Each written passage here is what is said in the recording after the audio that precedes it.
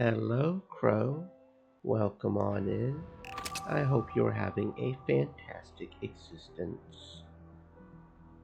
Okay, let's make sure. Oh, Turtle is looking a little weird.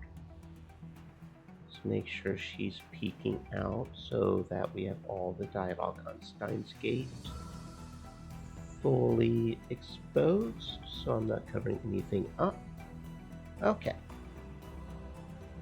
let's go.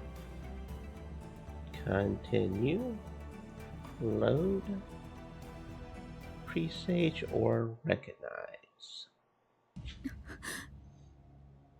Yeah, she got pretty messed up last time. The owner of the room, Moeka Kiryu, raised her head and looked at her, eyes filled with hope. M4 まだ生きてたか。 Somehow, those Russians or whatever really messed her up, didn't they? When she saw Kagari, who was still wearing her shoes as she came into the room, her shoulders slumped. FB じゃない。誰？命の恩人に向かってひどい言い草ね。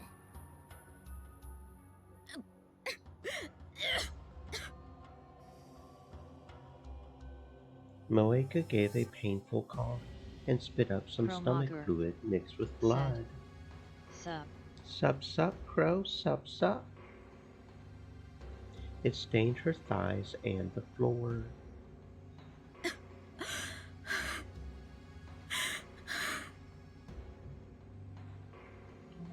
Her wounds must have opened again because the bandages around her stomach began to turn red. She had spent 5 months like this with no treatment from a doctor. Moeka had gotten into a gunfight with the Russian army and failed her mission as a rounder. She had lost 2 of her companions, and her target, Kurisu Makise's laptop, was also destroyed. They pinned the blame on her. She was wounded and almost killed. It was Kagari who saved her and brought her to this room.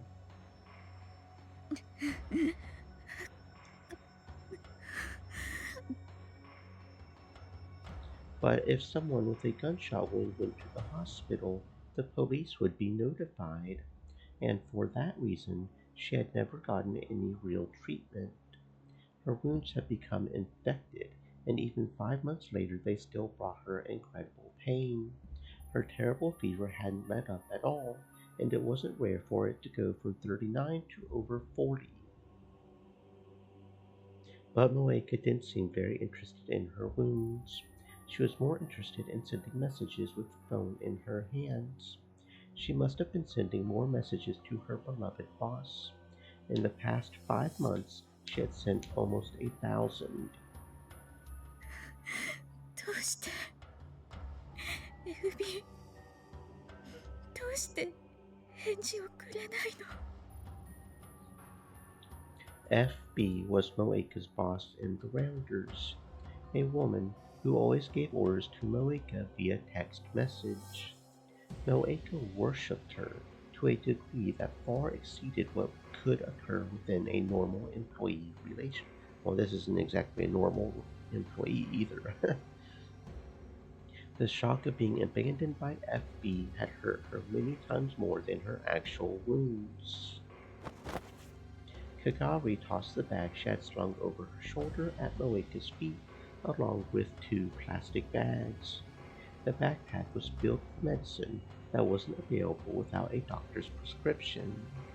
Along with it was a whole box of illegal drugs used only for the treatment of severe pain. Normally, these would be kept under strict control at a hospital, where no normal person could get them. Both of the plastic bags were filled with canned goods and other things Kagari had chosen because they had the lowest probability of spoiling. 生きる気がなくなったら言うといいわ。代わりに毒でも持ってきてあげるから。 But Moeka didn't seem to notice Kagari at all anymore. She was completely unresponsive. Kagari had gotten used to her attitude over the last 5 months, but she wasn't just going to go home today. She wordlessly reached for Moeka's cell phone. 何をするの Moeka tried to resist, but evidently she had no strength left. Kagari was easily able to grab the phone. It was covered in blood and pus, but Kagari forced it into her pocket without hesitation. 返して Moeka started crawling towards her. It was like something out of a zombie movie. 勘違いしないで FB から新しい命令よ Moeka froze. FB の命令そう受け取りなさい Kagari took another cell phone out of her pocket. It was the same Japanese cell phone that Moeka had been using, minus the dirt and blood stains. 今までの回線はロシアやアメリカの諜報部に傍受されていて使えないわだから今後はこっちを使って指令が来る Moeka reached a trembling hand out toward the phone. And in an instant, she snatched it away and clutched it to her chest like it was her own child. FB はこの携帯ならメールをくれるの多分もう来てるはずよ Moeka quickly opened the screen on the phone. When she saw the words on the screen, tears started to flow down her face. M4 私の可愛い娘大変だったわね私もとても心を痛めています失敗したことは残念だったけれどあなたが生きていてくれて本当によかった早く傷を治して私からの次のメールを待っていてね今度こそ任務を完全に遂行し私の信頼を取り戻してあなたのことを心から信じていますからね私の大切な大切な娘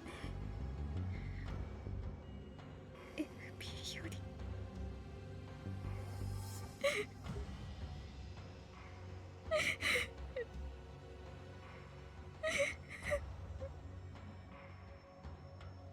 わざわざ読み上げなくてもいいのに Of course, this message wasn't from SB. Kagari had written it herself. Keep someone at the brink of death for 5 months, then give them what they want as bait, and you can easily put anyone under your control. Kagari knew this well.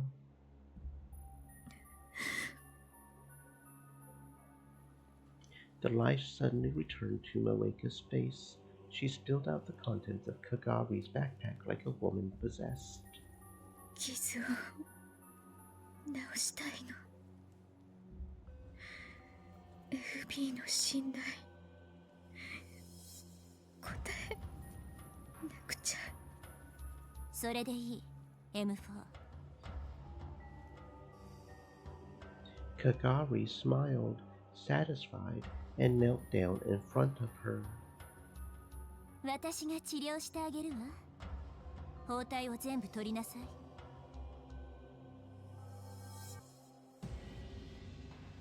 When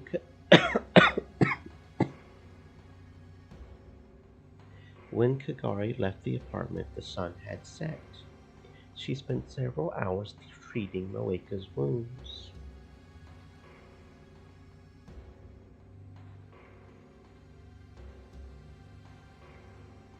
Her hands still smelled of medicine. It wouldn't go away 4 days, possibly. She sighed and put on her full-face motorcycle helmet, then went to the parking lot and got on her bike. 神様の声、そろそろ聞こえるかな。She whispered.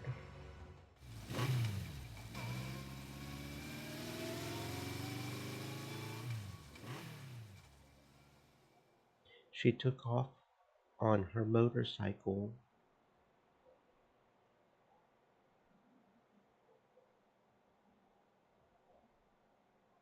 It was almost July. The rainy season hadn't been that bad this year, and what little remained of it had already disappeared. Temperature-wise, summer had come a long time ago. 夏か。Kromager said, "How did you like Dona Dona BTW?" I've been greatly enjoying it. It's a pretty cool game. I did take a look at the achievements just out of curiosity, and it seems like a lot of them are hidden. That's always kind of annoying, to be honest. I'm probably not going to get the one for completing the game in 100 days. I'm not very good at those kinds of achievements, but I've been slowly making my way through it. You know, I've been enjoying it though. It's been pretty cool. I like the idea. Kromager said, "I got it." You got it. Yeah, you're probably pretty smart. I'm a turtle though, so I'm kind of slow. But I really like the fact that there's the multiple different aspects and how they do it. Because you gotta go raid, and then the raid brings you money because you gotta go do the one thing. I like the concept of it, and we're fighting the evil corporation. It is pretty cool.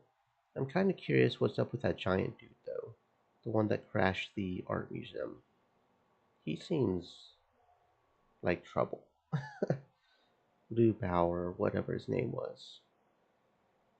Like I said last night, I'm having a little bit of trouble Kromager fighting. said, "Yeah, he's pretty tough." I'm having a little bit of trouble fighting the one person, but I've been slowly leveling them up by clearing the other maps, by exploring the other maps. So, and I keep exploring the warehouse mainly. That the warehouse is where we're supposed to get the items to level up weapons, right? So I've been mainly exploring that, hoping to get some level ups for the weapons. In other words, it had almost been a year since it happened.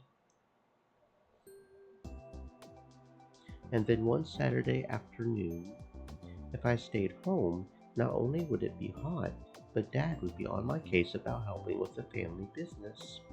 To get away, I would come to the area around Ikebukuro Station. A year ago, I would have gone to the lab, but with Suzuha living there now, I had mostly stopped going. And I could. Kromager said, "Yeah, the game is pretty hard but does not feel boring." Yeah, it doesn't feel boring at all. It really doesn't, because even if it's hard, there's multiple ways to grind, like get the items you need to level up pretty much. And really, theoretically, I could play it on Steam or Twitch. I would just have to make sure to check that box for not allowing that certain content. And yeah, because there's no way they would let that on Twitch. They should. Twitch, you should let me play that content on you. But yeah. A year ago, I could have gone to the lab, but with Suzuha living there now, I mostly stopped going. But that meant that it was hard to find a place to study on my days off.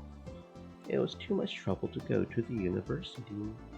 and the classrooms probably weren't open on weekends anyway. Chromager said, "Today I saw a guy playing a full-blown Mirage on Twitch without censorship." Yeah, he's probably going to get banned eventually. I mean, I honestly wonder sometimes how much Twitch actually moderates their own content and how much they actually, wait for someone to report it before they try to. I don't know. It feels like some people get away with a lot more than other people might get away with. I don't know how they do it because that would make me nervous that I would get banned. That's against TOS. So, although some people would argue Criminal Girls is borderline eroge, if we're being honest, I'm still surprised that that's a category on Twitch.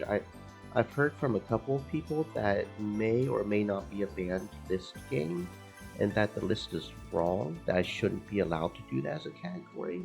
But we're playing Criminal Girls anyway, so because like I said, it's a category. That's my defense. After a lot of research, I had settled on spending my free days visiting this cafe near my parents' home and spending a few hours there. In fact, a lot of the other patrons did the same thing I did, buying a single cup of coffee and sitting there for hours on end. Is this... This isn't like a repeat section, is it?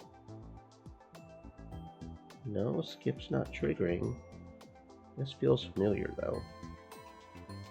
Some brought books, some brought computers. I chuckled to myself as I realized I had joined the ranks of the other normies. Yeah, this feels familiar.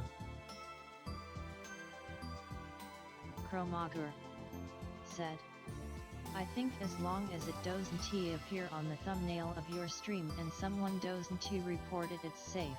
Yeah, that's kind of what I'm thinking. Because I feel like some of them would probably be, I thought Twitch automatically, censored their own content, but I don't know, I guess not. The usual cafe. I just went to your place and you weren't home. You did. Did my dad make a nuisance of himself again? It's okay. He gave me some barley tea and then we have to go to the store and buy the skip's not triggering, okay. I have to go shopping. Yeah, and we go shopping and she tries to buy a whole bunch of cute stuff. Okay. I'll leave now. Wait for me. So she went to my house. My family's business was called Okabe Green Grocer. It was a beat-up old store located in a rundown shopping street. The place was almost 40 years old. I really wanted them to rebuild it.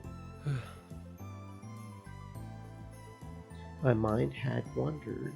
My Yuri was going to be here in less than 15 minutes, so maybe it was time to call it a day. "Have you found the sniper yet in the game?" Nope, the only person who's joined the team so far are Medico and Antenna. I had worked pretty hard during the morning, so it wasn't too bad.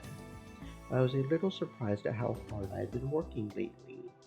And I keep switching Medico and Antenna around. Like, my main people are the gun guy, Kira, and Porno. Those are my three main, and depending on which fight it is, like a Adorna, or an actual fight, I switch between Antenna and Medico. I could feel how having a goal gave me energy. I needed to get to Victor Condria University as soon as I could.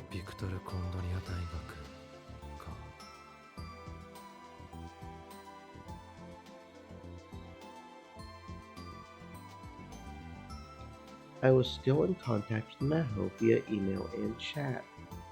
She was evidently busy with her research because she was always sleepy. Because she's got brainwashed, right? I took out my phone. I found myself looking for a certain icon on the home screen. But of course, I had deleted it myself 6 months ago. Amadeus. Was Kurisu doing well?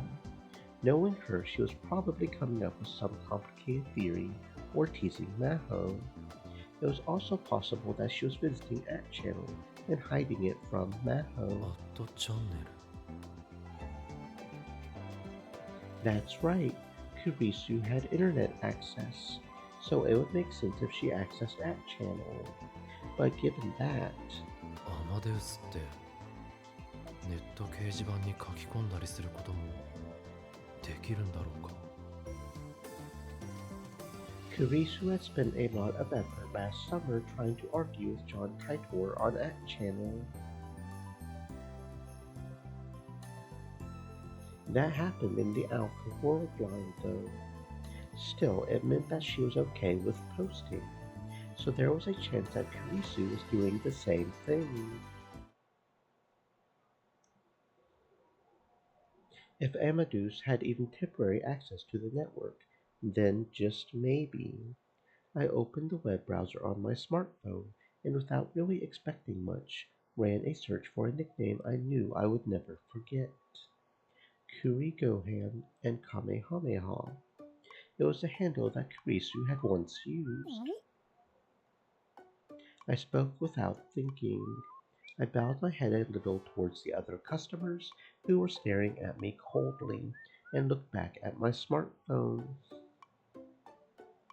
Amazingly, the search turned up several hundred results. They were all comments on at Channel. I took a look at the dates on the results page. The oldest dated back to 2008. Those must have been written by Kurisu when she was alive. I never expected to see traces of her here. っていうか投稿しすぎだろう。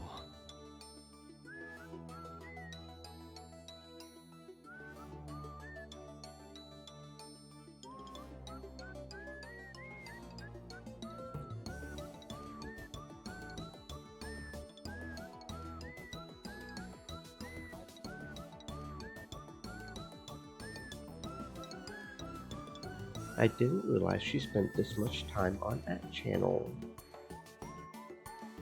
Her comments were spread out on a lot of different boards: physics, mathematics, science fiction, oh, and of course the occult boards. For example, in the science fiction threads, she had had passionate discussions about time machines. Chromager said, I remember beating her with porno debuffs and DMG with Kuma and Kira Kira. Yeah, it could be that, because we were dying like in 1 or 2 hits. So I think it was just that I was under leveled is all it is. Unlike in the Alpha World line, she never came out and denied the possibility of a time machine. Surprisingly, some of her comments seem to be quite the opposite, because her current level is like 13 or something, I think. I don't know what level you should probably be to fight it, but... いや、意外でもなんでもないか。 After all, she had gone through all the work required to write a paper on time machines. Compared to that, her comments on the occult boards were brutal.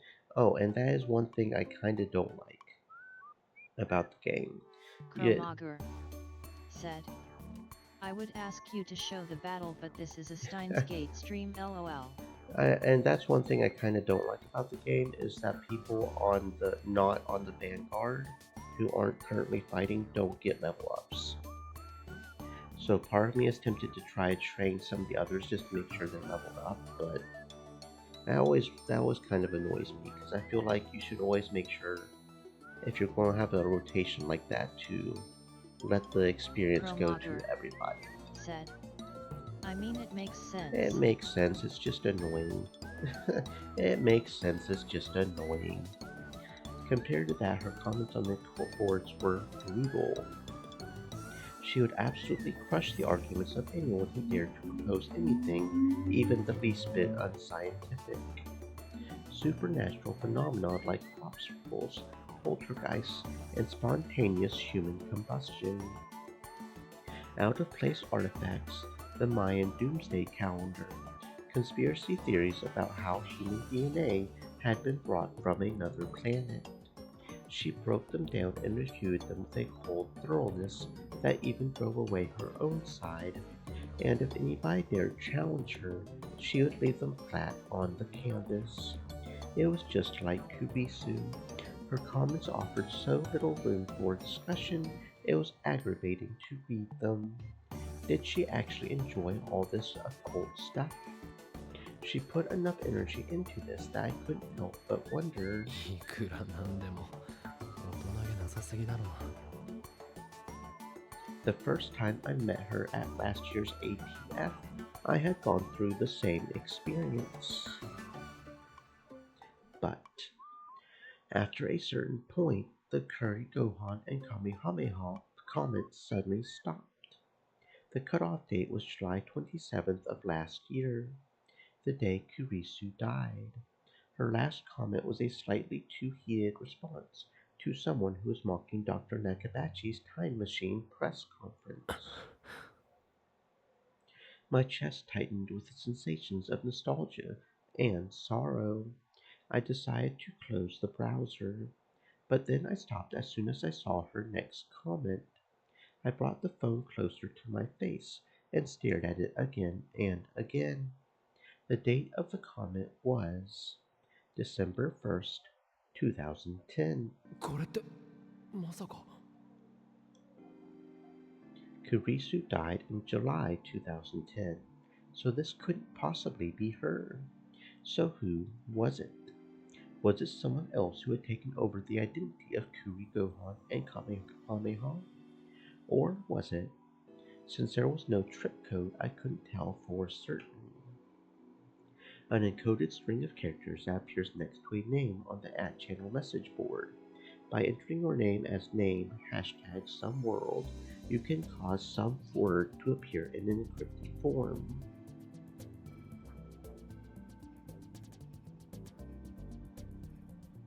December 1st was just after Maho and Dr. Leskinen had come to Japan, and also about the time I had encountered Kurisu. After that, Kuri Gohan and Kamehameha commented at about a rate of once a week.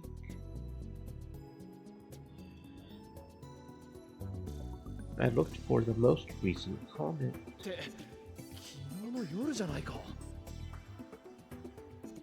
It was a discussion about relativity theory.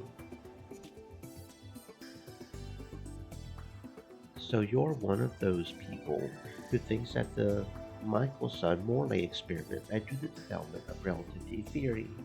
No wonder you weren't making any sense. Go back to grade school, fool. No point in even talking to you. She really did give foul mouth when she went on @channel. Chromager said.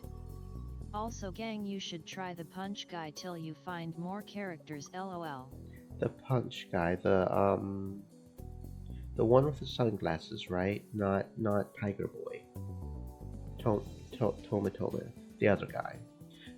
Main problem with him, I don't always want to attack the first character, and his only attack right now is to attack the first character, so we've got so many people who only attack the front person. It can be kind of bad on Doradorus. But then I realized that she said the same thing to me face to face. If this wasn't some imposter, if this really was Kurisu, what a miraculous and yet stupid story. Did Maho and Dr. Leskinen know about this? I wonder. Probably not. Kurisu wasn't going to tell them. I couldn't help but laugh. Said. I mean gang, you do need more PPL for the boss fight as well. Oh yeah, but I kinda assumed we would only find more people if we went past the boss fight. Or is there a way to find more people if I level up certain characters? I mean, if that's how it works, yeah, I should probably do that. I just didn't know that was a thing. Should I try to make contact with her? Chromager said. Yeah, that's what I thought. Now you need to progress in story. I wanted to see if this Kuri Gohan and Kamehameha really was Kurisu. And then I came up with a good handle. Sally Aries' neighbor. Of course, this was a knockoff of Maho's ID.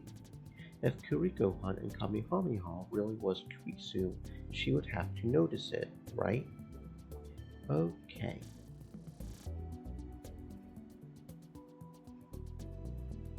I thought I smelled moron. It's true that the original purpose of that experiment was only to prove the existence of ether, but you can't deny that it helped Einstein. As a result, you can say that one of the basis of his theories. Someone needs to go back to school, and it ain't me. And there, it's posted. How about that? I wrote something deliberately provocative, and importantly, I admitted in some mistakes. Said, in that game some of the skills are gained by affinity as well. Yeah, I noticed that, and I could probably get some more skills for Punch Guy. Because I did last night before I closed it down, get the ultimate for Antenna. Not to brag, but I thought I knew a lot more about Kurisu than Maho did. Chromagur said, nice. あっさり釣られるはずだ。クリスならな。Yeah, so that'll probably help as well. But then again, we have to survive long enough to even get the ultimate triggered, so...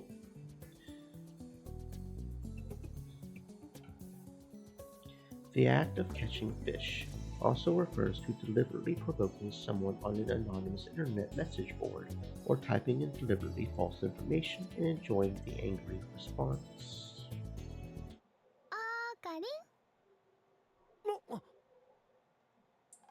At some point, Mayuri had walked up in front of me. なんだもう来てたのか。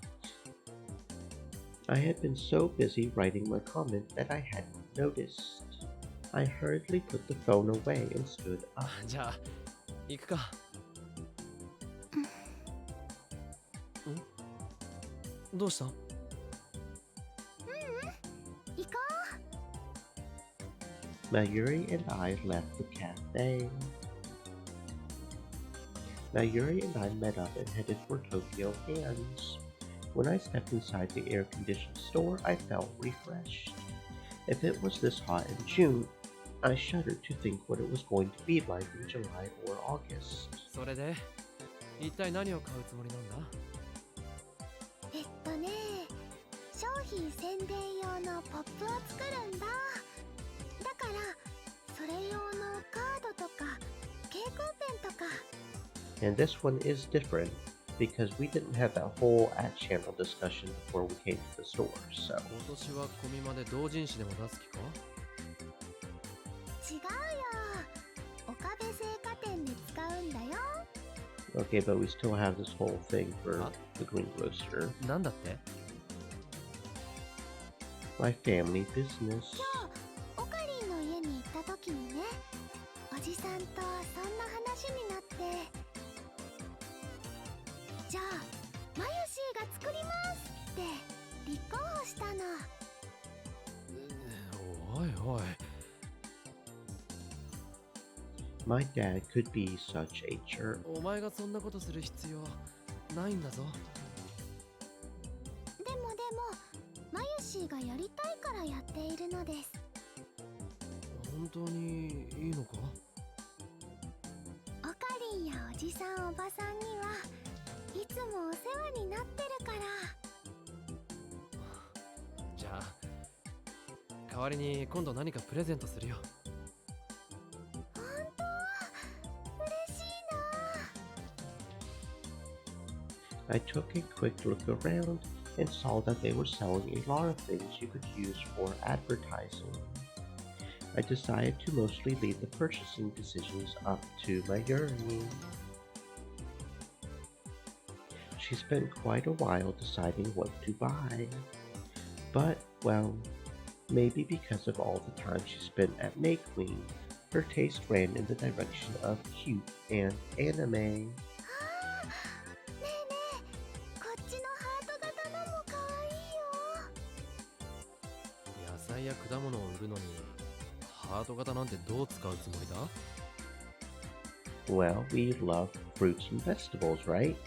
Not that hard. You love vegetables, we've got the best vegetables. Something like that. 例えばこんな風に書くのはどうかな。 Just make sure to keep the hearts away from the eggplants. We don't need any innuendos, right? おっきなおっきな松茸くん、今夜のおかずに奥さんいかが？あとは甘くてとろりん、早く食べてね、熟れたメロンちゃん。Okay. You innocent girl, お you. 前まさか知らないうちにダルに洗脳されたわけじゃないよな。ああ、いや、なんでもない。Mayuri looked confused and completely oblivious. とにかくハート型のポップは不許可だ。うちが怪しい店に見えてしまう。そうかな、可愛いと思うけどな。可愛くなくていいんだって。Oh, artichoke hearts. We heart artichoke hearts. That might be a bit specific for artichokes, but I do love artichokes. My original intention not to interfere had gone by the そ wayside. もそもこれ以上買っても絶対余るぞ。My shopping cart was filled with cardstock of various colors and shapes. これだけあれば当分困らないだろ。そうだね。じゃあここまでにしよう。 We went to the cash register to check out. But since it was a Saturday, the checkout area was overflowing with shopping carts. Since it was going to take a while, I sent Mayuri to browse the toy section on another floor. Unwelcome symbol. Said. Best viewers on KGFTXCSH.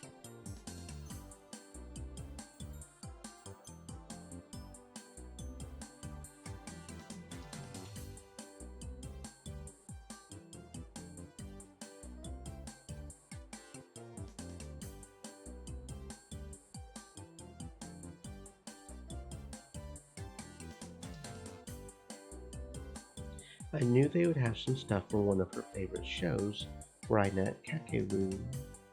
Mayuri looked apologetic but did what I told her to. In the end, I waited a whole 15 minutes at the register. As an apology, I decided to get the present I had promised her.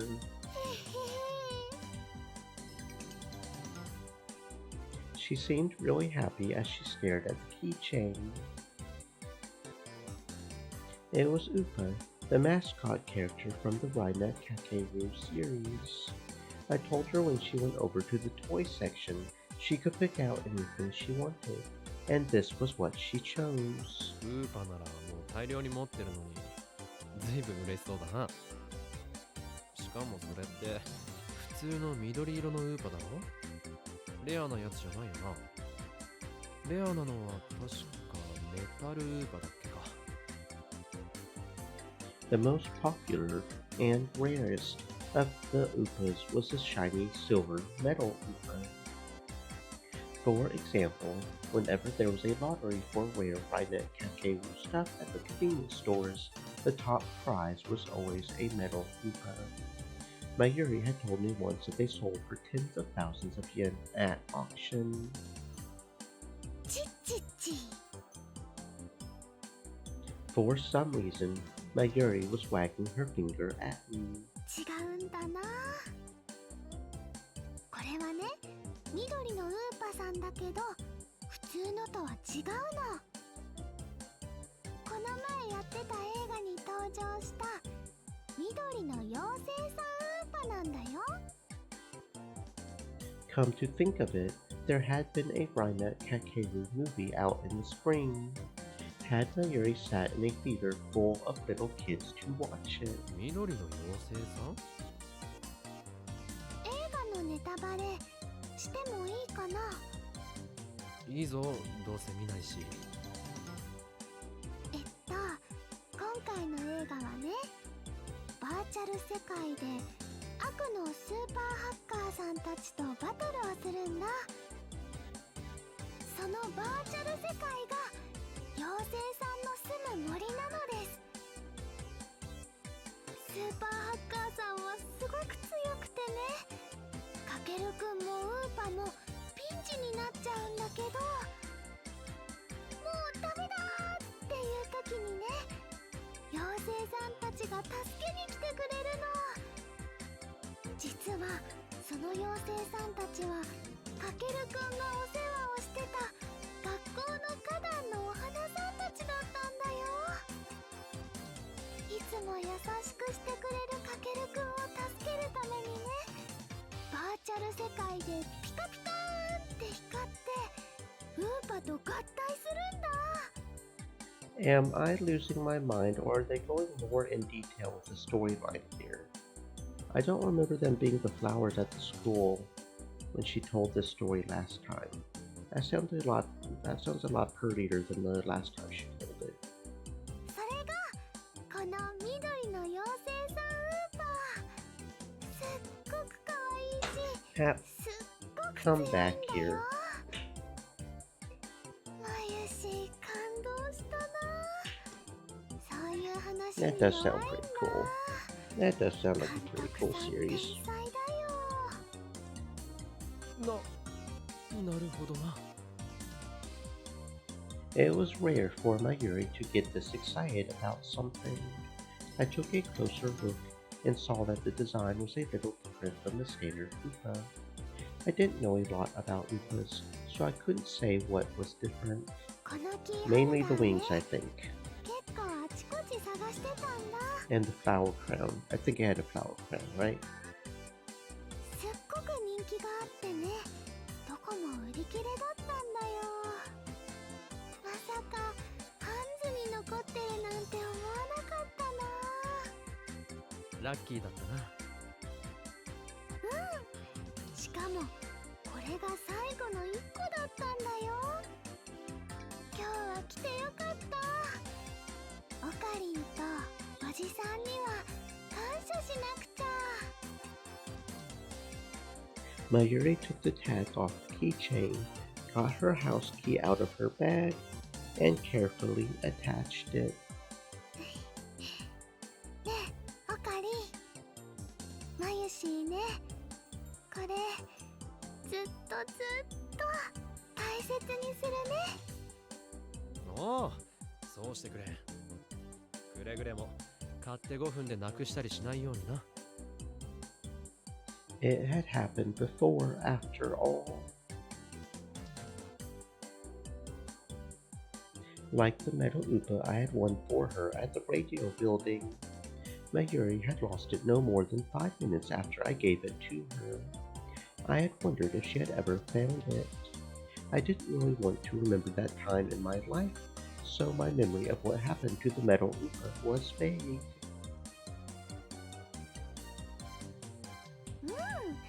もう絶対になくさないのです。 The two of us started to head back. オカリンのお店のポップ張り切って作るね。ああ、その作業があったな。I had been thinking the job was done once we bought the materials. The real work actually began now. 俺も手伝おうか。大丈夫。マユシーのセンスを信じてほしいな。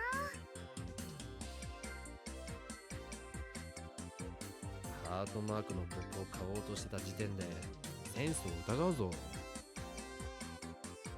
大丈夫だよ。まあ、ポップを作ってくれるだけでもありがたいから文句は言わないけどな。お母さんにメールしなきゃ。晩ご飯までには帰りますって。なんならうちで食べてってもいいぞ。どうせ親父やおふくろが引き止めるだろうし。どうしようかな。オカリンは今日はこの後ずっと家にいるの？合コンとか行かない？最近は全然行ってないよ。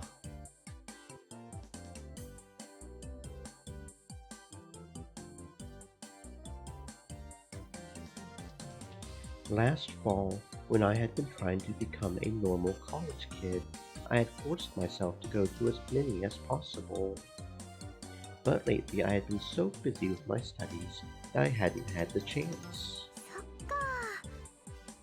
じゃあごちそうになっていこうかな。Nayuri took out her phone and started to type something when her expression suddenly darkened. She stopped どうした？ moving. うん。ついさっきね、楓さんからメールが来てて気づかなかったよ。どうしよう、おかり。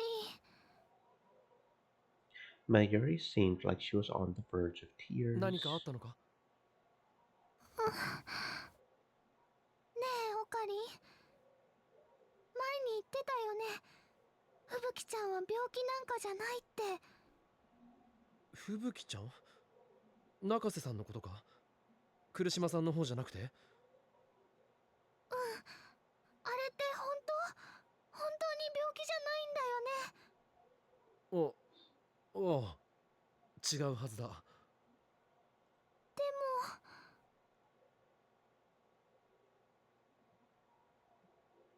も。Mayuri showed me her phone. Fubuki's back in the hospital. I'm on my way. Here's the location. また入院しただって。I couldn't believe what I was seeing on the screen. Fubuki was at a different location than before. This time it was the AH Tokyo General Hospital High-Tech Medical Center in Yoyogi. It was supposedly one of Japan's most advanced hospitals. According to what I read on the internet, patients with the new encephalitis that everyone was talking about were being gathered here for special treatment. But I had also read lots of really bad urban legends about the place, and I was a bit worried about what kind of horror show I would find there. But of course, when we arrived, it was nothing like that. It was very clean and decorated like a luxury hotel. まゆりちゃん、ほかりんさん、こっちです。Kaede and Yuki waved to us as we entered the lobby. Yuki had gotten a message from Kaede as well, and had evidently come right over. ふぶきちゃんは大丈夫だよ。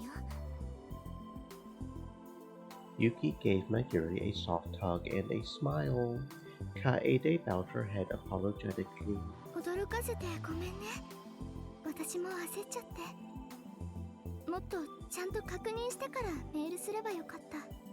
というと、中瀬さんの容体は？今、病室でふぶきちゃんのお母さんに会えたんですけど、例の病気が悪化したとかじゃないそうです。じゃあまた検査入院とか？はい、そう言ってました。だから全然心配ないって。なんだ。はあ、よかった。Mayuri looked extremely relieved as Yuki continued to hug her. If I remembered right, the last time they examined her, they said it was possible she had the disease, but as long as it didn't get worse, it wouldn't affect her daily life. They had just told her to come back for regular checkups. The new encephalitis had arrived in Japan over 6 months ago, but the number of patients was still increasing. Fortunately, there hadn't been a single casualty yet. あれは病気なんかじゃないと思うけどな。I was certain that what they were calling encephalitis was actually something similar to reading Steiner. One time when I went to visit Fubuki in the hospital, I had secretly investigated the other patients. I wasn't able to get any proof, but I found out most of the patients in her wing had, to varying degrees, memories of the same world line. Many people had memories of Japan at war.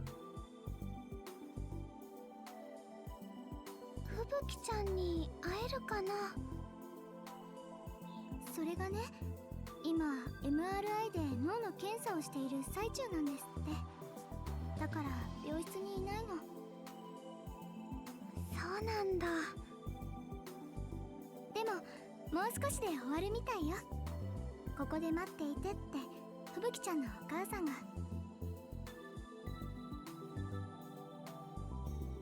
Kaede motioned to Mayuri, indicating she should sit down at a nearby sofa. 検査が終わったら声をかけてくれるみたい。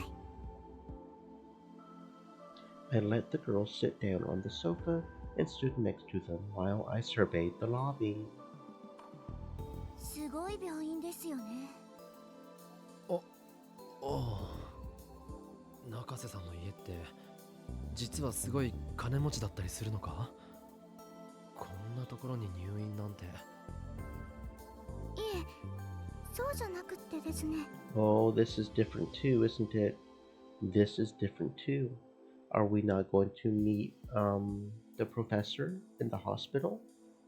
吹雪ちゃんのお母さんの話だと、日本とアメリカの政府がお金を出して新しい治療のプロジェクトを始めるみたいなんです。Yeah, because we didn't have a conversation here. We heard the professor, and there was none of this conversation right こ here. の病院とアメリカの専門病院や研究所が中心になってやるんだそうですよ。そうなのか。I wasn't sure how I felt about that.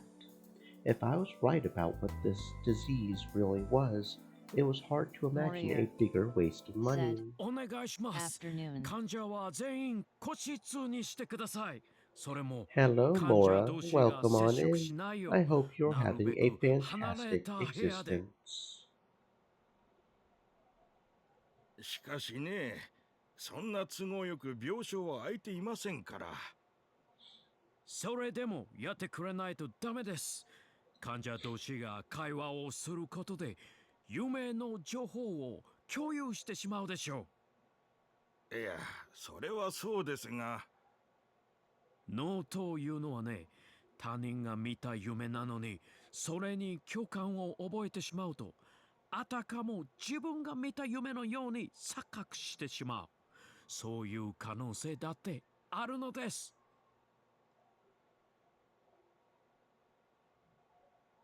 Across the lobby, I saw an old Japanese doctor in a white coat and a big man in a suit who was frantically trying to talk to him. あ、 I had seen the man in the suit before. Actually, it was a man I knew well. 教授、レスキネン教授。 I hurried over. レスキネン教授。俺です。岡部です。 He must have been wearing his translator because he was communicating with the old doctor in Japanese. Dr. Liskin's face quickly broke into a smile when he saw me. Oh, Rintaro!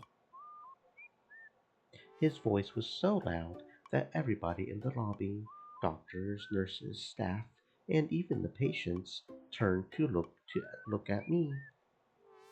But Dr. Liskinen didn't seem to notice them as he ran over. He was like a giant American football player racing for a touchdown. うわ、ちょっと待ってください、教授。ストップ、ストップ。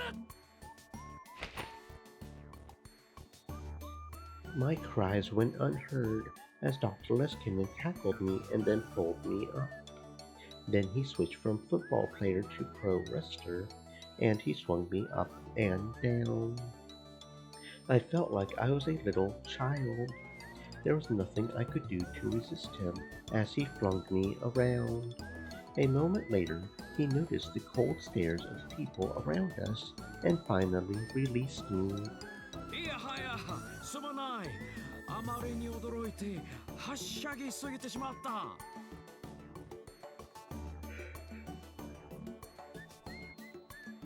Dr. Leskinen bowed to the people around him in レ apology. スキネン先生、この青年とはどういったお知り合いかな？ The doctor that Professor Leskinen had been talking to was staring at me suspiciously. あ、その、I wasn't sure what to tell him. It wasn't like he was really my professor. 見たところまだ学生のようだが、どこの大学かね？教授と同じ脳科学専攻だとすると。いえ、俺は。彼は9月からビクトゥ・コンドリア大学の学生ですよ。いずれ私の研究室に来てもらうつもりでいます。え？ほうほう、ビクトル・コンドリア大学かね。これは驚いた。I looked over at Dr. Leskinen questioningly, but he just gave me a mischievous smile. This guy, he really was such a 日 kid. 本人であそこへ行ける学生なんてめったにいない。大したものだ。どうも。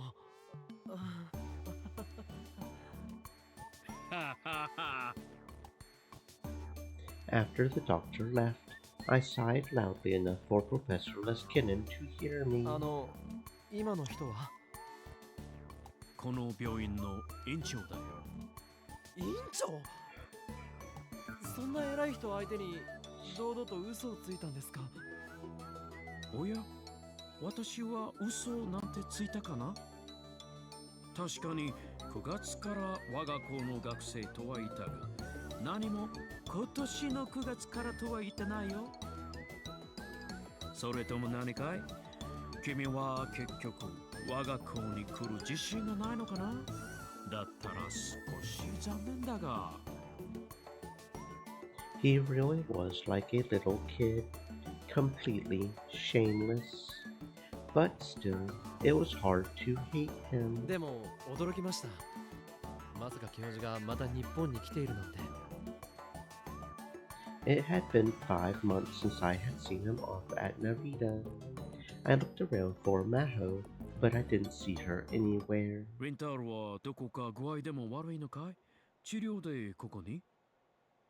あ、いえ、違います。入院してる友人の見舞いで。ああ、そうか。それはよか。いや、その友 Chromager 人にとっては良くないか。 Which 申し訳 part of な the い。 story are you on RN? We are on,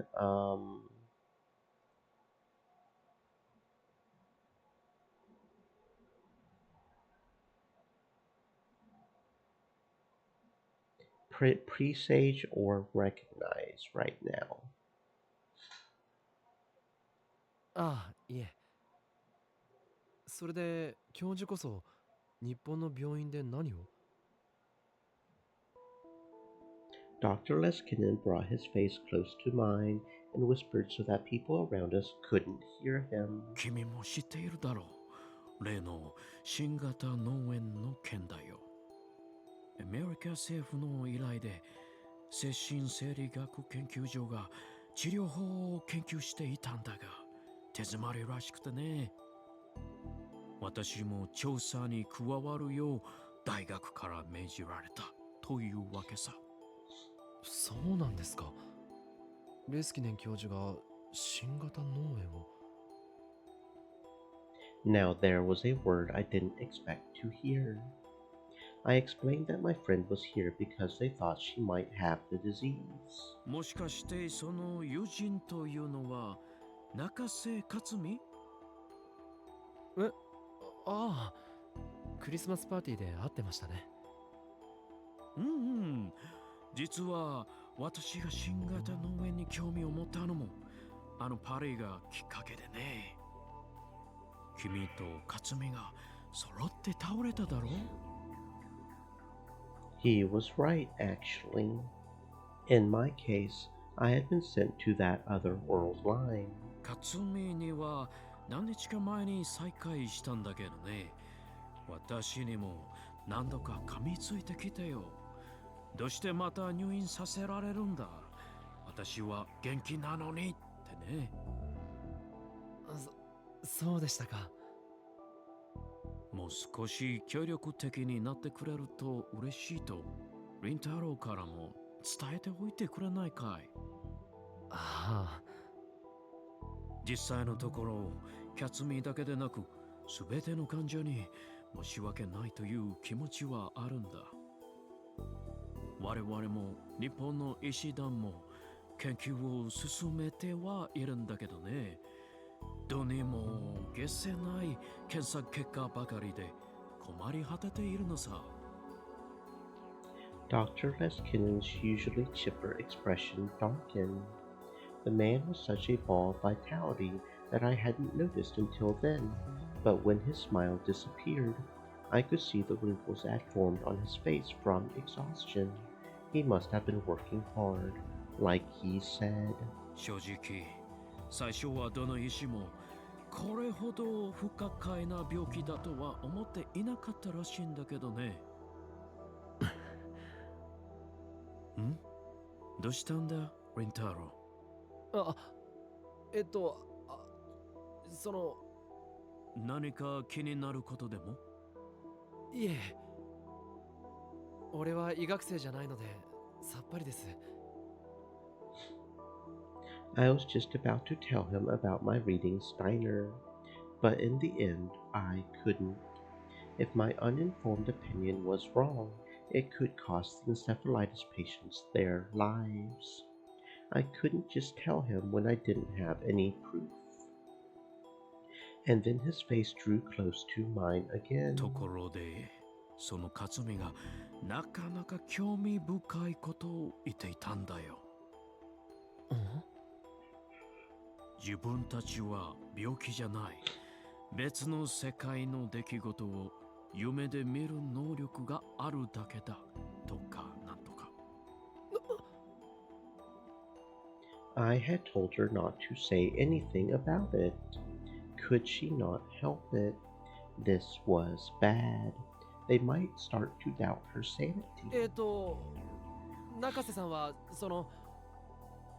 とても想像力がたくましいというか、 SF とかアニメとか大好きですから。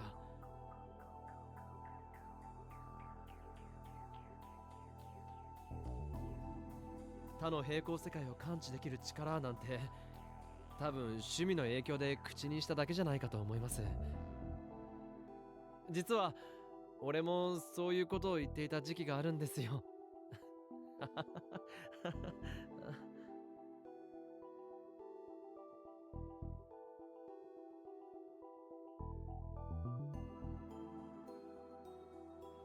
I tried my best to come up with excuses, but Dr. Leskinen still seemed concerned.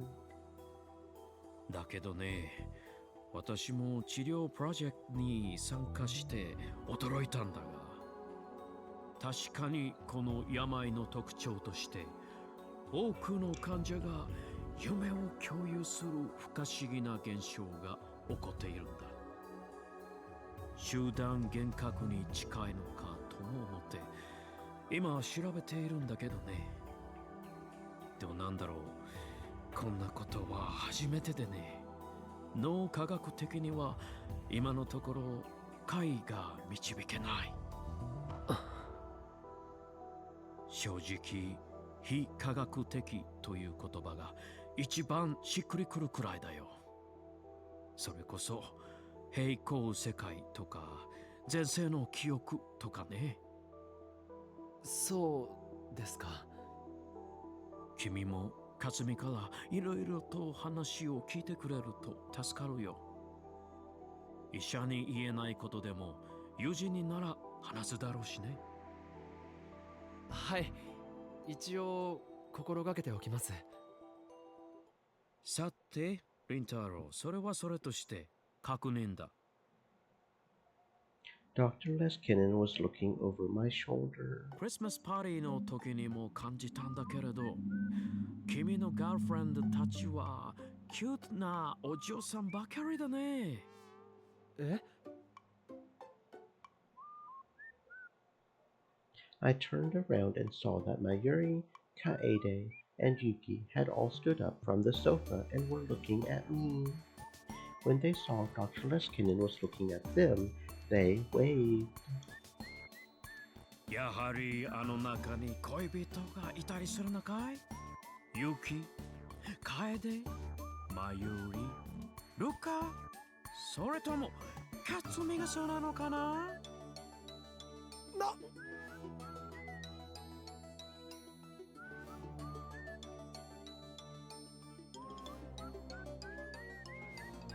His words were so surprising I couldn't think of anything to say. Maho would often call this middle-aged man a mischievous boy, and that was the look he had on his face. いや、別に無理に聞かせてくれとは言わないよ。君のプライベートを詮索する気はないからね。ただ、まあ、可愛い教え子にちょっとした土産話をと思っただけさ。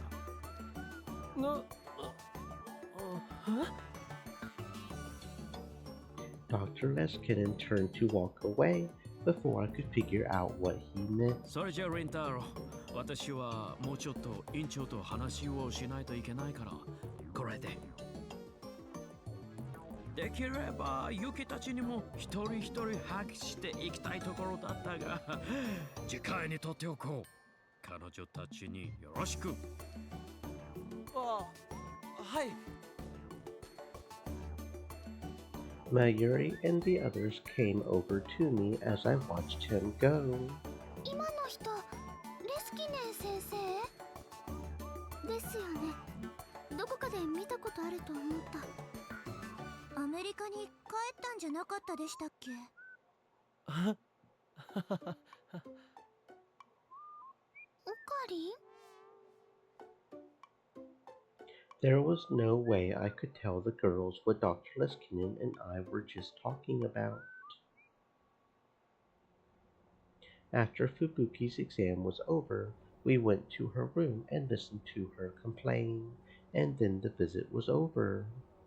Just like Dr. Leskinen had said, she looked just fine. She told us she was ready to leave the hospital and jog all the way home. Mayuri and the others were relieved, but I felt worried. Did I need to talk to Dr. Leskinen about reading Steiner after all? But how would I explain it? It might be a better idea to talk to Maho and have her explain it to him.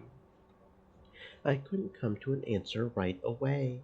We said goodbye to Kaede and Yuki at one of the stations on the way back. Before we got to Ikebukuro, I remembered to take out my phone and open the web browser. I went to @channel, eager to see how she would respond to the bait I had spread this afternoon. I put my hand over my mouth to stifle the noise. Mayuri had been standing next to me, and she was leaning over at my screen. It was Fitzgerald and Lawrence, who based their hypothesis off that experiment. Einstein himself said it had nothing to do with his theories. You don't even know that? How ignorant are you? I fished her up all right. I didn't think it would go this well. The timestamp was from just 30 minutes ago. I decided to respond immediately, using the same name, Sally Aries' neighbor.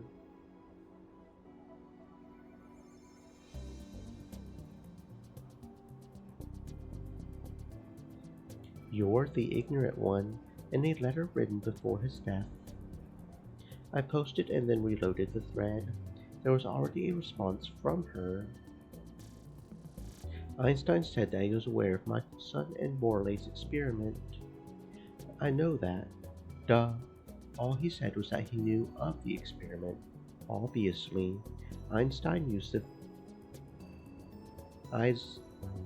ISU experiment. Time lag between the posts was just 21 seconds, and Stellar. It was kind of irritating to have her come after me so hard. It was as if she was insulting me as a person. Stellar aberration to come up with a theory of relativity. Well, I was the one who had deliberately written the mistakes, so I should have expected it. You just can't let anyone else win, can you? As you happen to change a bit. Are you Mozart? The threads of the residents were probably confused.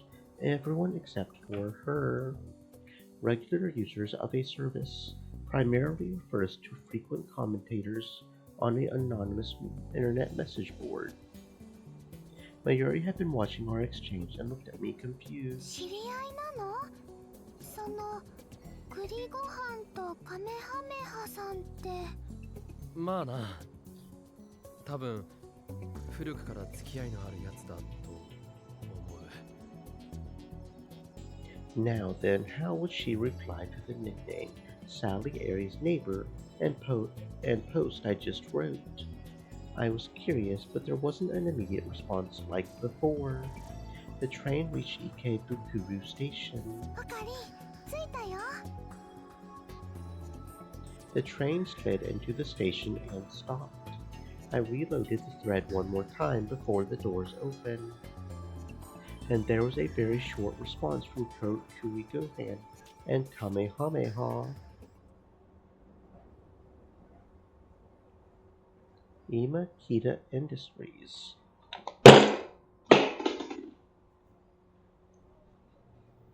There could be no doubt now.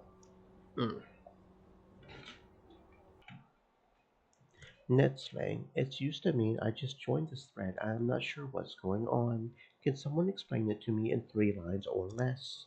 A play on the Japanese words Imakita Sanyo, which can either mean I just got here, give me 3 lines, or Imakita Industries. This Kurigohan and Kamehameha was Kurisu.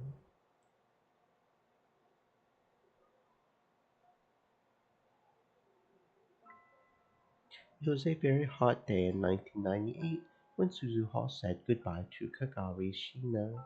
She had gone to get food and water from a local store, and when she had come back and opened the hatch, Kagari was inside screaming.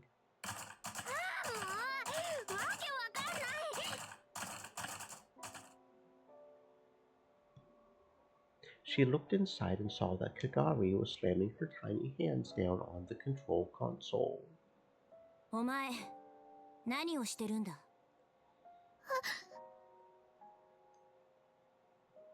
Kagari shrank back when she saw Suzuha. 違うの。これは、その。答えろ。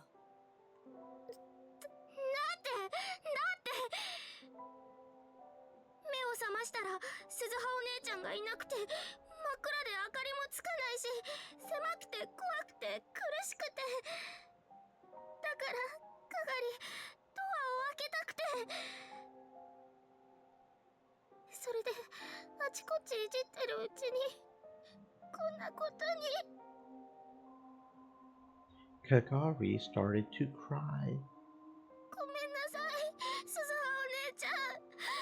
ごめんなさい。でも本当に怖かったんだ。だから。そうか。Suzuha relaxed her guard. Kagari had PTSD from her time as a war orphan, and she hadn't fully recovered yet. Mayuri had once told her that she got very frightened in dark and cramped places. It would make sense if waking up in the dark caused a panic attack. And the time machine could only function with Suzuha's biometric authorization. Someone of Kagari's size wouldn't be able to break the console either. お前は時間移動のショックで気を失ってたんだよ。だから休ませておいたんだけど、悪かった。Suzuha grabbed one of Kagari's tiny hands to help her up, and then led her outside the machine.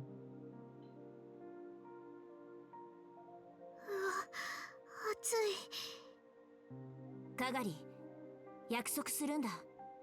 どんなことがあっても操縦席のスイッチに触ったりするな。いいな。じゃあ私は仕事にかかるからお前はその辺で休んでるんだ。飲み物と食べ物は適当に食べていい。Suzuha handed Kagari the provisions she had bought, then went inside and poked her head into the cargo space under the control console. She connected the IBM 5100 she had stored there to a portable terminal she had brought from the future. By all appearances, it was an early 2000s cell phone, but inside it was a miniaturized quantum computer from the year 2036. Of course, future Daru had made it himself. When she booted up the IBM 5100, rows of numbers started to appear on the screen. 何をするの？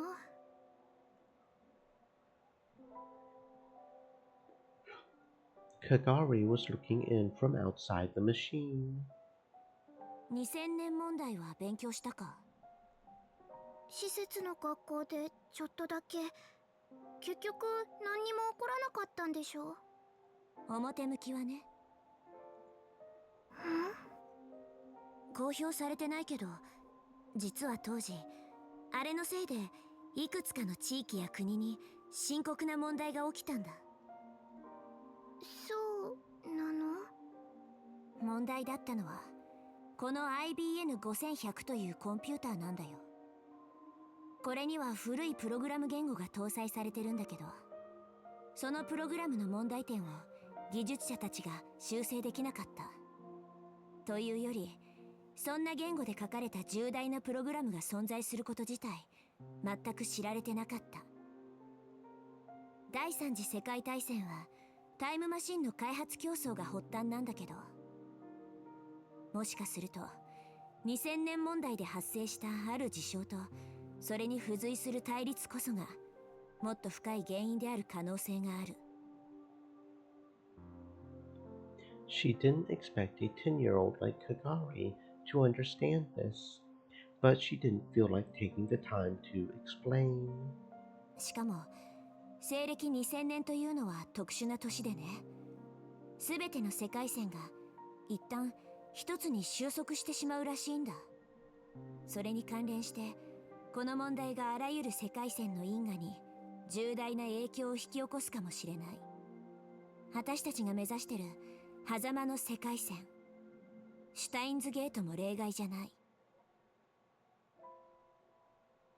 She looked down at the terminal connected to the IBM 5100. だからこれは2000年問題を起こさないようにするための修正プログラムなんだよ。Right now, the terminal was converting the patch into the language used by the IBM 5100. The next step was to spread this program all around the world in the form of a virus, and the year 2000 problems that this era's engineers missed would completely disappear. The word connect appeared on the terminal subscreen. OK、 つながった。She had been told that in Japan, in this era, ADSL was still in the test phase, and most normal users connected to the internet by low-speed dial-up using ISDN. Integrated Services Digital Network, a completely digital network that used digital exchanges, relays, and subscriber lines. It was far faster than the analog lines that were originally used by dial-up internet services, but massively decreased after the introduction of the faster ADSL. Asymmetric Digital Subscriber Line, a type of internet connection. ADSL uses telephone lines for high-speed data transmission. In the early 2000s, these quickly replaced ISDN as the de facto method of connecting to the internet. But in the later part of the decade, FTTH services using fiber optics became more popular, and the number of ADSL users has declined ever since. 12, 33, 37, 46, 69, 72, 73, 128 and 129, 144. So we're still missing 10 out of 205. so we're missing like 5% of the tips at this point. But in major city areas like Akihabara, universities, labs, and some big computer companies were starting to use fiber optic broadband. Some of them were even using wireless LANs. Suzuha cracked her way into one of those. Dad had laughed when he had said that with 2036 technology, cracking late 20th century network security was a joke, but he had been right. でも未来を変えちゃったらかがりたちがいた未来の世界も全然変わっちゃうんじゃないの？ Surprisingly, Kagari had gotten the gist of what Suzuha had just told her. そういうことだ。もうあの世界は存在させない。私たちはシュタインズゲートを目指すためにここへ来たんだから。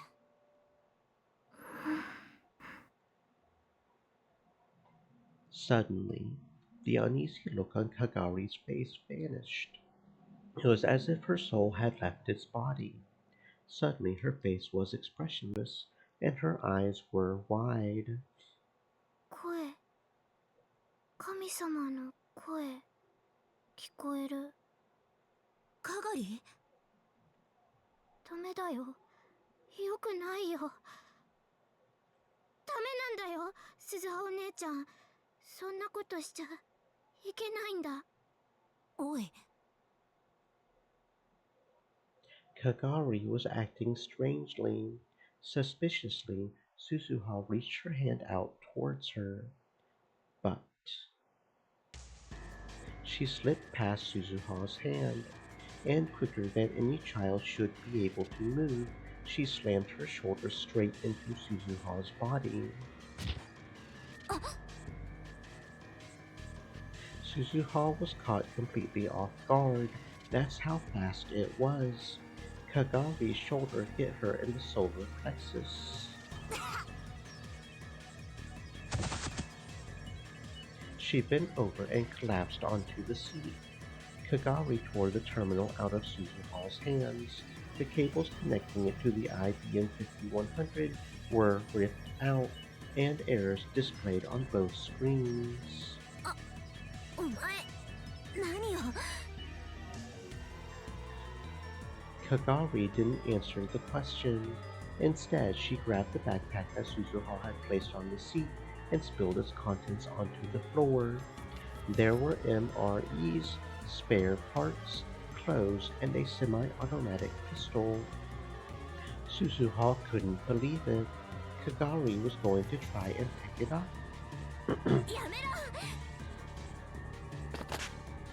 She forced herself to ignore the pain as she jumped on Kagari's body.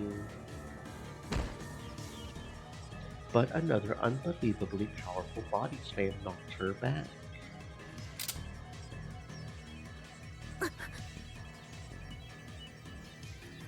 Something cold was pushed right up against her brow. Kagari's tiny hands weren't shaking at all as they clutched the semi-automatic pistol. In the pace of an instant, the safety on the gun had been flipped off. That's when Suzuha realized that this wasn't just a temper tantrum. Suzuha was the one who had taught her how to use a gun. That's why she knew that Kagari was perfectly calm. 正気か？今すぐ銃を下ろせ。こんな真似はやめろ。やめるのはお姉ちゃんの方だよ。何？世界を変えちゃいけないんだ。お姉ちゃんはおかしいこと言ってる。There was no hesitation in her eyes. Instead, Suzuha saw only resolve. じゃあ、このまま戦争が起きてもいいっていうのか？そんなのわかんないよ。かがりは元の世界に戻りたいだけだもん。なら、もう無理だ。私たちはタイムマシンですでに過去に干渉してる。世界線だってずれてしまってるはずだ。あそこに戻れる可能性は低く。うるさい！かがりはママを絶対に助けるんだ！この世界を消すなんてダメだよ！絶対にやらせないから！ Kagari turned the gun towards the IBM 5100. やめろ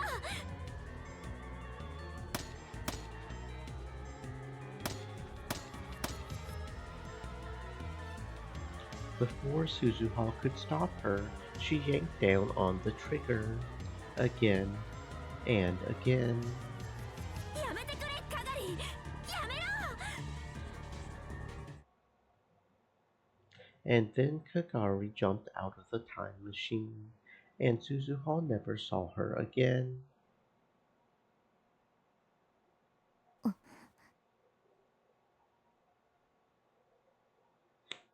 On every night that passed, she remembered Kagari. Suzuha had spent some time looking for Kagari when she had first come to this era, but in the end, she had never found anything. But Kagari Shina, who was now 22 years old, was here in Akihabara. Suzuha was sure of it. おう、マホタン、おすおす。Itaru was sitting at the computer next to Suzuha and talking into his monitor. The monitor was displaying a video chat screen. On the screen was a young girl dressed in slovenly fashion. No, a proper full-grown lady. Oh, and this is new too. おはよう This is definitely new. It was 8:30 at the Future Gadget Lab in Akihabara. Okay, so she's not... Okay, so she's not even over here in this timeline. In this section, she's not even in Akihabara. She's still at Victor Condria.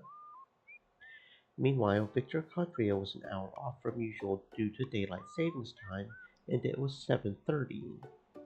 ヒヤジョーさん大丈夫この時間だし寝起きっしょ。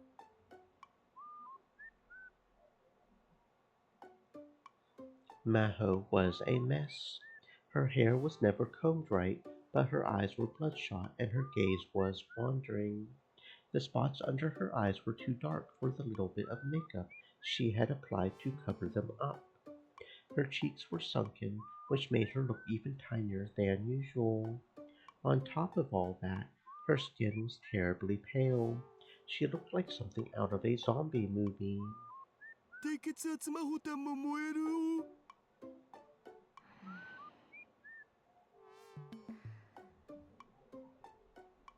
お。Normally, she would have gotten upset at Itaru's joke, but either she had gotten used to it or simply given up because she said nothing. そっちの進展はどうなんとかオカリンが分解しちゃう前の状態に組み立て直したお。機能はほぼ再現できてると思われ。Itaru glanced towards the development room, past the curtain in the back of the lab. Right now, he was working with Maho to recreate what Okabe had called the time leap machine. うまくいかないのなんか安定しないっつうか、普通の電子レンジになっちゃうんだよね。そう何がいけないのかしらねオカリンにそこんところの話を聞ければ違ってくるんだけどな。無理だよ私たちがこんなことしているって知っただけで怒鳴り込んでくるよおじさんは恐れているんだ世界線の収束する力というものをあの人を説得するのは容易じゃない In fact, it had almost been a year since she had first tried and failed.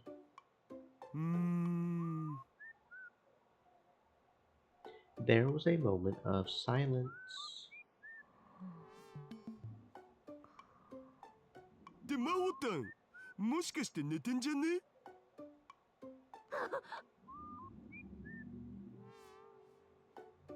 Maho's whole body jerked, and she almost fell out of her chair.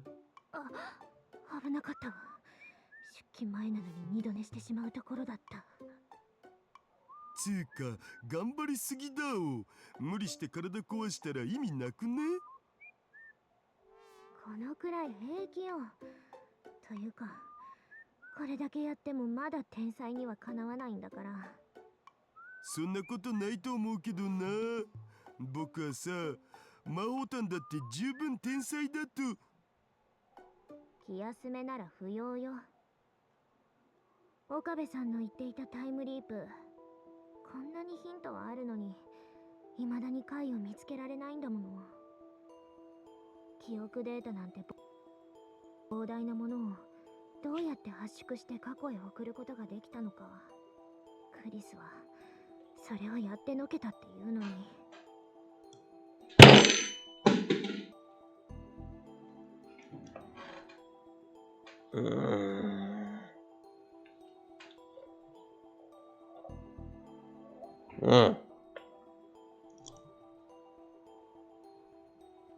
Maho seemed upset.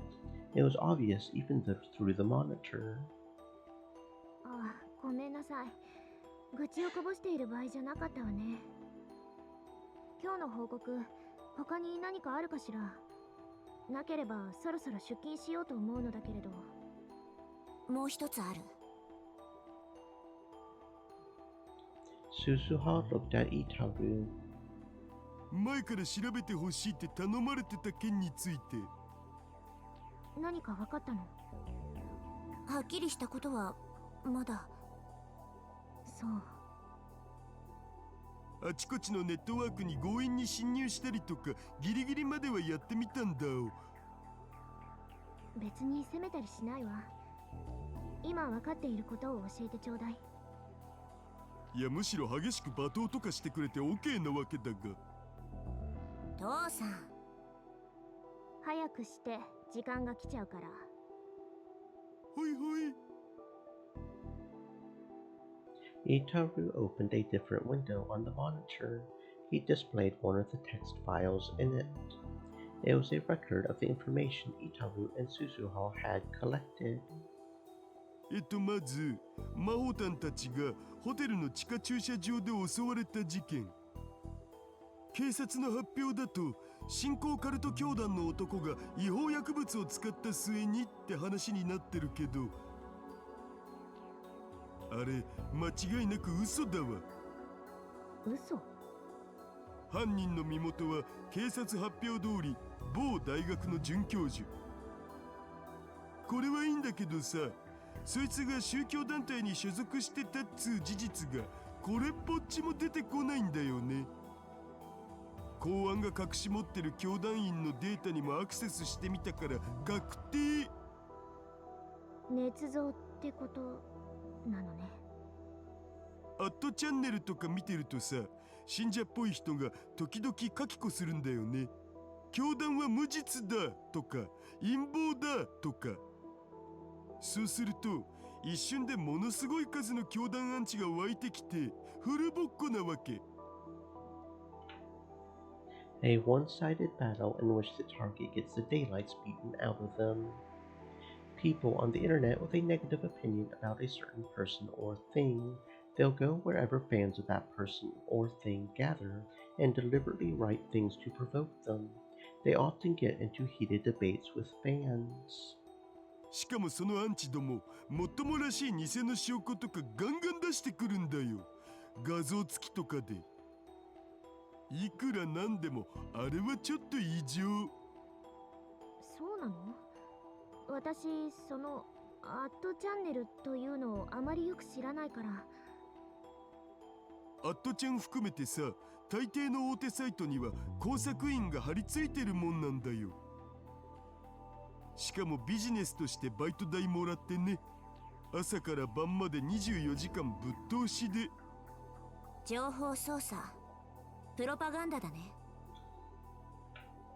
An advertisement for a specific ideology, primarily used for political and religious purposes. Propaganda has been around since the time of the Roman Empire, beginning in the 20th century, particularly after the end of the Second World War. Its methods have become more insidious. One example of this new propaganda would be attempts to manipulate public opinion via mass media. Propaganda advertisements are not always true, and the most obvious of them include lies or slander towards their targets if it's to their wielder's advantage. And has gotten to the point that that news media even uses how much the candidates spend on propaganda as an indication of how well they're supposedly doing. Yeah, that's propaganda. 政治家や官僚なんかもネット世論の誘導に利用してるし、それを専門にしてる会社もあるくらいだお。なるほど。それならわかるわ。そのあたりはアメリカも日本も同じね。でも工作員なんて僕からしたら IP 変えてもバラバラなんで。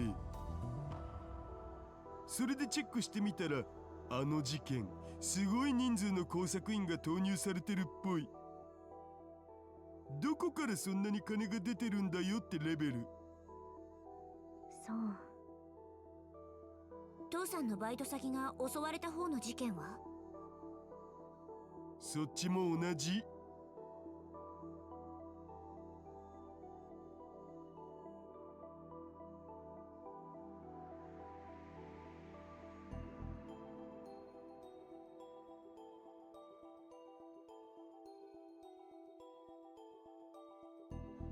The police had called a fight between foreign mafias trying to expand their territory in Japan. The media never questioned the story at all, and even people on the boards of the famously skeptical channel believed everything they were told. Of course, there was no mention whatsoever of Russia or CERN. でさ、試しに目撃者を装ってロシアの特殊部隊を見たってすれ立ててみたんだよね。そしたらまあすごいのなんの炎上しすぎてびっくりしたお。あん時は思わず工作員の本名から会社名まで全部晒してやろうかと思ったっつうの。Evidently, he had been really irritated. It was rare for Itaru to get so angry. Or maybe it wasn't, she decided. つまり、どこかから圧力がかかっていて、幕引きにされたってことね。さすがは、自由の国日本だけのことはあるわ。アメリカも似たようなもんじゃね？違いないわね。The two of them smiled at the joke. つうわけで、僕としてはお手上げ。そう。それで十分よ。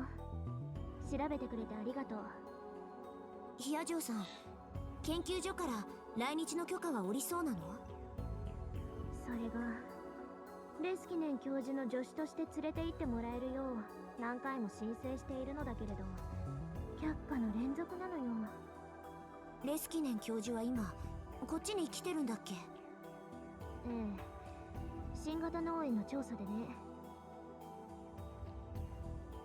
Since it had nothing to do with artificial intelligence, it seemed Maho wouldn't be allowed to go along. いいわ。どうしてもダメと言うなら、こっちにも考えがあるもの。どうする気？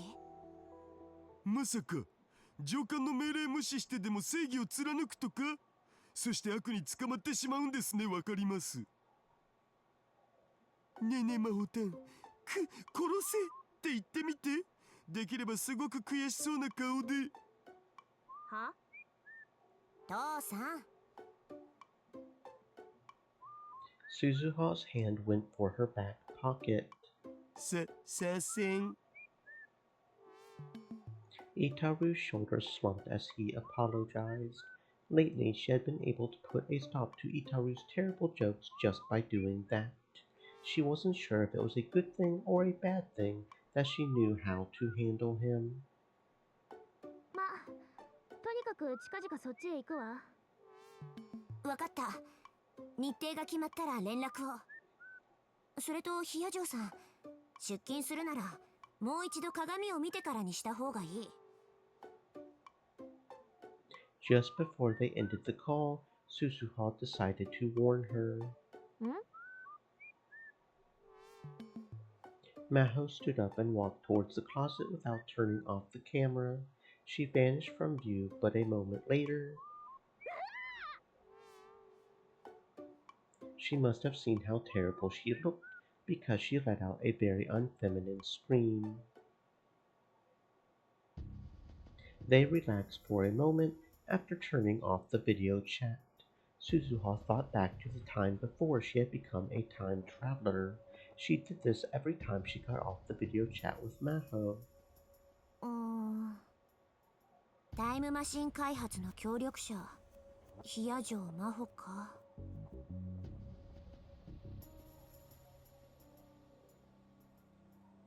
It was after Maho had gone back to America that she had volunteered to help Suzuha and Itaru with the time machine. That meant that when Itaru Hashida completed the time machine 25 years from now, Maho Hiyajo must have contributed in some way. But あんまり未来のことを言うのはまずいんだけど、父さんの仲間にそんな名前の人いなかったんだよね。え、そうなん？ということはさ、どこかのタイミングで開発メンバーから抜けるってことなんじゃないかな。自分の意思なのか、それ以外の外的要因なのかはわからないけど、少なくとも開発の主要メンバーじゃなかったと思う。そうなのか。かなり頼もしい人だけどな。こんなことを言いたくはないけど、どこかのスパイという可能性もある。いくらなんでも真帆たんに限ってそれはないよ。ごめん。でもそういう可能性もあるっていうことだけは頭に入れておいて。言ったでしょ、第3次世界大戦前の情報戦はもう始まってるんだ。どっちにしろマシンの秘密が無駄に漏れるのは困るよ。それだけは徹底するようちゃんと注意しておいてよね。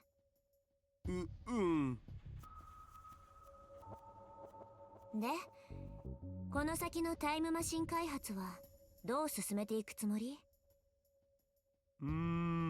やっぱオカリンの協力がないとな。結局そこなんだよね。オカリンおじさん、やっぱり無理なのかな。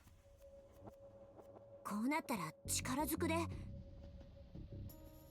前にそれしようとして失敗したのはどこの誰だっけ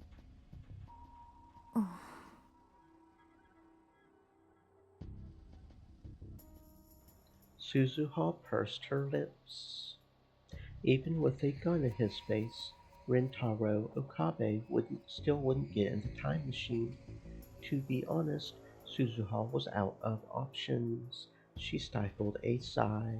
It didn't do any good to let herself get down. そういえば、母さんとはうまくやれてる？な？私、そっちの方も心配なんだ。大丈夫？私が生まれてこなくなるような事態にならないよね。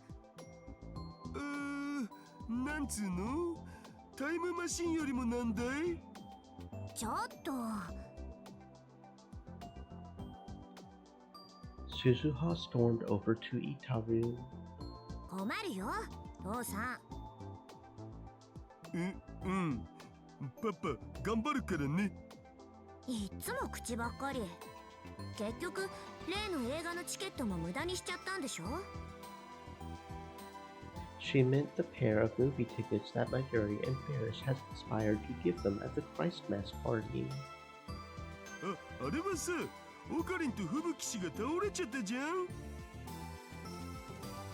その後、お見舞いとかでバタバタしてるうちに映画が終わっちゃってたわけで、しょうがないっつうか。でもその後、新しいチケットを用意しようとしたら断ったって聞いたけど。誰に？マユゆ姉さんとレミ姉さんに決まってるじゃないか。そりゃあれだ。マユシとフェイリスタに頼りきりなんて男らしくないっしょ。キリで自分で何か行動に移したわけ？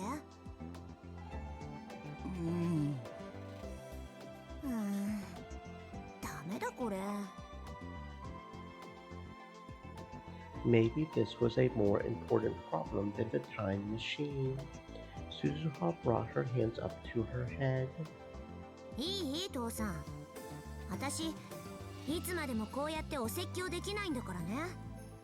もうすぐ行っちゃうんだよ。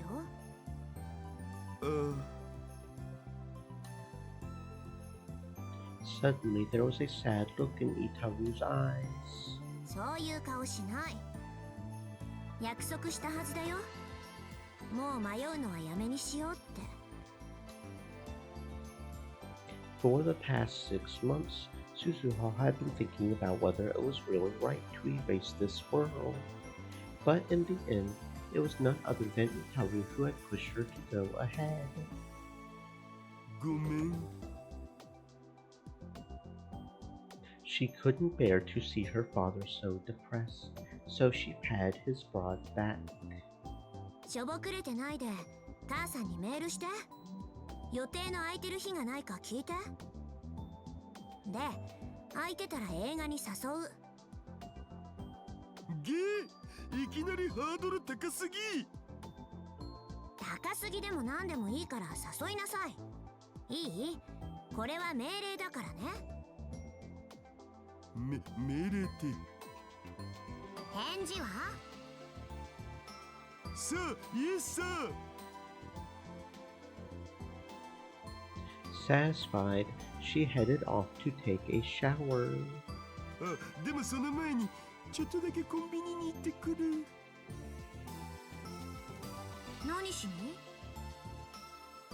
いや実は夕食がまだっつうか、今夜も徹夜になりそうだし、遅くならないうちに買い出しようと。Still hunched over, he pointed towards the development room. He was pointing at the phone wave, Unit 2, that was put together, but still undergoing testing. 睨まないで。なるべく太らないようなものを食べますんで、何卒お許しを。バニラ。はい。私シャワー出たらアイス食べたい。バニラ。わかった。庶民がなかなか口にできない高級なやつをいっぱい買ってきてあげる。いっぱいはいらないよ。一つでいい。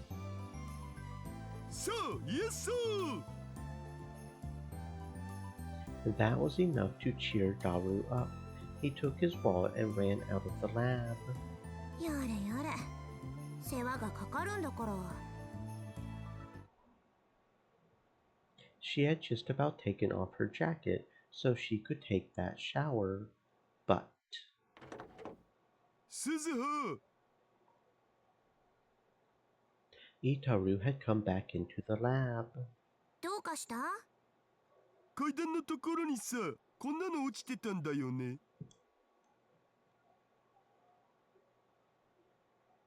Itaru showed her a keychain he was holding. It was a round anime character whose color had faded to a smoky green. Yeah, I think the main difference is the wings and the flower. Oh, that's not flowers, it's a leaf. Leaf crown. It's the wings and the leaf crown between a green Upa and a green fairy Upa. It was an Upa. 誰のかわかる？まゆ姉さんじゃないの？ She leaned forward to take a closer look, and then she felt like she was experiencing deja vu. このウーパー、どこかで。She had seen it before.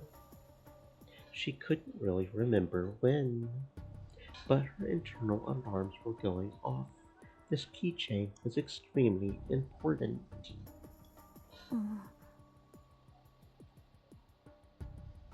Upas were common enough that you could find them anywhere. The plastic edges had worn down, the paint was faded and coming off in places. But there was no dust, and there were no stains. Instead, it shone brightly, as if its owner had put a lot of effort into taking good care of it. The chain was so old that part of it had snapped off. That was probably how it got dropped. どこだっただろう。どこかで見た。マユシに見せてもらったとか？そうなのかな。She stared at the green upa in Itaru's hands, and then, in her mind, she heard a young girl screaming. ママがずっと大切にしてきたウーパのキーホルダーだよ。かがりちゃんにあげる。大事にしてね。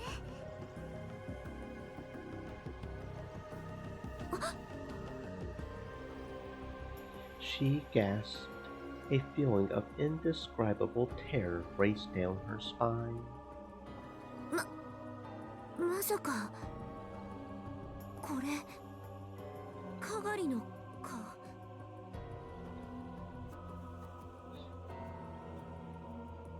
That was when she had last seen it, August 13th, 2036. The day she had gone into the time machine. That's when she had seen this upa. It was older and more worn now, but the more she remembered that day, the more certain she became. This was the upa that Mayuri had given to Kagari. She had seen Kagari holding it and crying to herself many times before. かがりってもしかして未来のマユシの娘？うん。見つかったん？いや、でも向こうはこっちを認識しているんだ。つまりどういうことだってばよ。あいつこのラボを監視してるんだよ。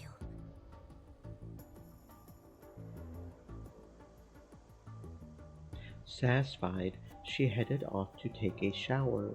Ever since then, her careful efforts to defend the time machine had paid off, and she hadn't seen any sign of Kagari, but she had never thought she would be watching the lab. いや、ちょっと考えれば当たり前のことだったんだ。あいつは私たちがシュタインズゲートに到達するのを阻止しようとしてる。この世界をなかったことにしたくないと思ってる。ということは私だけじゃなく父さんもマークされてる。え？僕？まあ父さんの命に危険はないとは思うんだ。世界線の摂理を信じるなら父さんは少なくとも2036年までは生きるはずだし、ただシュタインズゲート到達を阻止するために父さんの研究の邪魔はしてくるかもしれない。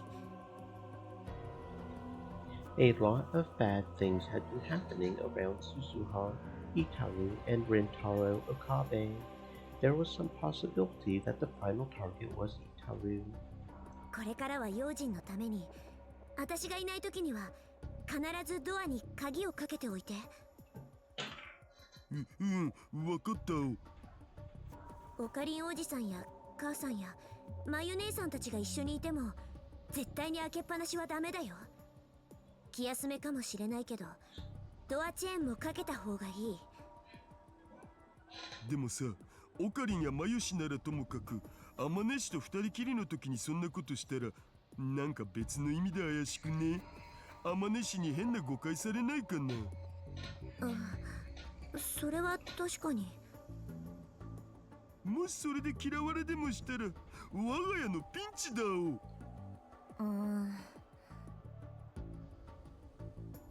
Suzuha groaned softly, unsure of what to do. 父さんがもっと早く母さんと恋人になってれば何の問題もないのに。で、結局そこへ話が戻るとか？とにかく注意だけはしておいてよね。Suzuha decided to keep the Queen Upa keychain. She softly ran her fingertips over it as she stared at it. なあ鈴葉、かがりたんって血はつながってないけどマユシの娘なんだよね。そうだよ。あのマユシに育ててもらった子が人を襲うような恐ろしい人間になるのかな。なんか鈴葉の話とイメージが重ならないっつうか、もっと優しくてホワホワしてて可愛い女の子になってるんじゃないかなとか思ったり。だとよかったんだけど。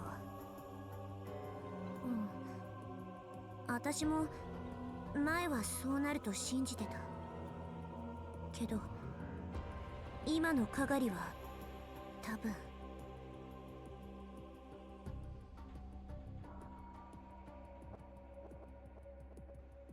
From what she had seen at the radio building, she could tell Kagari had definitely received professional combat training. It wasn't just the simple self-defense techniques that she had learned from Suzuha when she was a child. As she had grown up, she had been taught the cold techniques of a killer. There was no way to know where she had been or what she had been doing ever since she had gone missing in 1998.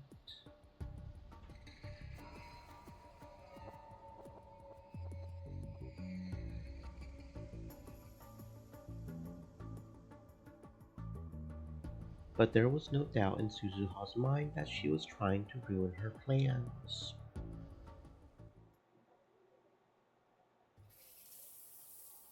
Suzuha sighed as she took her shower. Since it was summer, she had set the water temperature low. It was barely any hotter than tap water. As long as the water was pouring down on her, she could feel like all the bad memories were being washed away.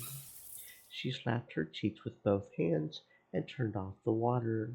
The small tiled room suddenly became quiet. In the silence, she vigorously toweled off her hair. This building was never intended for anyone to live in. Not only was there very little room, there wasn't even a place to change. It was small and there were no windows, and the steam from the shower room built up, making it an unpleasant sauna in summer. Supposedly, Itaru and Okabe would sit naked next to the fans to get away from the heat and moisture. Of course, that was only when the girls, as well as Luka Urushibara, were around. But Suzuha couldn't do that. There were those huge scars on her chest. If she was careless and Yuki saw them, she would have a big problem. So she always forced herself to change within this small space.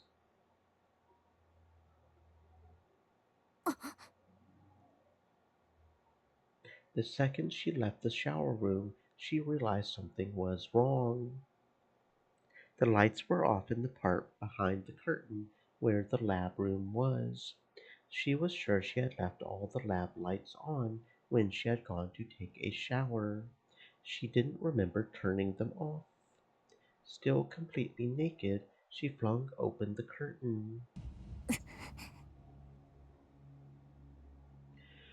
She dropped to the floor, ready to move. She could tell by the light from the shower room that there was no one else there. She didn't hear any Stream breathing, elements. and she didn't feel Said, any other presence. Stay moist, my friends, hydrate. 一度戻ってきたのか。And then when he had left, he had turned off the lights. No, that couldn't be right. She looked around the room and saw that things had been moved in a way that an amateur wouldn't be able to notice. Itaru's computer desk, the sofa area, the bookshelves, even the mini kitchen. Someone had gone through them all. From the look of it, the same was probably true of the development room. Suzuha glanced over all the areas where she kept her guns. The closest was the sofa that she used as a bed. She had wanted to have one easily available if she was attacked while she slept, so she had cut out the back of one of the sofa cushions and hidden a suppressed semi-automatic pistol in it. It was just a 32 cal for self-defense, so it wouldn't do much damage unless you had good aim. But it was small and relatively quiet, which made it the best choice for a place like this. Suzuha tensed all of her muscles, coiling like a spring and slowly moving towards the sofa without making a sound. As she did, she tried to notice any changes in the surrounding area. There was a small sound in the development room. It was a tiny, tiny creaking of the floor to which you would usually pay no mind, but that was more than enough for Suzuha. In an instant, she moved from quiet to action. She cleared the distance to the sofa in a single movement, and quickly drew her gun. She held it ready and slipped into the shadow of the refrigerator. From this position, she could barely see into the development room.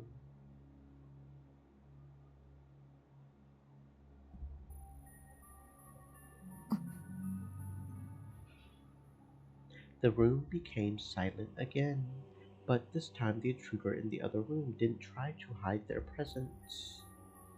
おかしな真似をしたら撃つ。手を頭の上に。そのままゆっくり出てこい。Suzuha threatened the intruder in a low voice, but the intruder seemed completely unconcerned as they exposed themselves to Suzuha's gaze.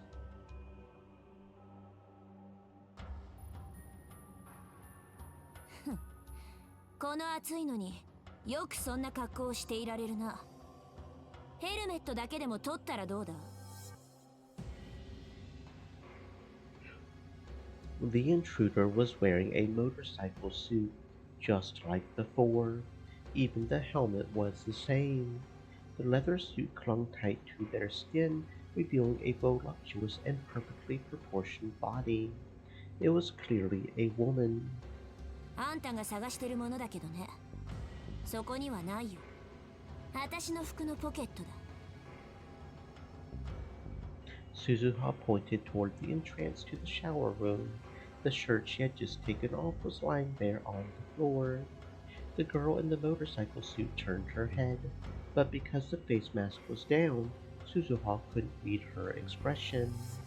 なあ、落としたらダメじゃないか。ママからもらった大切なものだろ。かがり。The second she spoke, Kagari Shina was the first to move. She drew a D-gloss military knife that she must have been hiding behind her back, and closed the gap between herself and Suzuha in an instant. Suzuha pointed the gun at her legs and pulled the trigger, carefully aiming away from her vitals. She heard the small pop of a suppressed 32 and saw Kagari lose her balance and fall. Or so she thought, but it was a feint.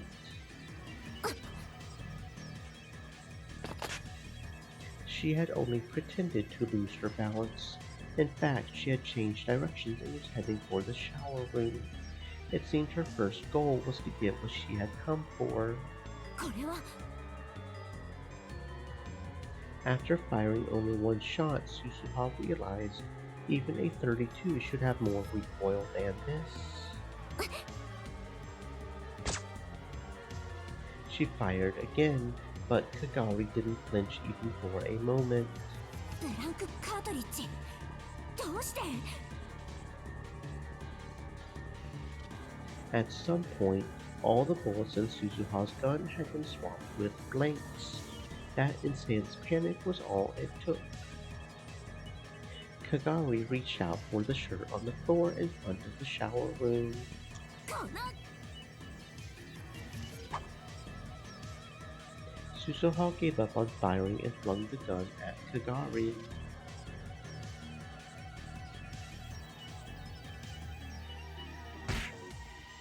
There was a dull thud as the hard barrel slammed into her neck.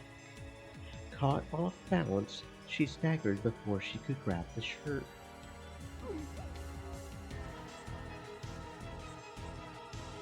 She could hear Kagari's voice for the first time from within the helmet.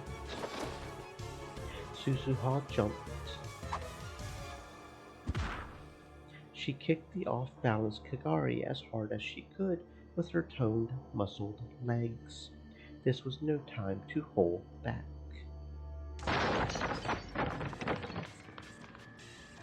Kagari went flying all the way to the edge of the room. That had to have broken a few ribs. Suzuha jumped toward her to continue her attack.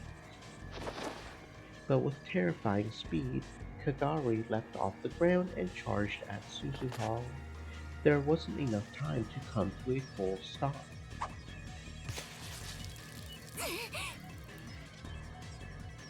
A sharp blade swept by, mere centimeters from her exposed abdomen. If she had pulled back even a few tenths of a second later, the knife would have fatally sliced open her gut.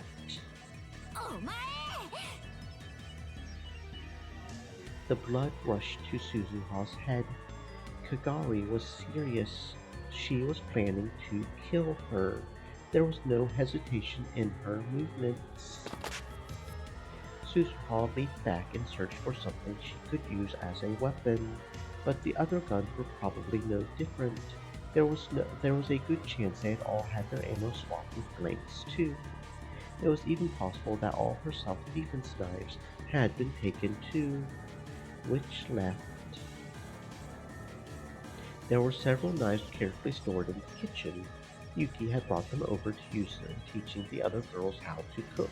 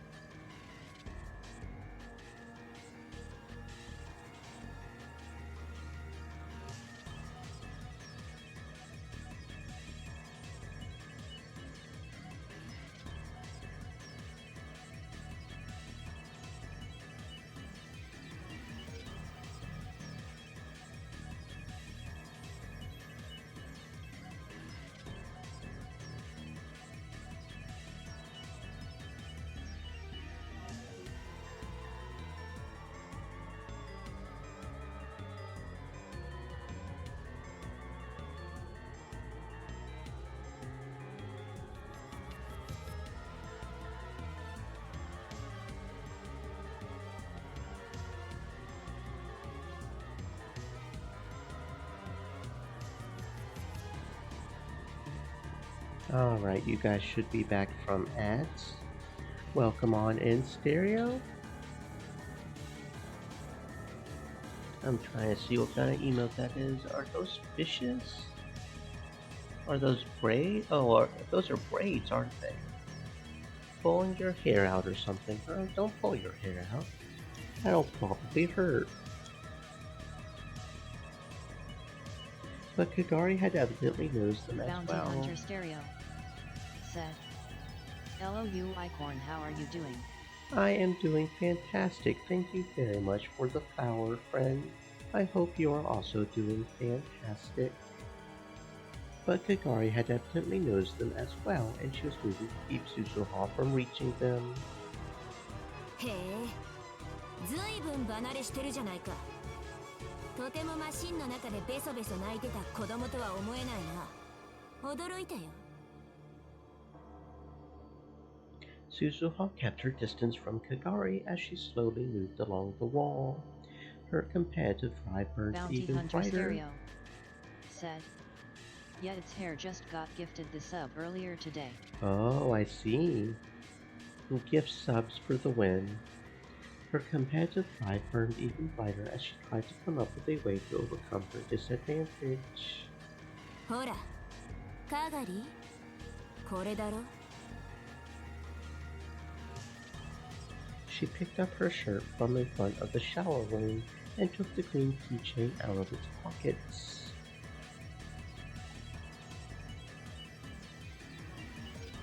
どうした？取りに来なよ。Her fingers moved as if to crush it. She could see Kagari twitch. For the first time, she could detect a hint of emotion behind the helmet. And in an instant, she threw it at Kagari's stomach. The keychain flew in a slow arc, like she was tossing it to a friend. If something they loved was thrown like that, even the fiercest warrior would instinctively reach out both hands to grab it. Kagari was no exception. She carefully held her mother's memento in both her empty left hand and the right hand that still clutched the knife.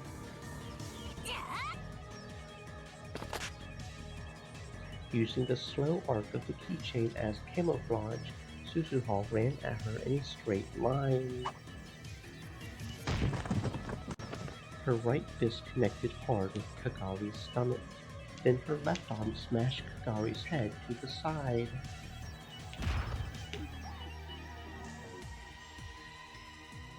Kagari's body fell to the ground, her right shoulder taking the brunt of the fall.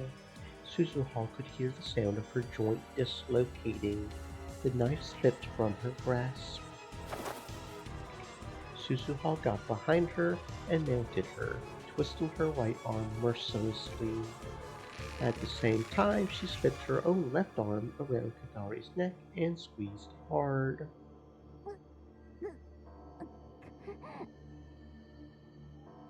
She could hear something like a moan from Kagari's throat. She could both hear and feel the bones near her arm and neck creaking. おとなしくしろ。殺しはしない。 But Kagari picked up the knife on the floor with her left hand and once again tried to use it on Suzuha. Suzuha was forced to squeeze her arm and neck even harder. もうやめろ、ガガリ。今の私にはお前の気持ちだってわかるんだ。でもやっぱりそれは間違ってる。間違ってるんだ。 But Kagari didn't stop. If anything, she tried even harder to pull Suzuha away. こいつ、一体どんな訓練を受けてきたんだ。 Even in all the battles she had been in, this much pressure on two different spots was enough to get even the toughest soldier to submit or fall unconscious. Terrified, Suzuha squeezed even harder. At this rate, she wouldn't simply knock her out, she really would kill Kagari. But if she stopped, Kagari would kill her. What should she do?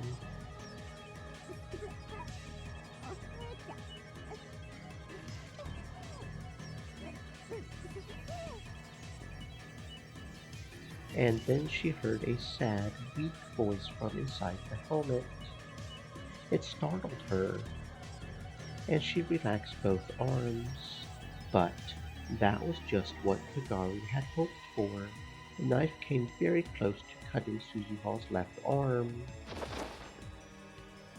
When she let go to dodge it, Kagari shook her off and kicked at her hip with both legs.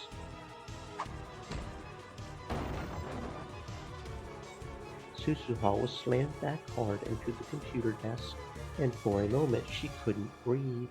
She fell to the floor, and the printer and monitor crashed mercilessly into her naked body.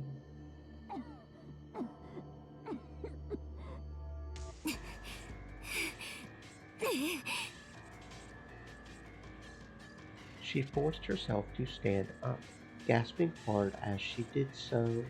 Kagari's breathing was heavy too. Her right arm was pointed at an impossible direction and was hanging limp. She wouldn't be able to use it for a while, probably, but her left arm was still holding the knife. お前随分と汚い真似まで覚えたんだな。 Suzuha glared at Kagari's face, not that she could see what it looked like behind that helmet.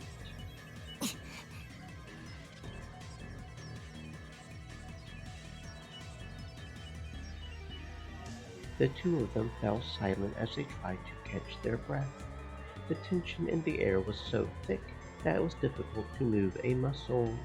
Sweat rolled down her forehead and into her eyes, but she still didn't blink as she waited for Kagari to make her next move. It was the sound of the front door opening that broke their stalemate. おい、鈴葉、今すごい音しなかった？ Suzuha felt a chill run down her spine when she heard Itaru's voice. あれ？なんで真っ暗なん？ ダメだ父さん、来ちゃダメ。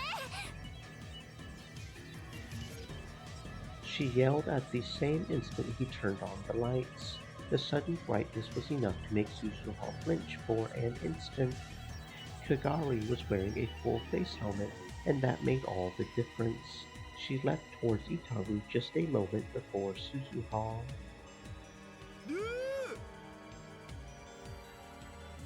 Kagari's black knife went up to his throat. 父さん。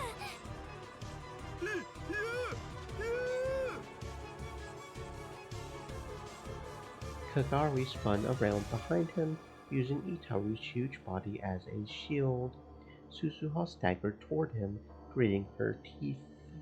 その手を離せ、かがり。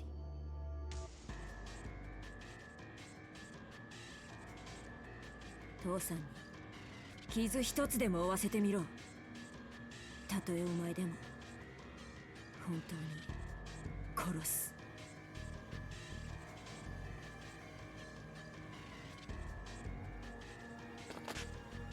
But Kagari remained silent as she headed for outside the door with her hostage. And then in the next moment she shoved him forward.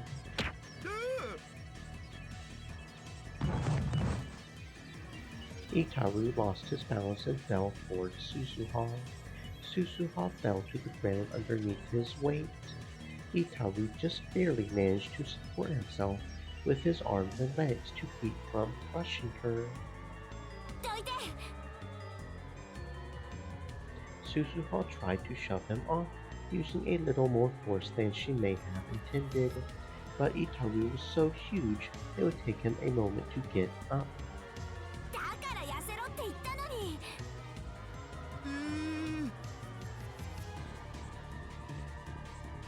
She was getting away. She somehow managed to crawl out from under him and quickly tried to follow after Kagari. 鈴葉、これ来て。 Itaru was still lying on the ground as she tossed the naked Suzuha her shirt. She grabbed it and quickly put it on and ran outside. But when she looked around the street, the girl in the motorcycle leathers wasn't there. There was no way to even know where she had gone. 逃げられた。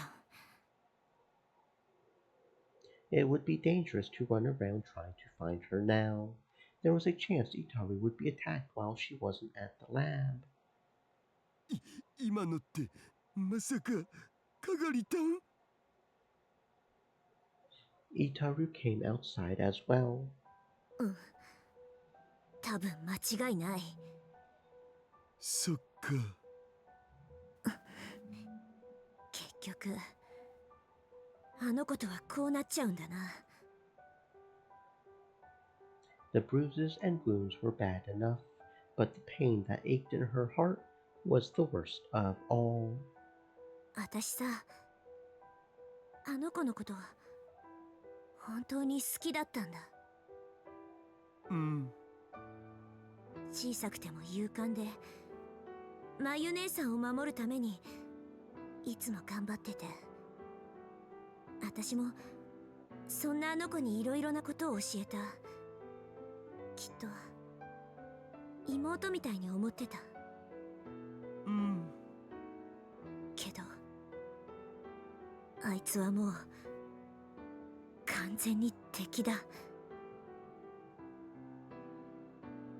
Itaru straightened up her shirt sleeves. 今の鈴葉、なんかエロゲーの地上キャラっぽい格好になってるよ。え？お？ Suzuha was caught completely off guard. True, her t-shirt only came down to just below her hips, roughly the length of a miniskirt. Her breasts were almost completely bared. The shirt's hem was turned up, and she felt exposed.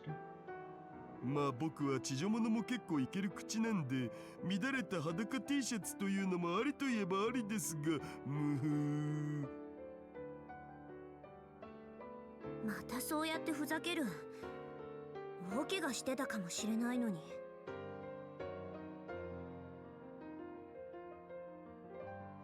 But Itaru shook his head. 僕さっきはナイフ見て騒いじゃったけど、でも怖がる必要なかったんじゃないかなって。あれがもし僕の聞き間違いじゃなかったら。Itaru rubbed the part of his neck where the knife blade was. ナイフを突きつけられてた時、ほんの少しだけど聞こえたんだよ。何が？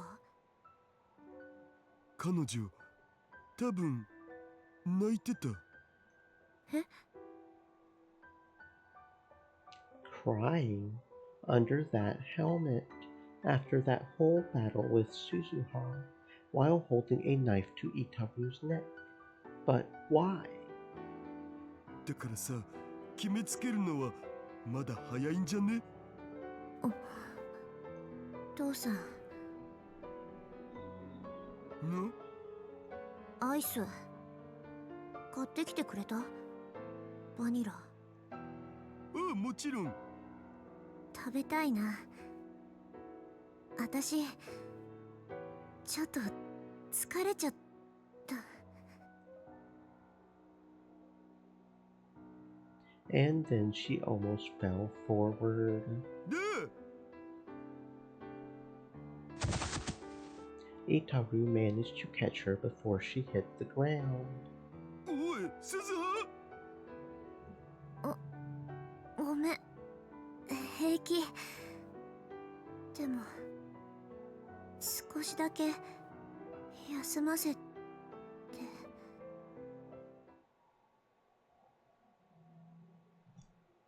That was all she had the energy to say.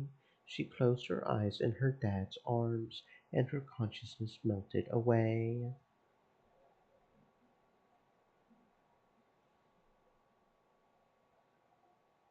When July came, the sun shone down even harder on eastern Japan. Summer was truly here. The news had been saying for days that the heat island effect might make this the hottest summer in years. And then, on the first Sunday in July, the arrivals lobby at the international terminal of Narita Airport was filled with foreigners and Japanese passengers returning home. すごい人だね。どんどん増えてるかも。日曜日の空港を侮ってたにゃ。見逃すなよ、マユリ、フェリス。なんせ相手はとにかくちっちゃいからな。The three of us were waiting for someone here. Sorry, I can't go today.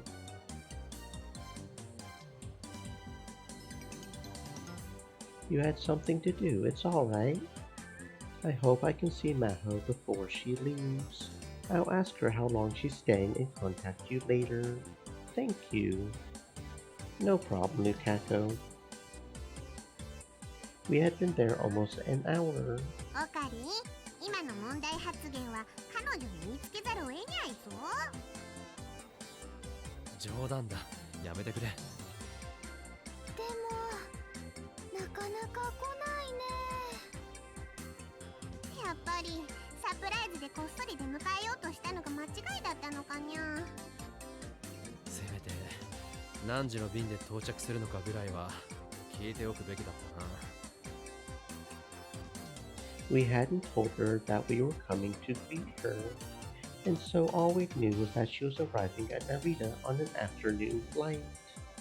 If I had known we were going to have to wait so long, I would have tried to get the arrival time out of her.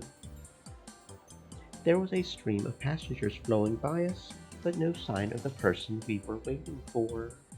Just as I was starting to wonder if we had missed her because she was so small, she finally appeared. Or more precisely, I saw a giant travel suitcase rolling all by itself away from the gate. And from behind it, I heard a voice I recognized. まったくもう、パスポートの偽造なんかしてないわ。なんなのよ。毎回どの国へ行ってもいちいち調べられて時間がかかって仕方ないわ。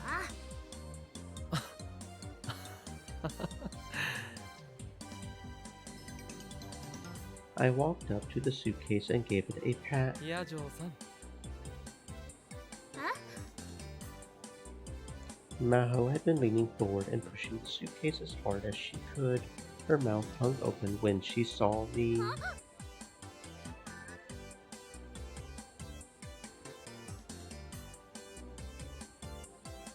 And you get a ban.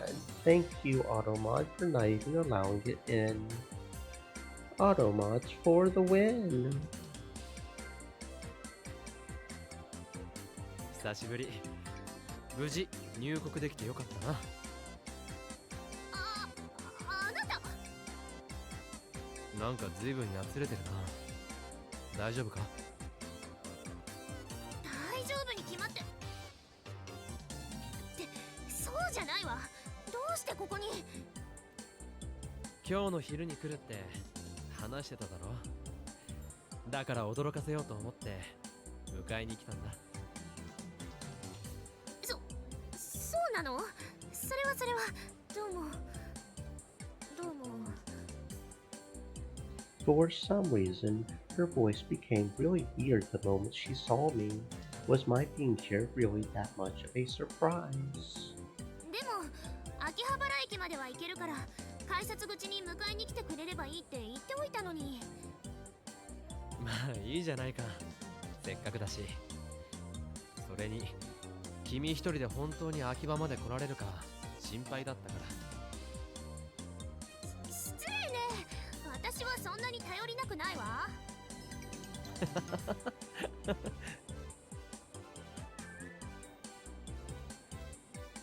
Mayuri and Ferris came up as well.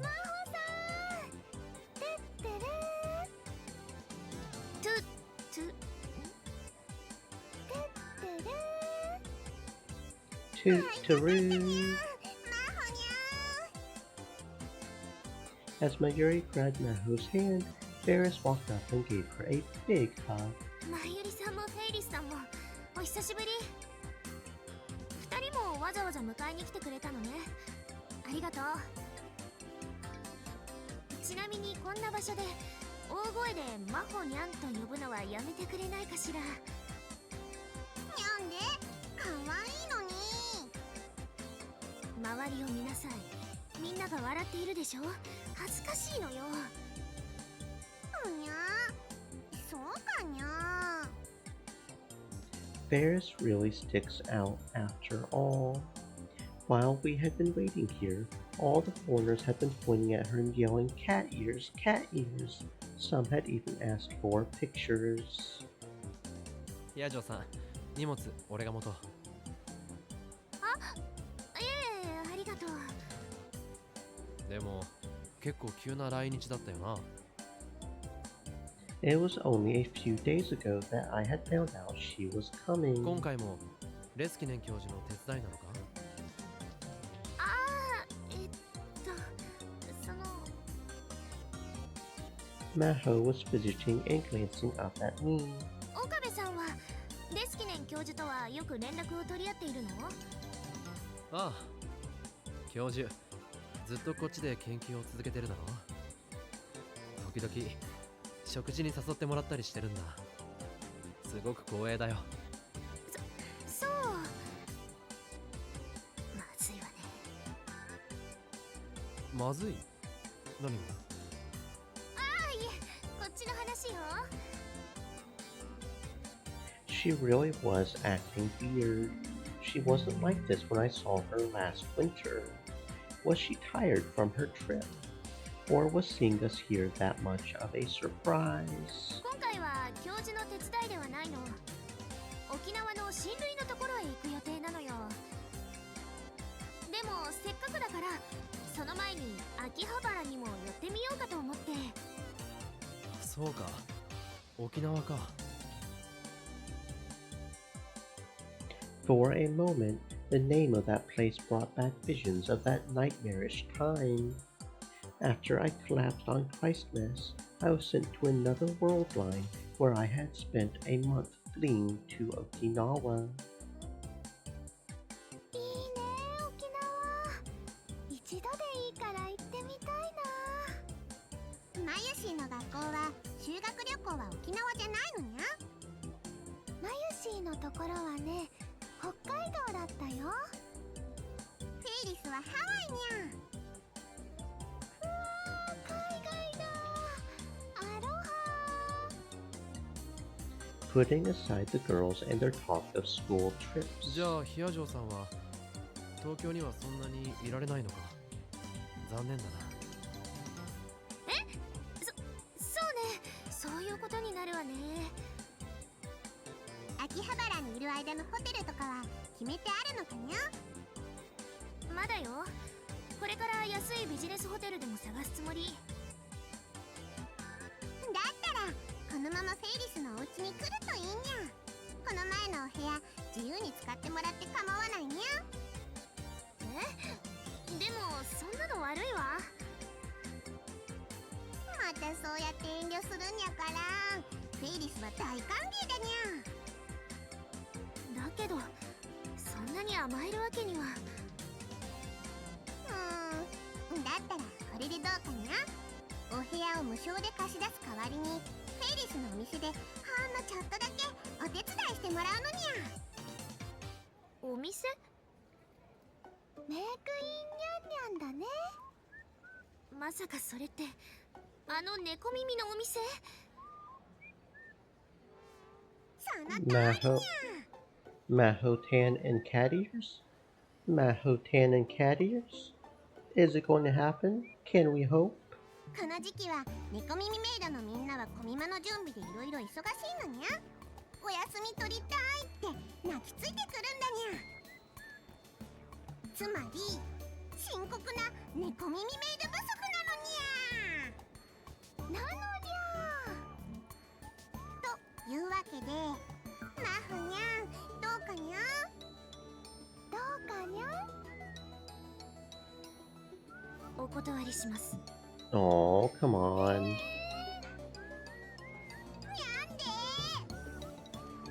なんでって当たり前でしょ。私に似合うわけないわ。Oh, no, you most certainly would. 似合うよ。絶対に可愛いと思うな、マユシーは。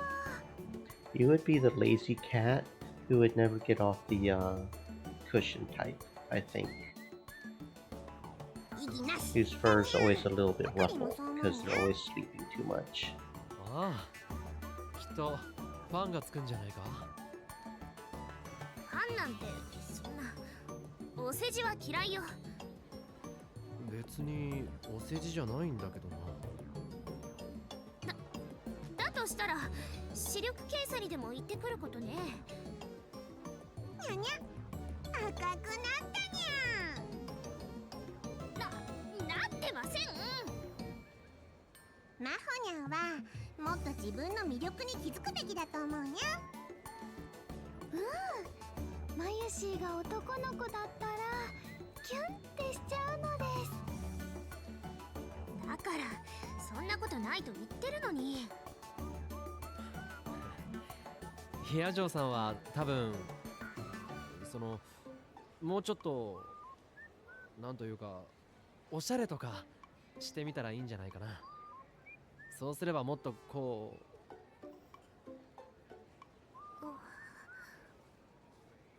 I was trying my best to sound encouraging, but just ended up sounding like a real jerk. Of course, she was annoyed. 私は今のままで十分よ。研究が第一なんだから。でもそれじゃあ好きな人とかできたらどうするのにゃ。相手に気持ちを伝えられなくて困っちゃうにゃ。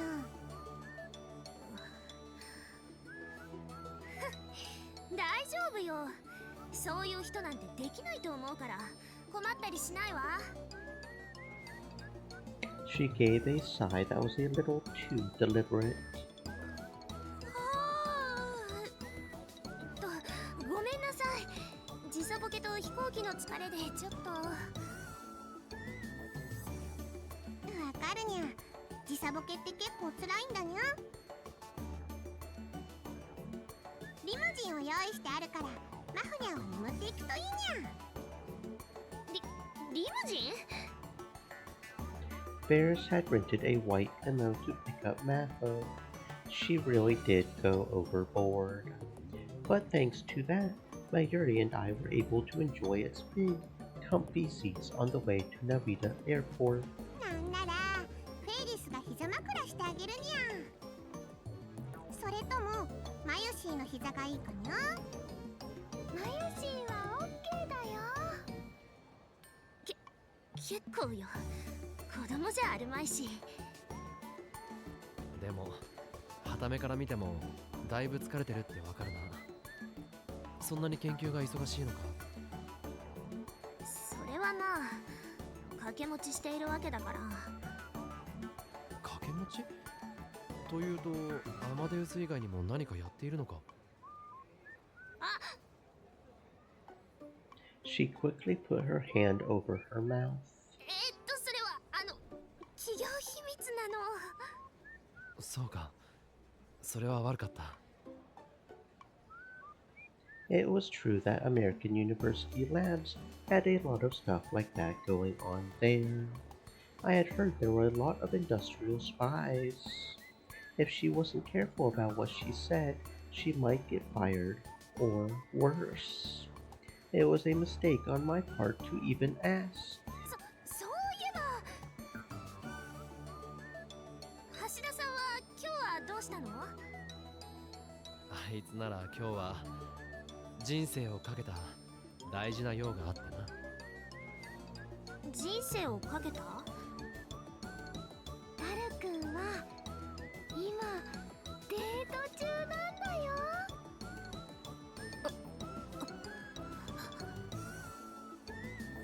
Maho's shock was almost comical. 私本当に疲れているのね。ひどい幻聴を聞いたわ。いや、そう思うのも無理ないが。本当にデートなのです。信じられない。嘘でしょ。あの変態が。Even Maho was calling him a pervert. Daru had said he was talking to Maho a lot too, and I could just imagine what their conversations were like. But actually, if Daru didn't do his best today, it would ruin the world's entire chain of causality. In that sense, Daru's date today was an event with universe-spanning implications.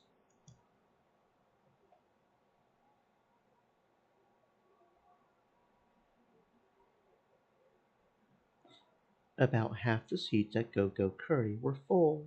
It was Sunday, but it was also just after 2, and so the lunchtime rush was over. Suzuha was sitting at the restaurant's far edge, a baseball cap pulled down over her face. She was hiding her face with the cap and carefully watching a couple sitting nearby. お待ちどおさま、メジャーカレーです。 A cheerful employee put down 2 giant silver plates, or trays more accurately, in front of them. Suzuha could see the other customers looking at them and whispering. The couple really stood out after all. The man was a giant who looked like he ate major curry all the time, but the woman was slim, pretty, and looked very kind. The combination of huge man and slim woman was as unbalanced as a combination of pretty girl and major curry. The major curry was big. It was huge. Suzuha knew from experience. The massive silver trays were loaded with rice and curry and topped with 2 fried cutlets, fried shrimp, sausage, a boiled egg, and a mountain of cabbage. There was 2 or 3 times as much curry as you would find in a normal dish, and the toppings were just as big. Even a growing young boy would find it hard to eat them all.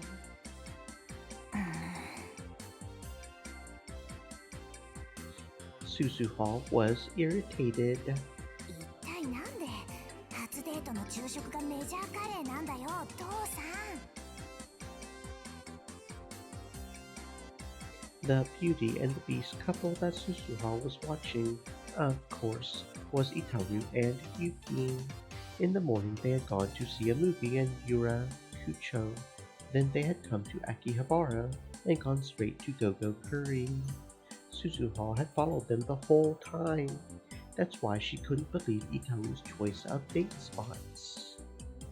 私はゴーゴーカレーでも全く問題ないけど、というかむしろ好きな方だけど、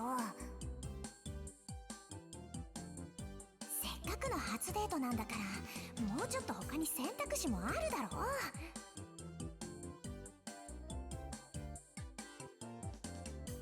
She clutched her spoon tight and gritted her teeth.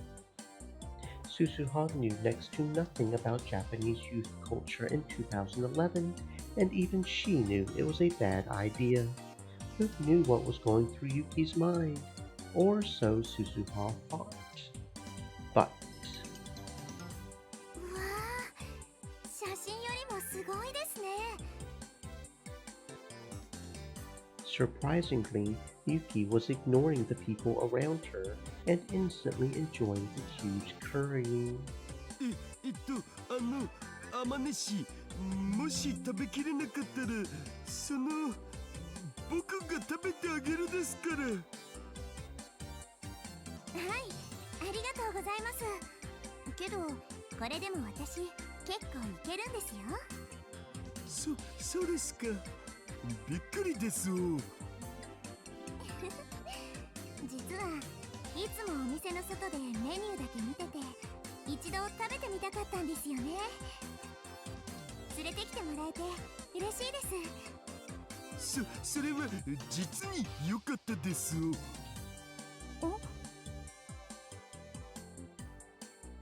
Suzuha had evidently worried over nothing, but still she realized that Itaru was acting strangely. Ever since he had come out of the movie theater, he was walking and talking strangely. Instead of his usual hunched posture, he was forcing himself to stand up straight. His every movement seemed oddly forced, as if he were a broken robot, and he had downed glass after glass of water. あ、ごめんなさい。私にもお水のおかわりを。はい、どうぞ。ありがとうございます。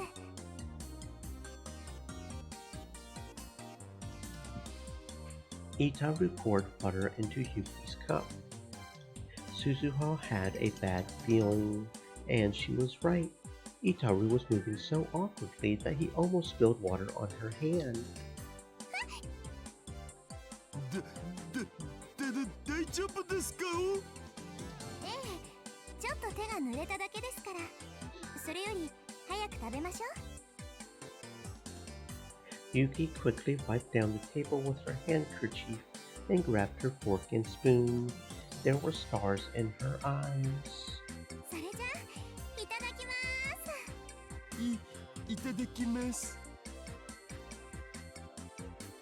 Yuki seemed to be really enjoying her meal, but Itaru was very formal and quiet. He was taking little nibbles out of a piece of fried cutlet like a squirrel eating a nut. The whole time they weren't saying a word. 一体何をやってるんだ父さんは。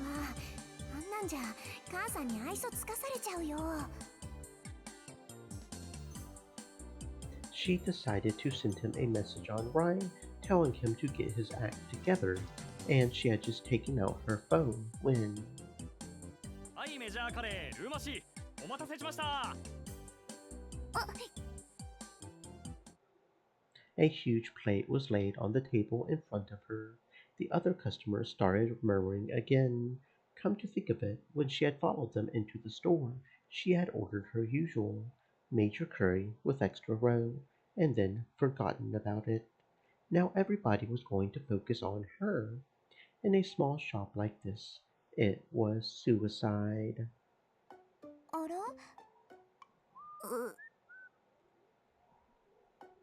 Just as she expected, her eyes met Yuki's. 鈴葉さん、いたんですか？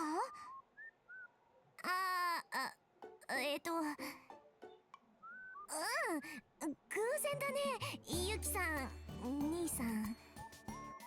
声かけてくれればよかったのに。いや、気がつかなかったんだよ、全然。She realized that she should probably leave, but she couldn't go without at least taking a bite of the major curry in front of her. Her experiences in the war had left her completely unable to waste food. She felt Yuki and Itaru staring at her as she reluctantly picked up her spoon. とまあ、そういうことなんで、二人ともごゆっくり。Her only choice was to finish her extra large curry as soon as possible. She couldn't let herself be in the way. But instead, Yuki came over and picked up Suzuha's plate. すみません、店員さん。お友達なんですけど、席を移ってもいいでしょうか？はい、どうぞ。 OK ですって。一緒に食べましょうよ。ちょっと、なんでって、ほら、鈴葉さんもメジャーカレーじゃないですか。これはぜひ勝負せねばと思って。はあ？審判は橋田さんにやってもらいましょう。 And before Suzuha could respond, Yuki had moved her plate over to their table. いや、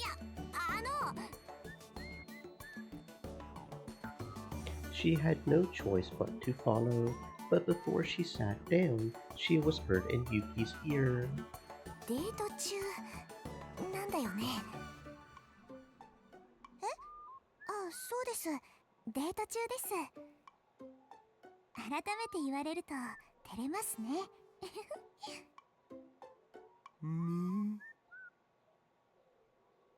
Itaru didn't react at all, even though she was sure he had overheard that. 私デートとかしたことないから詳しくないんだけどさ。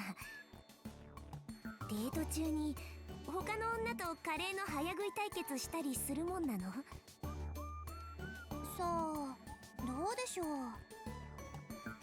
でもほら、アニメとかコミックスとかにそういうのありません？お兄ちゃんを取られたくない妹が彼女さんに向かって勝負だみたいなの。For some reason, Yuki seemed incredibly enthused. Suzuha was overwhelmed by her energy. 知らないってば。そういうものなの？兄さん。But even when she turned to Itaru for help, he just awkwardly sat there eating his curry like a robot. 兄さん？ He awkwardly turned his head to face her. The rest of him stayed completely still. なんか言った。どうしたのさ？なんかおかしいよ。どうもしてないおかしくない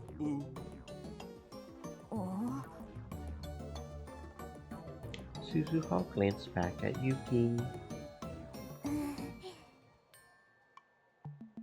and for the first time, Yuki looked concerned. In the end, Yuki and Suzuha did have their curry eating contest, and surprisingly, both of them completely finished their meals. Suzuha won by a very small margin, but the battle was exciting enough that not only the other customers, but the staff as well, were applauding at the end. But the whole time Itaru kept eating by himself. Since this wasn't even a conversation, let alone a date, she sent Itaru home alone. Part of her wanted to demand Itaru explain himself right now, but she decided to talk to Yuki instead. She had tried her best to avoid Yuki so far in order to keep her identity a secret, but it was July now. She would be gone from this era very soon. This might be her last chance to talk to Yuki at all. 鈴葉さんがいてくれて助かりました。 Yuki sighed a little after Itaru left. 私、もしかしたら気に障るようなことをしちゃったのかもしれません。橋田さん、私といてもあんまり楽しくないみたいだったから。単に緊張してただけじゃないかな。でも映画を見る前は楽しそうにお話ししてくれてたんですよ。それが映画の後はすっかりよそよそしくなってしまって、私何か間違っちゃったのかな。カレー屋さんに連れて行ってもらったのも私のリクエストだったんですけど、ずっとあの調子だったからさすがにちょっと困ってしまって、それで偶然お店にいた鈴葉さんに助けを求めたというわけです。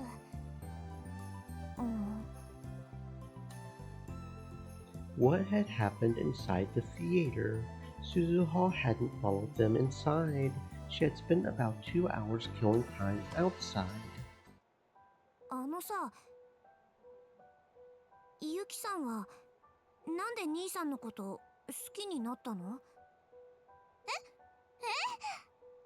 いや、私が言うのもなんだけど、あんまりモテるタイプじゃないじゃん、兄さんって。鈴葉さんはお兄さんのことどう思います？私？好きですか？嫌いですか？好きですよね。見ていればわかります。まあ、There were parts of him that she didn't like, but of course, she loved her dad. で、私のことは別にどうでもいいじゃないか。それで、ゆきさんは？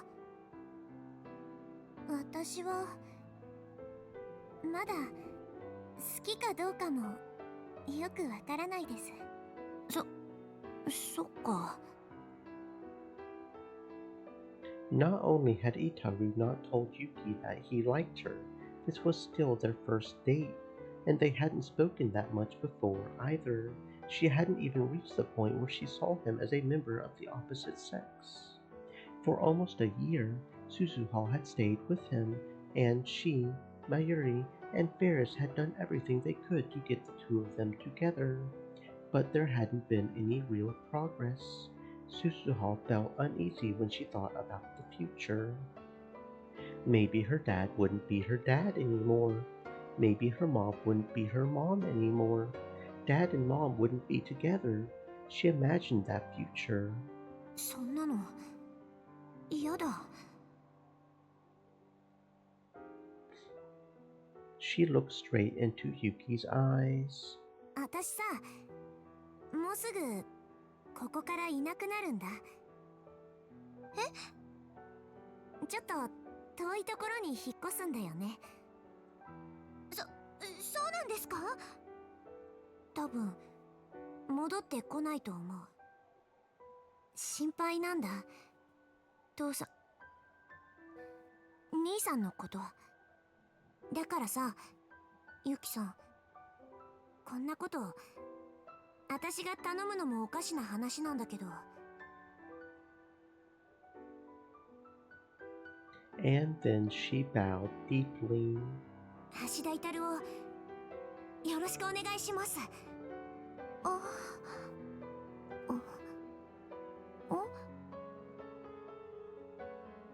There was no answer from Yuki. Suzuha looked up, afraid, and tried to gauge the expression on her face. She looked kind of lonely and kind of sad. 私はどうしたいんでしょうね。Yuki whispered, and then Suzuha. ああ、もうどうするんだよ。これじゃ破局の危機だよ。まだ始まってもいないけど。As soon as she got back to the lab, she yelled at her useless father. うおー、すずはごめんね。橋だけはもうダメなんだお。しょぼくれてるんじゃない。シャレじゃ済まないんだ。とりあえず今日はなんであんな態度を取ったのかしっかり説明して。今朝出かけるときはあんなに楽しそうだったじゃないか。母さんだって映画の途中までは普通だったって言ってたし。一体何があったの？いや、それがさ、聞いてくれよ。映画の座席って狭いじゃん。だから僕、天音氏の邪魔にならないようにと思ってできるだけ椅子の端っこに寄って座ってたんだよね。そしたら椅子がベキっていって壊れそうになって、で慌てて体を支えようとして肘掛けを掴んだんだけど、それが肘掛けじゃなくて天音氏のその手だったんだそんなこと母さん一言も言ってなかったけど。嘘じゃないよ。あの柔らかい感触は肘掛けのはずがない。女の子の手に決まってる。そう。ただ僕、女の子と手をつなぐなんて2次元ならともかく3次元じゃほとんど経験なくて。You really are a pervert, Itaru. Holding hands. How lewd. それでどうしたの？天音氏優しいからさ、僕を傷つけないようにと思ったのか、その手を振りほどかないんだ僕ってこの体型じゃん。手汗とかかきまくりじゃん。ベッタベッタになるわけじゃん。なのに天音氏、何にも言わずそのままで。なんかそれからすごく意識するようになっちゃって。ああ、なるほどね。それであんなにポンコツになってたのか。天音氏もきっと心の中でキモいうざい話せ変態って思ってたに違いないよ。母さんはそんな人間じゃないよ。In fact, from the way she was acting, she probably thought she had upset him somehow. The problem was what she had said. 私はどうしたいんでしょうね。What did she mean by that? 母さんがわからない。Stream elements. すずはこうなったら母さんのことは諦めて僕と二人で仲良く生きていこう。言ってることがめちゃくちゃだよ。そもそも私はどうやって生まれてくればいいんだ。でも無理だって。父さんが頑張らないでどうするの？このピンチをチャンスに変えるんだよ。She grabbed her father by the collar and shook him. 出ないと。She remembered how sad Yuki had looked when they had said goodbye. 出ないと取り返しがつかないことになるよ。ですよね。 And then she heard a car park in front of the lab.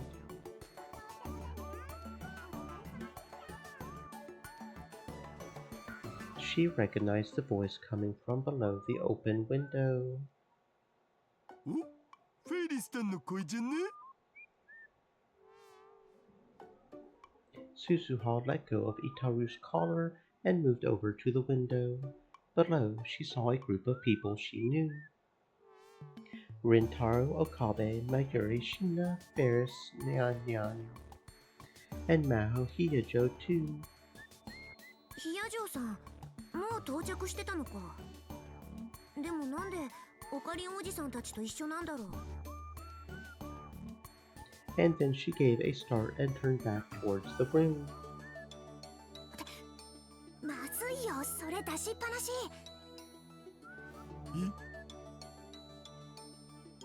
Suzuha pointed towards the desk in the development room, where the phone wave Unit 2 was sitting.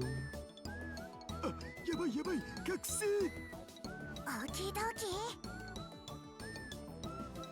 ー。 If nothing else, this meant that Maho Hiyajo was coming to the future gadget lab. Suzuha hoped that this meant the work on the phone wave would get back on track. Oh, and that is the end of that chapter. Vega and Altair. That's a star, isn't it? Altair? That's another name for the North Star, ain't it?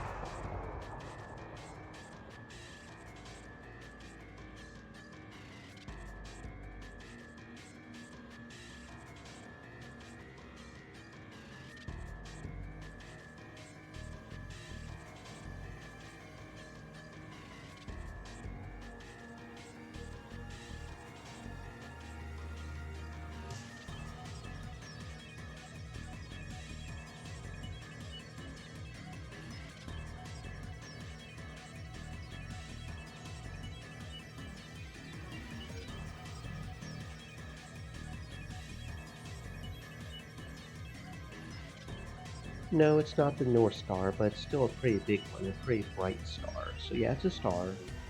It's one of the 13 navigational stars in the Western Hemisphere.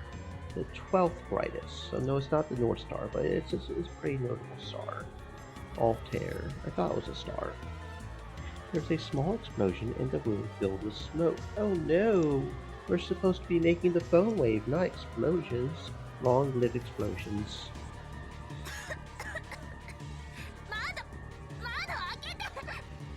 ゲホゲホゲホ、大きいゲホ動機。 Maho crawled out into the living room. Itaru rushed to open the window, and she heard a man who's probably the building's owner yell up at them.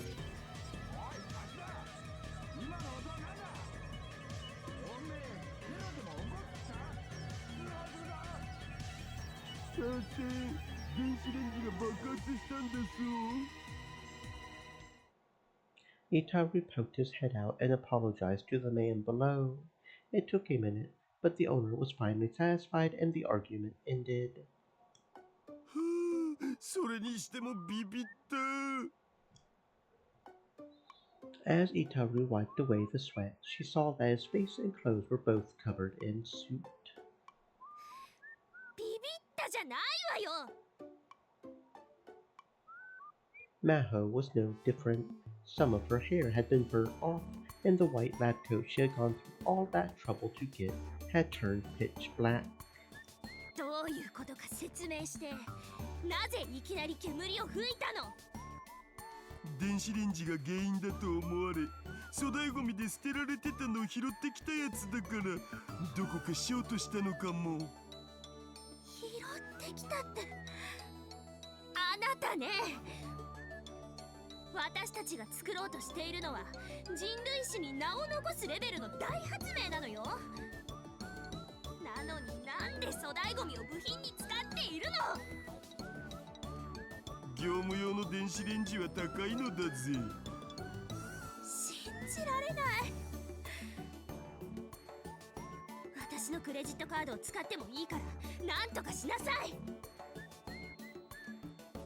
Maho didn't have that much money, but this was no time to be cheap.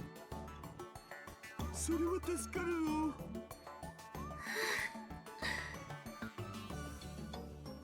Maho wiped her sweaty, soot-covered face with a towel. The white towel turned black immediately.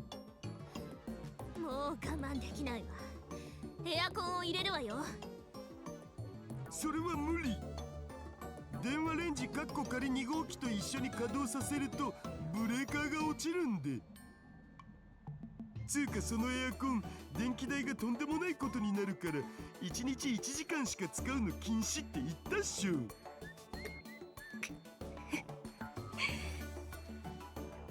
These working conditions were abysmal. Was Kurisu really able to create the time leap machine under these circumstances? Just thinking about it gave her even more respect for Kurisu. わかったわよ。でも髪まですすまみれだからシャワーを借りたいのだけれど。どうぞどうぞ。もしちょっとでも覗くような真似をしたらすぐに鈴葉さんに連絡するから、そのつもりで。そんなことしないって。For some reason, Itaru responded to Maho's warning by sighing and slumping his shoulders. つうか僕は今そういう冗談に付き合っていられるほど心の余裕はないよ。Maho hadn't meant it as a joke. She was serious. 昇進の僕は今週はエロゲすら立ってる状態なんで。She had heard from Susuha that the day she had arrived in Japan, Itaru had screwed up bad on a date. It was true that Itaru was a lot quieter than his usual self. Mayuri had even said that Daru not playing H games must be an omen of some impending natural disaster. But either way, she didn't have time for his negativity, so she mostly ignored him and went to the shower room. Since Suzuha used the shower regularly, it was relatively clean. There was a good selection of body soap and shampoo, and Suzuha told her she could use it as she liked. まったく、せっかくの七夕だっていうのに、なんでこんなすすまみれになってないといけないのかしら。That day was, indeed, Tanabata. Actually, Maho had been secretly looking forward to this day. Since she had lived in America for so long, she was interested in Japan's traditional summer holiday. She was especially interested in the famous story of Orihime and Hikoboshi and the custom of writing down wishes and hanging them from bamboo. A man who appears in the legend of Tanabata. In Japan, Altair, the brightest star of the constellation Aquila, is known as the summer Hikoboshi star. The star Vega, Orihime, is separated from Altair by the Milky Way, and the legend says that only in Tanabata can they cross it and come together. This was originally a Chinese legend. Orihime, a girl who appears in the legend of Tanabata. The star Vega in the constellation Vera is known as Orihime's star. She was the daughter of the Emperor of Heaven and was given the name Orihime, weaving princess, because of her mastery of the loom. She is married to Hikoboshi, Natsuhiko, but the Emperor of Heaven decreed that they would only be allowed to meet once a year on July 7th in the old Japanese calendar. Since she was here, she sort of wanted to try writing down a wish too. She didn't want to bring it up herself because she didn't want anyone thinking of her as childish, but Mayuri, Ferris, and the other girls seemed like they would want to do something like that. Part of her had hoped they would invite her too. That's why it hurt so much to be spending the hot summer afternoon in the lab with Itaru, covered in soot. She was thinking about that as she washed herself off when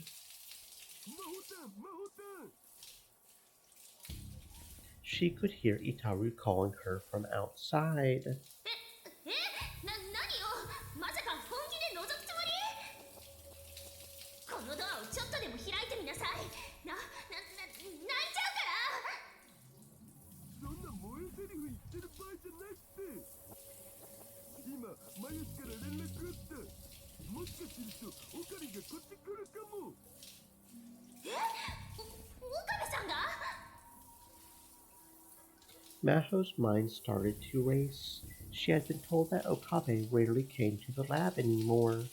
In fact, after he had dropped her off here on the first day, he hadn't come by even once. That's why she had felt safe going in and out of the lab, but... 電話レンジカッコ仮2号機は隠しといたけど、僕らがやってる研究のことバレないように気をつけて。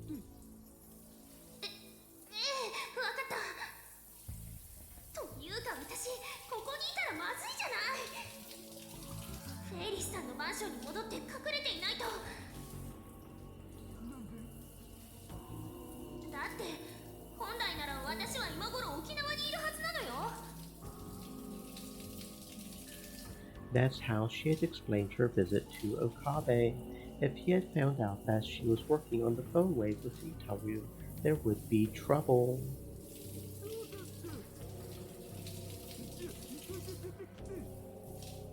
あなたがそこにいたら出られないでしょ。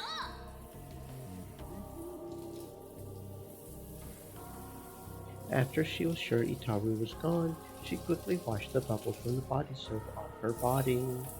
Her long hair still wasn't dry, but there wasn't time for that. She wiped herself off with a towel and was about to leave the shower room when she heard the door open. Yo,誰? He was here already. She quickly shut the door to the shower room again, but then she looked down and saw that she was naked. Her clothes were lying on the floor past the door. There was no way she could get them without Okabe seeing her. Her only choice was to stay hidden, completely undressed, and wait for him to leave. でもこんなのすごくなんていうかそわそわして落ち着かない。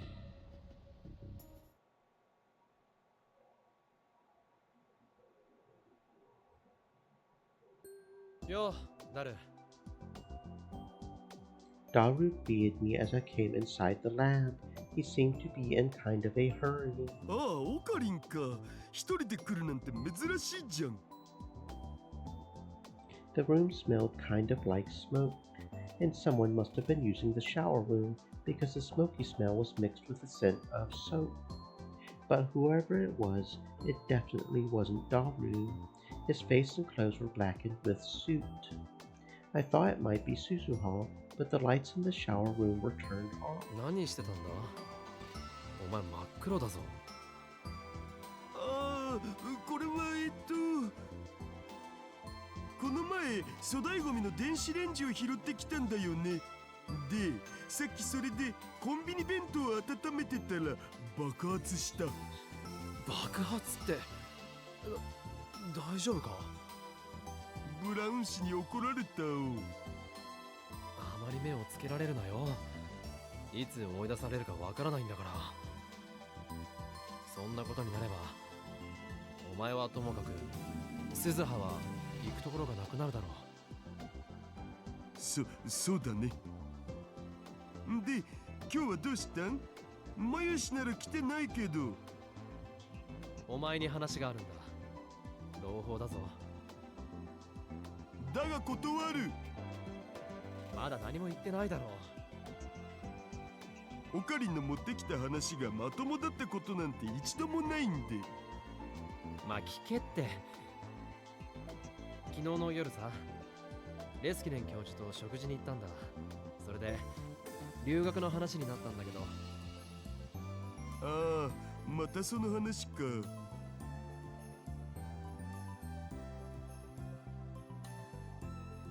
I was keeping in touch with Dr. Leskinen.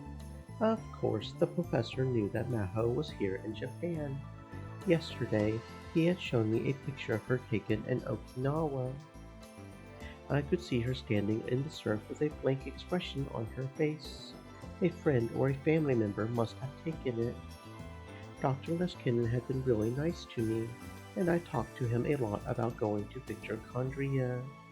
Of course, at a minimum, I needed to graduate from my current school and pass the exchange exam for Victorchondria. せっかくだからダルのことも教授に話してみたんだ。そうしたら興味を持ってくれた。僕？ビクトル・コンドリア大学には情報科学研究所っていうところがあってな、世界最高のハッカーが集まってるらしいんだよ。ダルの腕なら通用するんじゃないか。 I had been inviting Daru to come to America with me, but he didn't seem that interested. He had said things like, I can't imagine living away from the otaku mecca, and no way am I living anywhere you can't get H games and anime figures. He had done nothing but give excuses like that. そりゃあ僕はスーパーハッカーだし通用すると思うけどさ。とりあえず教授に会ってみるだけならどうだ。面識だってあるんだし。今忙しいんだお。一日ぐらいなら時間作れるだろう。コミマが終わるまでは無理かな。1ヶ月以上先じゃないか。とにかくしばらくは無理。いや、本当に言い訳ばっかりだな。そんなに行きたくないのか？ I sighed and sat down on the sofa. This room really was hot as hell during the summer. The windows were open and the fans were running at full speed, but I was still sweating. There was an air conditioner, but evidently he wasn't using it. 誰？ドクペって置いてあるか？さあどうだったかな。マヨシが買い置きしてるかも。I got up and took a look in the fridge in the corner of the room. There was regular soda, mineral water, and some sports drinks, but not a single Dr. P. As usual, the freezer was stuffed with juicy fried chicken #1. My Yuri really did buy a ton of this stuff. Wait, was there even more than usual? Maybe she had bought some for Suzuha too. スポーツドリンクもらうぞ。鈴葉の飲みかけ以外なら OK。I grabbed an unopened bottle and took a big gulp. I happened to take a look at the snack shelf next to the fridge. Mixed in with the instant noodles and snacks were 5 bunches of bananas. My Yuri must have bought those too, but still, all that fried chicken and now these bananas. Was she eating more than she had been? She always said that no matter how much she ate, she never got fat. But if she bought this many bananas at once, they were all going to turn brown and squishy before she could eat them all. マユリのやつ、バナナを買いすぎじゃないか？ああ、それ買ってきたのマヨシじゃなくて僕。あ。ん？ Daru quickly cut himself off. I turned toward him and he averted his gaze. He had been acting really weird this whole time. Was he hiding something? お前がこんなに買ったのか？いつからバナナ好きになった？いやほら、鈴葉に言われてるんだって。ダイエットにいいから毎日食べろってさ。そういえば昔そんなダイエットが流行ったな。Some celebrity had gone on TV and said she had lost a bunch of weight on a banana diet, and the next day all the bananas in Japan disappeared from stores. Was it Donkey Kong? Did Donkey Kong try to sell his banana brand? My dad had tried to get in on the boom a little too late and bought a huge supply of bananas, only to see it flare out and most of them rot on the shelves. I remembered that. だからってこんなに一度に買うなよな。だいぶ色が変わってきてるじゃないか。Well, whatever. I was hungry, so I decided to take one. I took a banana and peeled the skin. とにかく少しは加減ってものを考えろ。そうだね。うん。I finished the banana in 3 bites and went to toss the peel in the burnable trash can. And then I noticed something strange. The can was filled with bananas, more than anybody could possibly eat. Over half the can was filled up with bananas, and it wasn't just the skins. Some of them were unpeeled, but half rotten, and the summer heat made them give off a nasty stench. I remembered seeing something like this once before. またゲルバナ作る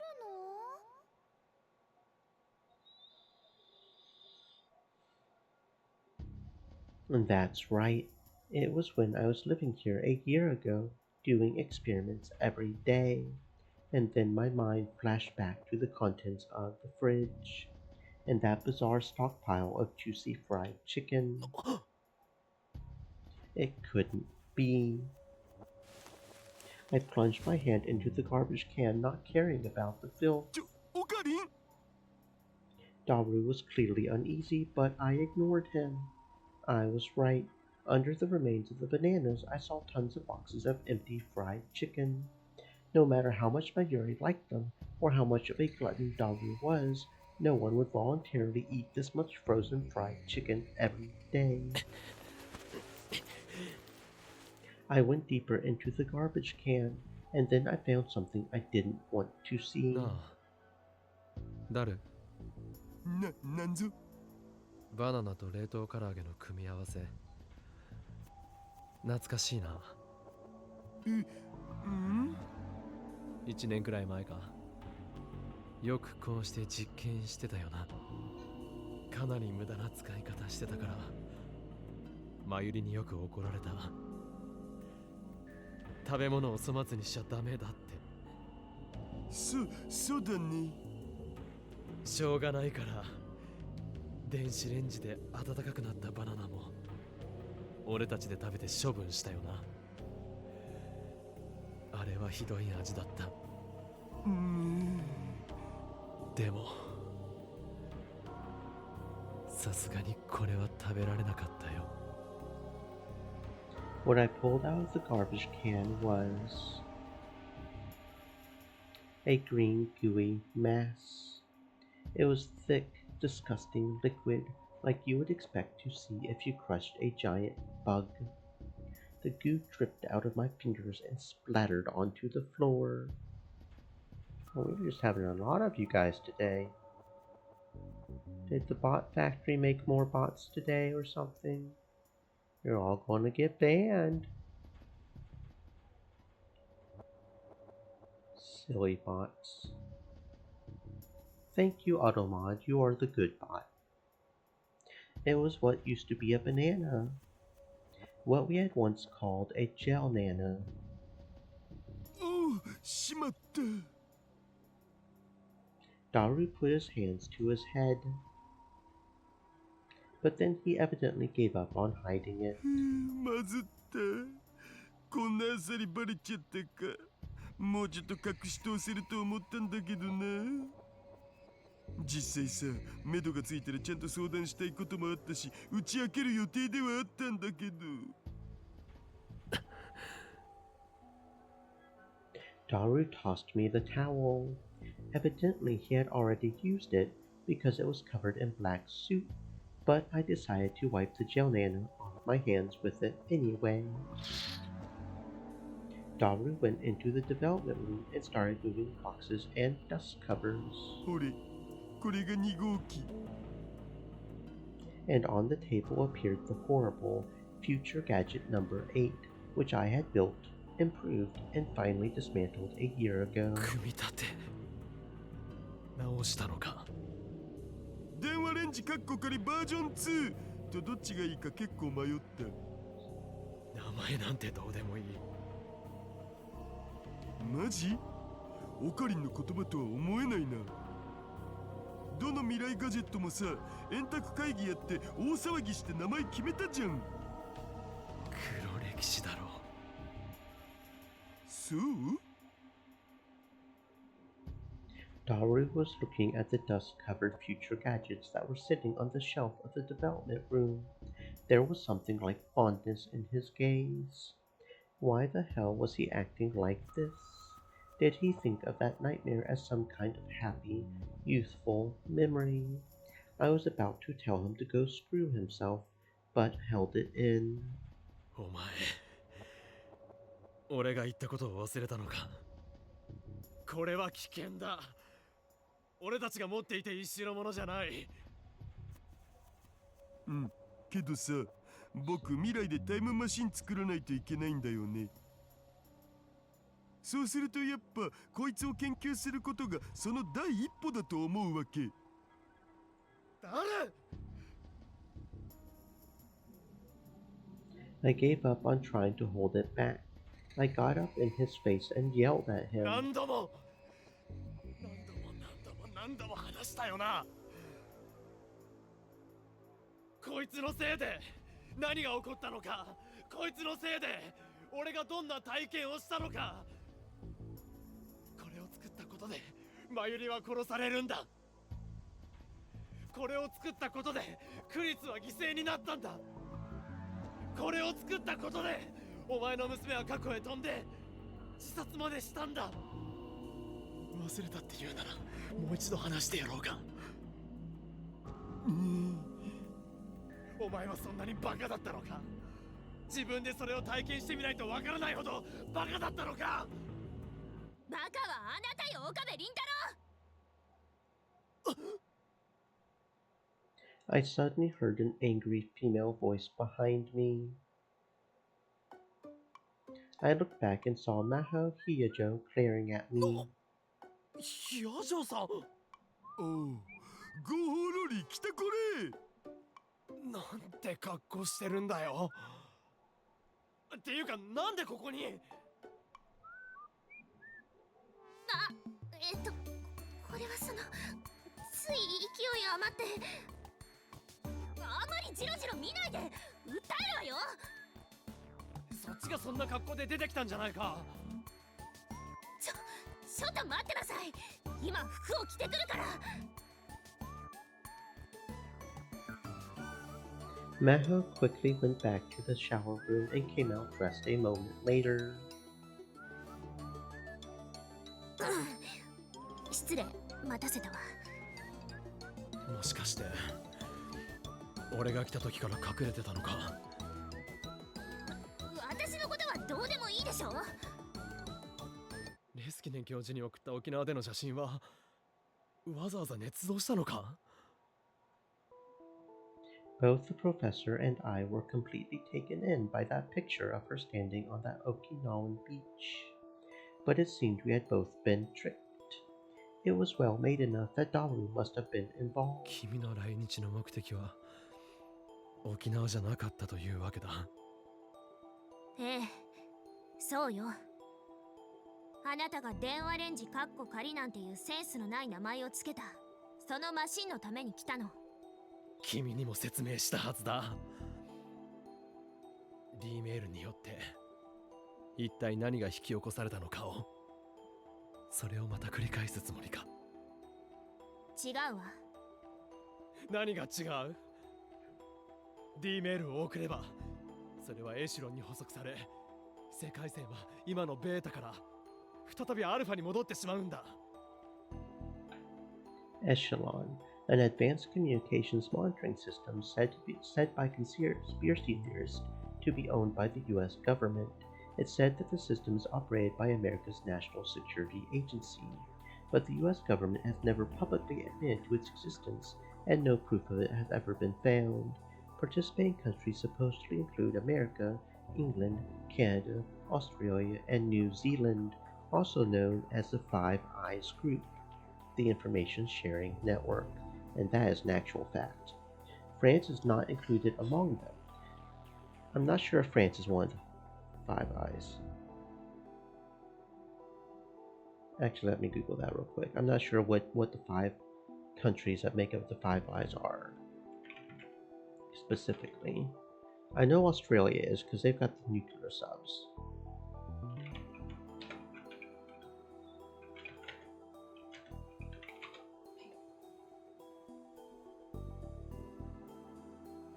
US, UK, Canada, UK, not England, but Austria. Yeah, that's the five. Yeah, that's the five right there. France isn't part of it. Which receives information in exchange for putting an echelon receiving station in their country. It is rumored that the Elephant Cage, a massive antenna array found at the Misawa Air Base in Aomori, is actually part of Echelon. It supposedly intercepts a wide variety of messages, from military traffic to individual cell phones, all of which is stored and monitored. And honestly, I would not be surprised if that is a genuine thing. It's said by conspiracy theorists right here, but they get their information somehow. And I know they can subpoena past stuff from, at least in America, like they can subpoena the phone companies for past data anyways. So I would not be surprised if this is genuinely a thing. And not just a conspiracy theory. Big Brother's watching, yo. Okay, so we got 33 and 37. 69. So we got what? 3 more? 4 more. 128. Okay. そうしたらマユリはまた死ぬ。何度やっても助けられない。永遠に死に続ける。And then I had a terrifying thought and stared directly into Maho's eyes. No way. She of all people couldn't possibly. I trusted Maho completely, and I didn't want to believe she was capable of it. But the terrible machine that I had just confronted had drained me of any kind of rationality. A flashback felt like it was going to hit me any second. Images of Kurisu and Nigeri's deaths were flashing through my mind. And so I said something I never should have said. 君はまさか世界線をアルファに戻したいのか。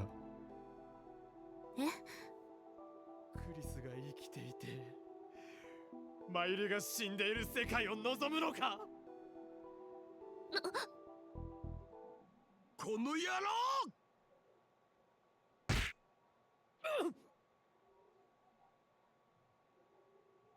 There was an impact on my cheek, and a loud sound in my ears. The next thing I knew, I was lying on the ground, face up. It was a while before I understood what had happened. The left half of my face felt like it was on fire. I was punched by Daru. I had known him for 5 years, and this was the first time anything like that had happened. 謝れ！今すぐ魔法炭に謝れ！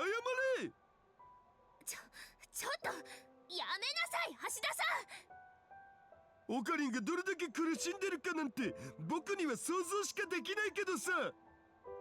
だから安っぽい同情なんてしないし、するつもりもねえよ。でもな、お前結局ただそれに甘えてるだけじゃねえか。魔法炭だって鈴葉だってマユシだってみんながお前のためにどれだけ。もういいからよしなさい。Maho grabbed Daru's body and tried to hold him back. 離せ！こいつもっとぶん殴ってやらないとわかんないんだよ。もう十分よ。今ので十分。だから落ち着いて。And this time Maho put her hand on Daru's shoulder. 後の説明は私がしておくわ。顔でも洗ってきなさい。ほら。She pointed towards the shower room, and Daru finally seemed to get control of himself again. わかった。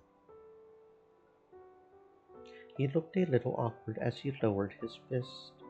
Normally he hated any kind of seriousness, so in a situation like this, he would always tell one of his perverted gentleman jokes. But there were no jokes as he vanished beyond the curtain into the shower room. A moment later, I could hear the sound of the water. まったく。Maho was looking down at me. あなたがおかしなことを言うからよ。そうだな。すまなかった。今のは決して本心じゃ。分かってるわ。あなたそんな人じゃないもの。ほら立てる？ I grabbed her hand and slowly got up. I had taken a solid hit when I wasn't expecting it, and so my head was still a little dizzy. 今のは聞いた。普段優しいやつが怒ると聞くな。そうね。しかも自分のためじゃなく他の誰かのために怒れる人は素敵だと思う。少しだけ見直したわ。Maho seemed a bit happy as she looked toward the shower room. 見直したのは少しだけなのか？だって私への言動がいつもセクハラばっかりだもの。もしかしたら君のことが好きになったのかもしれないぞ。子供がよくやるだろう。好きな子に意地悪するとか、あれと同じだ。あいつ頭の中子供だからな。冗談じゃないわ。鈴葉さんを私の娘にしたいわけ？それはまずいな。I chuckled a bit, but quickly stopped and turned to face Maho. The difference between our heights was so great that I was looking down on 俺 her. の主観で言えば、この世界はクリスの選択のおかげで存在してるんだ。クリスがいたからマイリは無事でいられる。幸せに暮らしていられる。それを俺も守らなくちゃいけない。君は科学者だ。俺なんかよりずっと優れた頭脳の持ち主だ。だから理解できるだろう、この世界の摂理を。ええ。Maho quietly nodded. それは言ってみれば神みたいなものなんだよ。神に人間が挑むなんて無謀だったんだ。なのに俺はそれに何回も何十回も何百回も挑んで、全てが失敗に終わった。無駄だったんだ。人の傲慢を神は決して許さない。そうね。Maho was looking out the window. It was as if she was thinking back to her homeland and ancestors. 神というのは私の祖国やあるいは沖縄の人たちの間でもポピュラーな存在として信じられているわ。私も祖父母や父母からその素敵な考えを教えられてきた。科学に身を捧げるものではあるけれど、決して神を侮ったりはしない。それなら。Maho shook her head a little and looked up at me with a piercing gaze. けどね、あなたが盛んに口にする神はそれとは全く違う。Her words were sharp, with no room for disagreement. 世界の摂理ですって。そんなものはただこの世界を構築している数式に過ぎないわ。神なんて立派なものは介在していないし、私たちに解が導けない道理はないのよ。I was about to respond, but before I could, Maho went inside the development room. I had no choice but to follow her. リーメールとエシロンとの因果、それによる危険性については十分認識しているわ。安心しなさい。Dメールは今の時点では封印してある。あなたの懸念しているような事態は起こらないし、私が絶対に起こさせない。アルファ世界線に戻させたりもしない。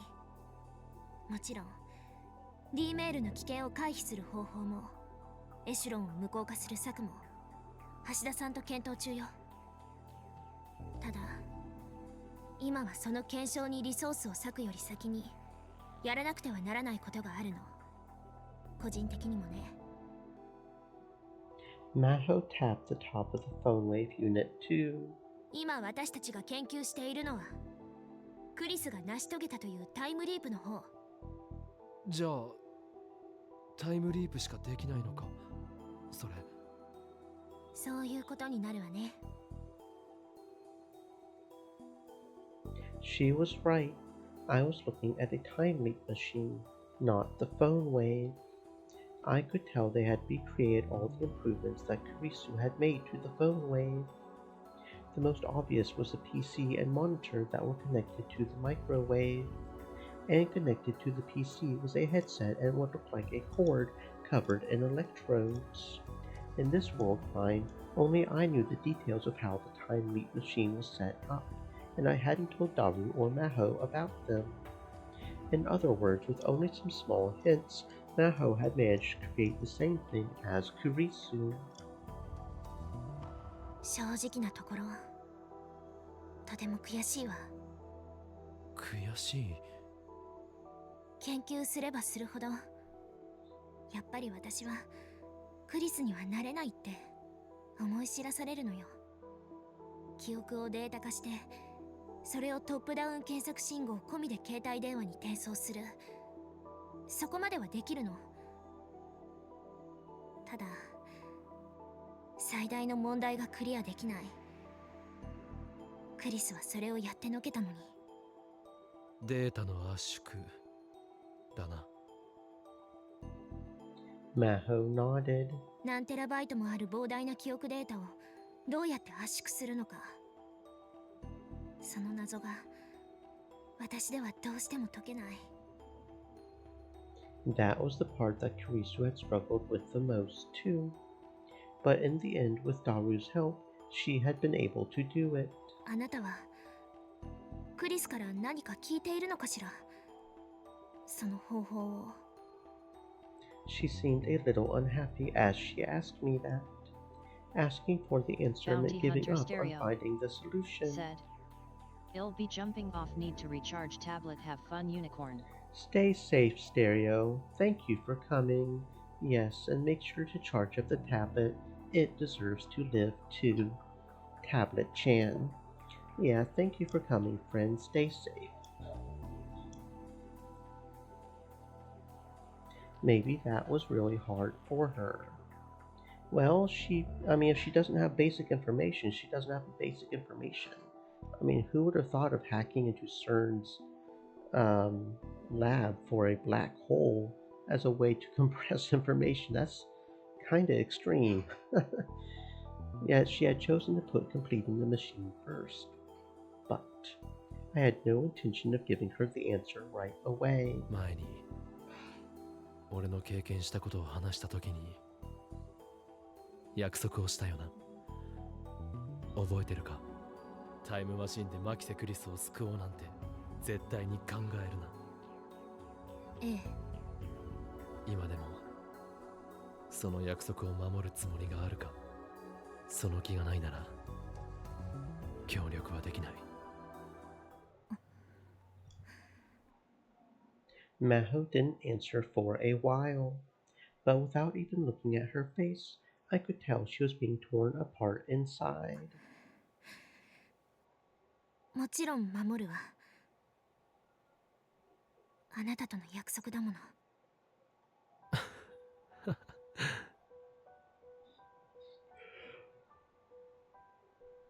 After a long pause, she gave her answer. I couldn't help but laugh. 君は嘘が下手だな。そんな顔をしていたらすぐにバレる。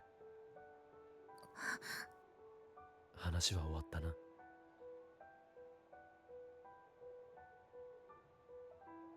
Then I left the development room. I looked toward the shower room, but I could still hear the sound of falling water from within. Daru was showing no signs of being done. なあ、ダル。バカは俺だった。本当にすまなかった。I spoke, but there was no answer. Maybe he hadn't heard me. It seemed better for both of us if I apologized tomorrow. 明日来るから。That was all I said as I headed towards the door. 岡部さん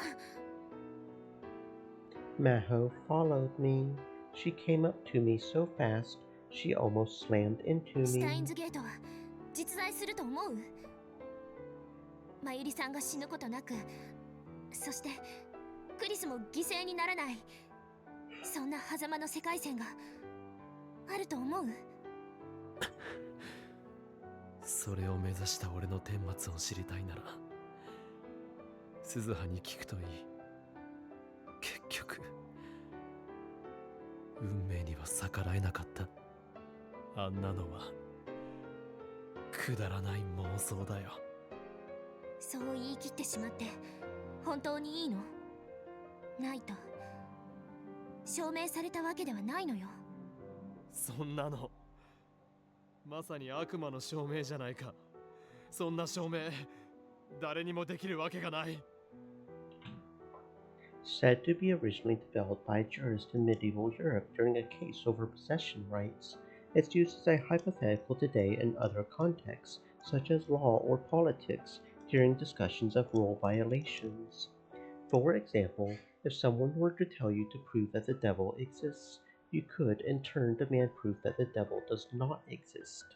Then, when they fail to provide that proof, you could say since you can't prove the devil doesn't exist, he must exist.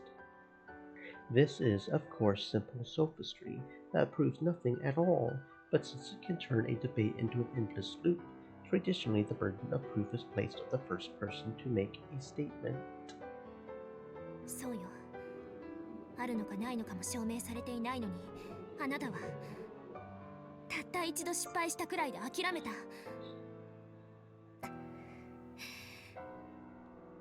Maho was gritting her teeth hard. 呆れてしまうわ。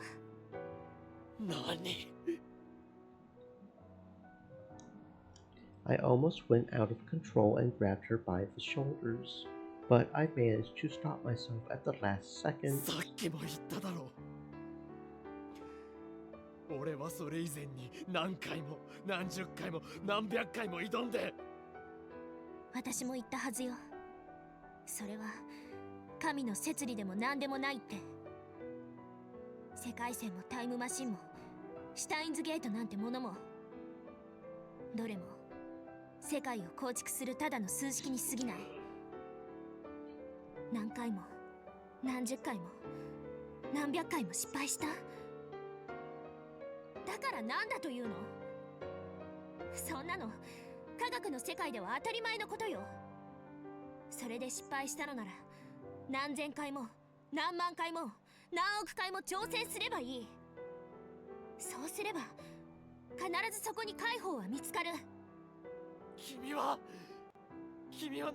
何も知らないし経験していないから、そんな無責任なことが言えるんだ。いいえ、嫌というほど経験してきたわ。失敗も挫折も後悔もその痛みもマキセ・クリスという天才のせいで。数式に感情はないだろう。数式を解くのは人間よ。結局のところね。We were glaring at each other, our faces close enough to kiss. Maho's gaze burned into me. For some reason, I couldn't bear to look at her, so I turned away. I turned around without saying a word and tried to head out the door. But she grabbed the hem of my shirt and stopped me. I didn't expect that. まだ何か用か。I turned around, annoyed. A moment ago, Her expression had been so fierce, but now she simply wore a sad smile. It was so different that, for a moment, I had thought I had jumped world lines. Maho whispered to me, あなたこそ嘘が下手ね。嘘。 Was I lying? I put my hands up to my face, trying to figure out what she meant.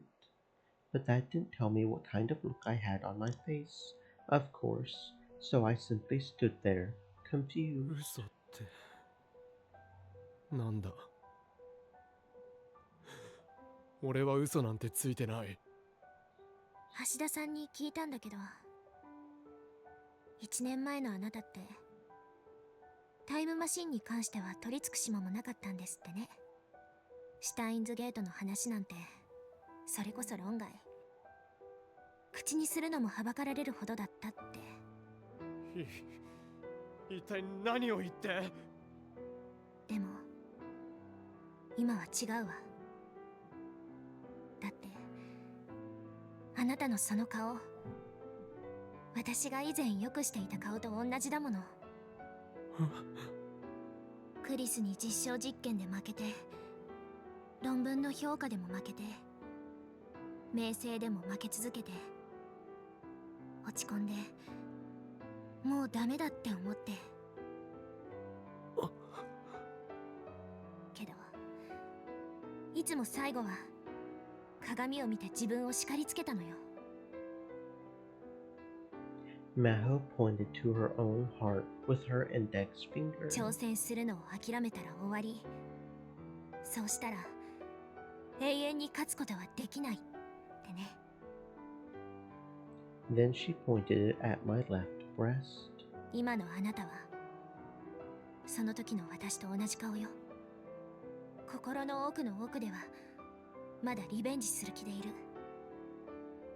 自分をこんな惨めな男へと貶めたシュタインズゲートに。 Me, I still hadn't given up. 違う。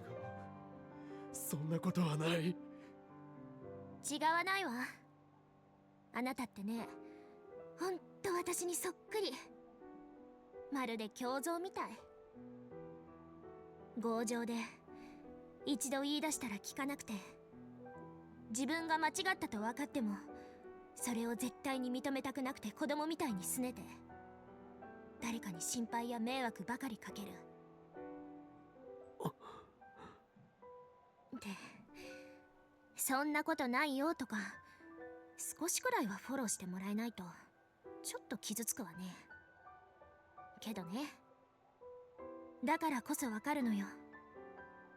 私もあなたも最後は絶対に自分の足で立ち上がるの。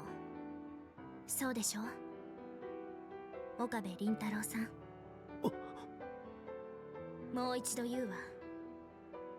あらゆる世界の摂理はただの数式であり、その解放は必ず存在する。私は何としても見つけてやるわ。神なんて介在しない、ただの数式を解く鍵を。そうしてマユリさんが死なない、クリスも生きている狭間の世界線に続く道へとたどり着いてやる。 After saying all that, Maho was a little out of breath. She had a lot of vitality in her tiny body. Her words, the way she looked, they hit me so hard I couldn't speak. で、あなたはどうするの？岡部所長、ここはあなたのラボなのでしょ？いつまでも所長不在では話にならないのだけれど。俺は And then I got a Rhine message. Big trouble. What do I do? Mayuri, I just happened to pass by her, and she was running away crying. I've never seen her so sad. Mayuri was crying. I could tell that something bad was going on. When she saw my shock, Maho looked over at the phone too. She was crying. What happened? I don't know. I just happened to run into her, so I said hi, and she was crying. I was really surprised, but when I asked what was going on, she was really upset. She said that it was her fault Kurisu had died, and that's why you were suffering. She said she should have died instead, and then she ran away. I ran after her, but I lost her. What do I do, Okabe? What do I do? だって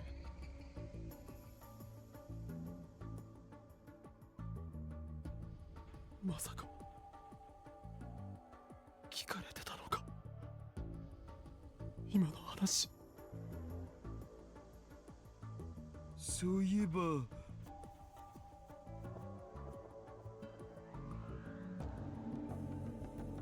Daru had come out of the shower room at some point and was standing right behind me.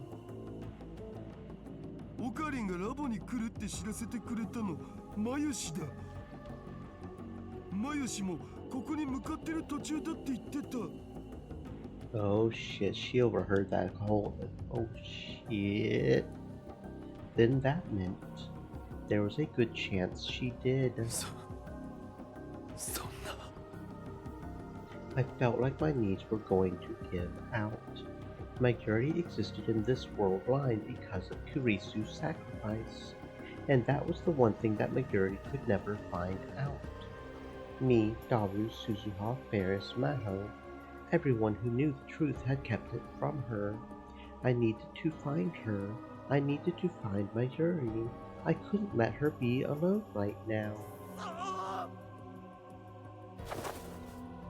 I ran out of the lab.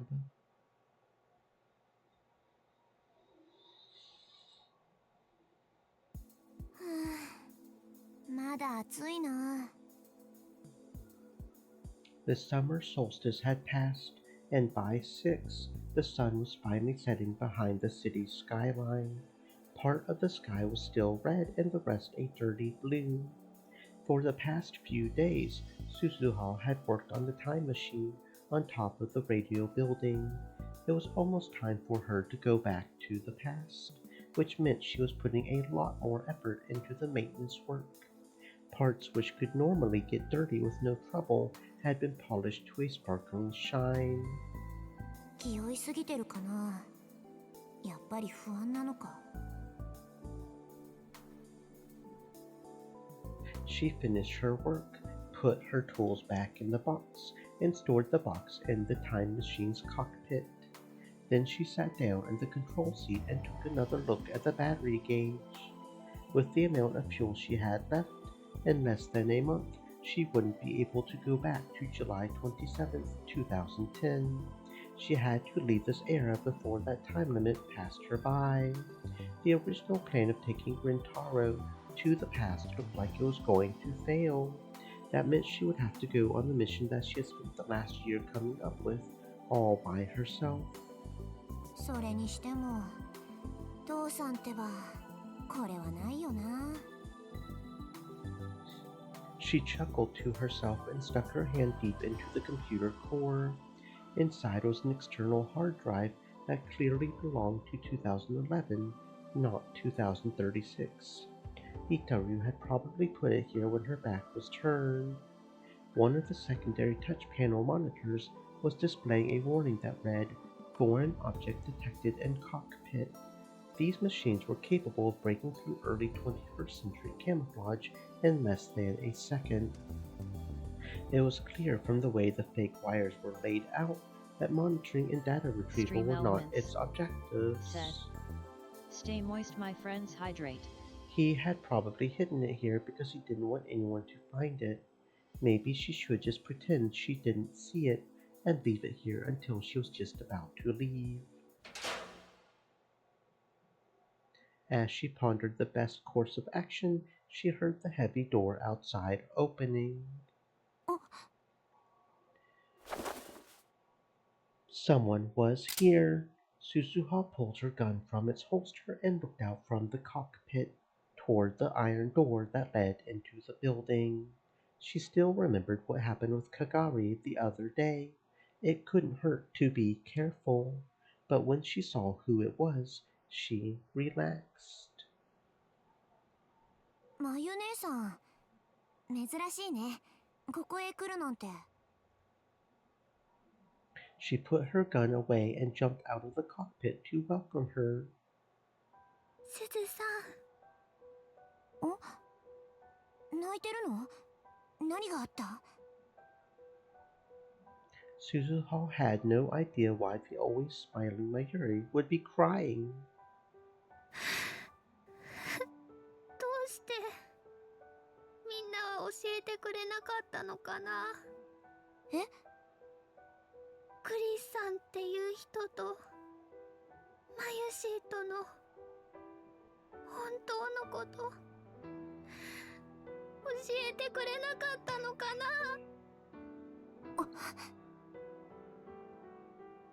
She almost spoke, but quickly cut herself off. How did she hear, and from whom, the cruel truth that Mayuri's survival depended on Kurisu Makise's death? There was nothing in the world Suzuha had wanted to see less than the look on Mayuri's face when she discovered that. 誰に聞いたの？ But there was only a few people who knew the truth. Excluding herself, only Rintaro, Itaru, and Ferris and Maho, and none of them would deliberately tell her. In fact, they had all hidden it for her sake. オカリンと真帆さんが話しているのを聞いちゃった。 Then it was an accident after all. ねえすずさん、お話聞いてもいい？2036年のマユシーとオカリンのこと。Suzuha wasn't sure what to say. To be honest, she didn't want to say anything at all. It wasn't something that would make her feel better.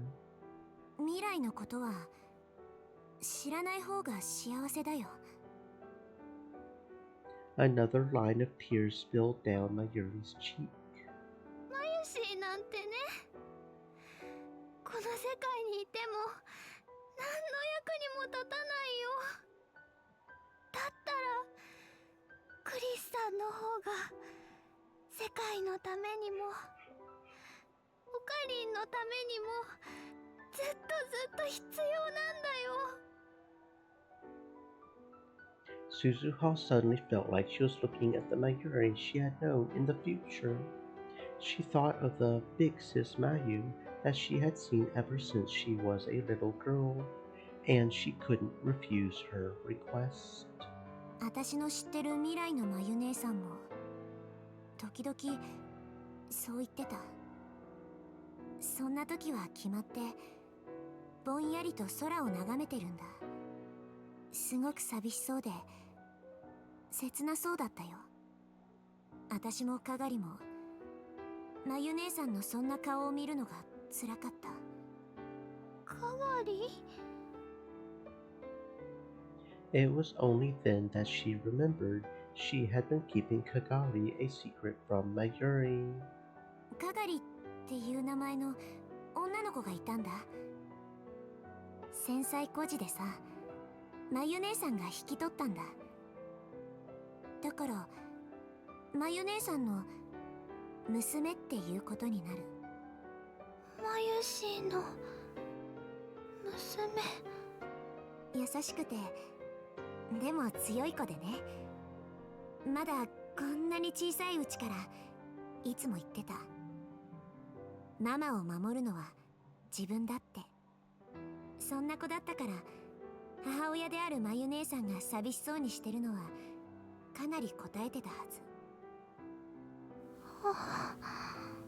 ず。そういえば7月7日、今日って七夕って言うんだってね。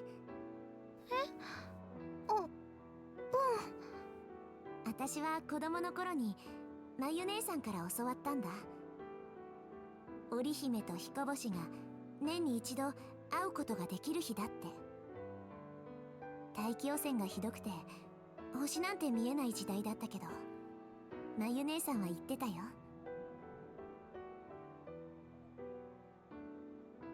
雲が夜空を覆っていても、星は世界から消えちゃうわけじゃない。雲の向こうで変わらずに輝き続けてるの。だから一緒にお祈りしようね。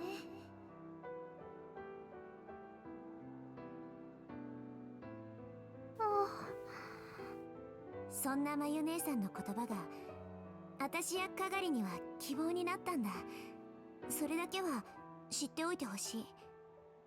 少なくとも私やかがりにとってはまゆ姉さんが必要だった。それにオカリンおじさんだって死ぬまでまゆ姉さんのことを大事にしてたんだ。まゆ姉さんの幸せのことばかり考えていたんだ。死ぬまで。Maybe that was another cruel truth for her, but Suzuha decided that she would hold nothing back now.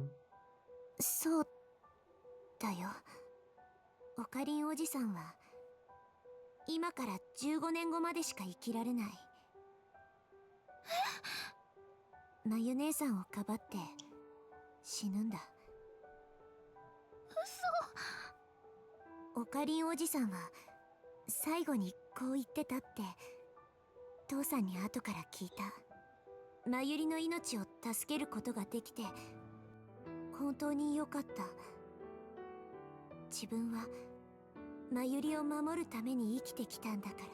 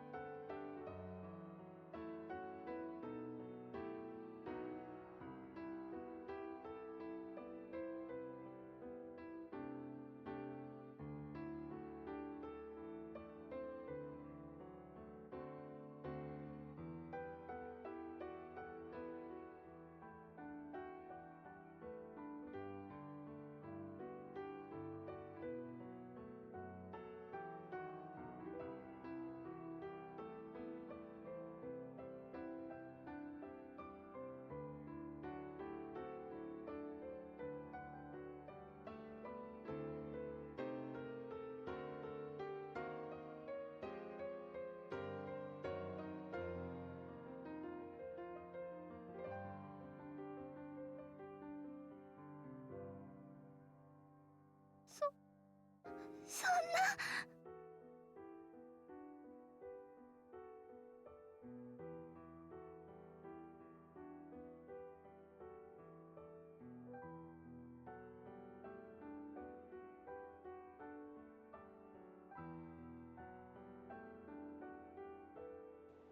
Mayuri put both her hands over her mouth.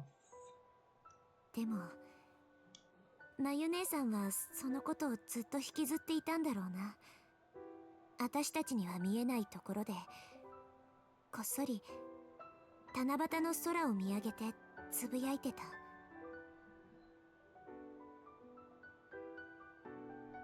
の日、私の彦星様が復活していたら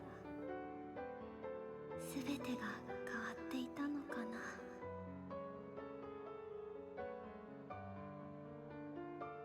あの日、私の彦星様、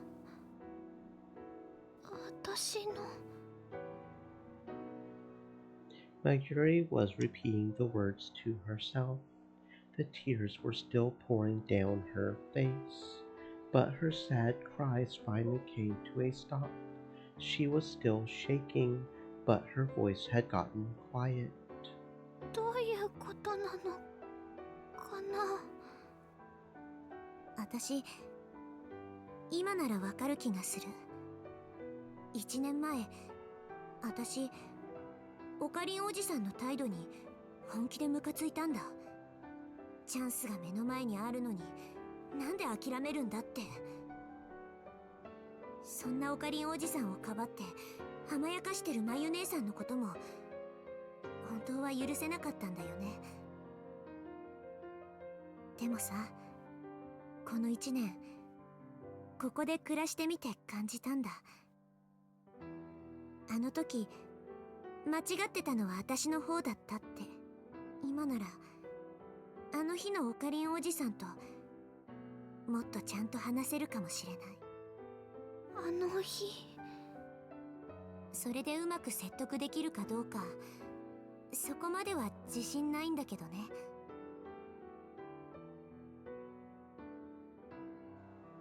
As the sun set in the west, the shadow of the time machine lengthened, and Suzuha's along with it.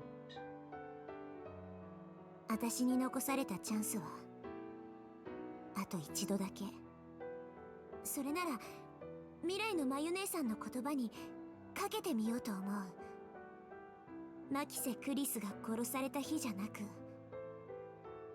まゆ姉さんの言ってたあの日へ飛んで、まゆ姉さんの望みを叶えられるかどうか試してみる。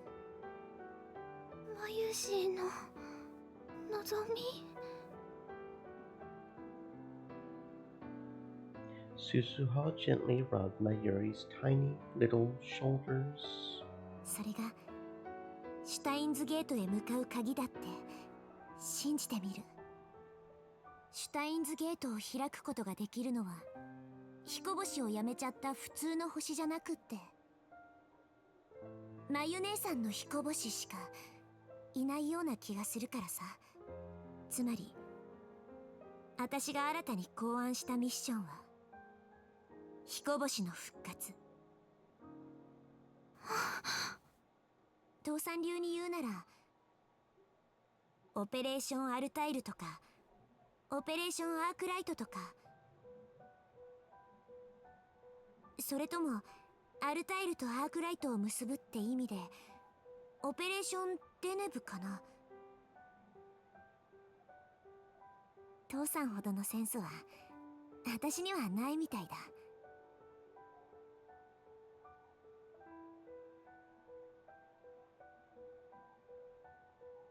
Mayuri tried to draw herself up as best she could on wobbling legs. ねえ、すずさん。そのオペレーション、まゆしーにやらせて。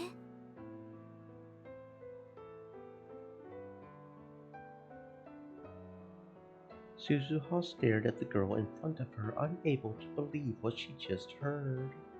これは危険な賭けだ。私の考えが間違ってて失敗するだけかもしれない。タイムマシンにも限界が来てて、いつ制御不能になるかわからない。そのまま消滅してしまうかもしれない。それでもお願い。まゆしーだってラボメンなんだよ。オカリンとダル君に助けてもらってばっかりなのはもう嫌だよ。Mayuri rubbed her eyes hard and wiped away her tears. Life was slowly, slowly returning to her frail body. まゆしーね、オカリンのことが好き。多分クリスさんと同じぐらい。違う、絶対にクリスさんに負けないくらいずっとずっと大好き。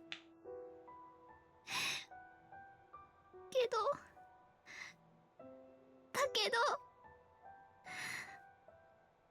私は法院京馬がもっともっと大好きなの。私がおばあちゃんを亡くしてこの世界から消えてなくなっちゃいそうになってた時、そんな私に向かってこの世界にずっといろって言って救ってくれたの。それが彼なの。私の彦星様なの。私ね、もう一度彼に会いたい。あの偉そうな高笑いをまた聞きたい。たとえ私が織姫様になれないって分かってても、それでも私にとっての彦星様はこれまでもこれからもずっと彼以外にはいないんだもん。王院京馬に会いたいよ。The girl who could never be Orihime shouted all of her feelings to the world at the top of her lungs, and right in that instant, Suzuha heard a sound from her cell phone that she had never heard before. これは It was the sound of a video message. When she saw the sender and subject line, Suzuha gasped. これ未来からのムービーメール。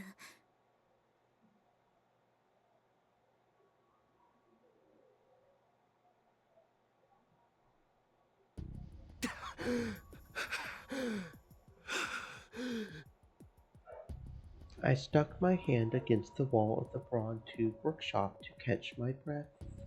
There was no sign of Mayuri. I had gone to May Queen and to any shop I could imagine her visiting, and had no luck.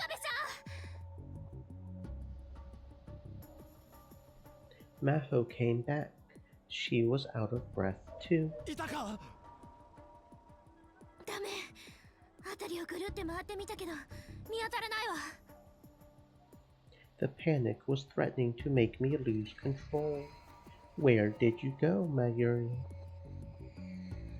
誰？見つかったか？ I had asked Daru to stay behind and call all her friends and people she knew. オカリン、それがどうした？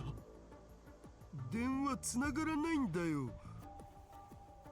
マユリなら俺も何度もかけてみたが電源を切ってるみたいで。違うんだ。マユシだけじゃなくて他のどこにもつながらない。つうかずっとスマホが圏外になったままでさ。なんだって？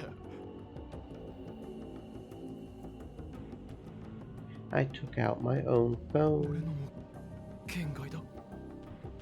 私もだわ。 Oh, because that's a good sign, right? That's a good sign. In a horror movie, that's always the first thing that goes, right? The lab had never suffered from bad signal before. We went up to the roof and even tried holding our phones up to the sky, but the result was the same. 屋上でもダメだ。外に出ても繋がらないわ。 Daru looked for news on the internet. Thankfully, the internet connection was still active. 速報出た。 There was an article on the top page of Taboo talking about a large-scale cell phone service outage. つうか、なんぞこれ。秋葉原一帯の基地局が全キャリア故障？全キャリアってそんなことありえるの？ Shit's going down. Shit's going down. It didn't seem possible to me, not under normal circumstances anyway. The events of a year ago in the Alpha World line flashed through my mind. That night, when Mayuri was mercilessly killed and all the safety I had ever believed in was stripped away. That night, when all the pain began, started with a bomb threat at Akihabara Station. that had shut down the main train system. 人為的な工作。 Something terrible was about to engulf Akihabara. That was the feeling I had. I tried my best to fight off the flashback. Now wasn't a time to be scared. I needed to find my Yuri. I couldn't leave her alone out there. I gritted my teeth to fight off all the trauma I was carrying and raised my head. ダル、ネットは生きてるんだよな。あ、うん。だから LINE 経由でルカシやアマネシとは連絡取り合ってる。Okay, then they should be willing to help look for my 俺 Yuri. ももう一度辺りを探してくる。待った。実はもう一つ気になることが。電波障害のことをアットちゃんで調べようとしたらさ、現在進行形でお買い手がクラックされてて、そのクラッキングしてるやつがさ、ほら。A term used to describe actions such as illegally accessing a network-linked computer or modifying its data, often confused with hacking, but originally hacking was described as using and investigating a piece of software. Cracking, however, refers to a malicious, unauthorized activity. Most times when the term hacking is used by the media, this is what they actually mean. Love it whenever the media uses the wrong words, right? There's only gotta be like one more, right? 16.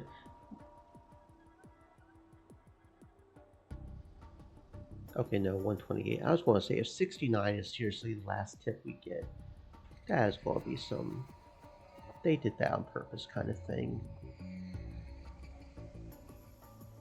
128, though, we're also missing 128.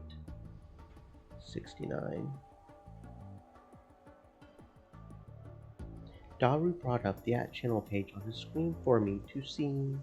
I wondered why it could possibly matter, but decided to take a look anyway. これは Sally Aries' neighbor. That was the nickname I had used to make contact with Kuri Gohan and Kamehameha. 何なの？ I decided to leave the explanation for later and clicked on the thread. It was all comments by a single person.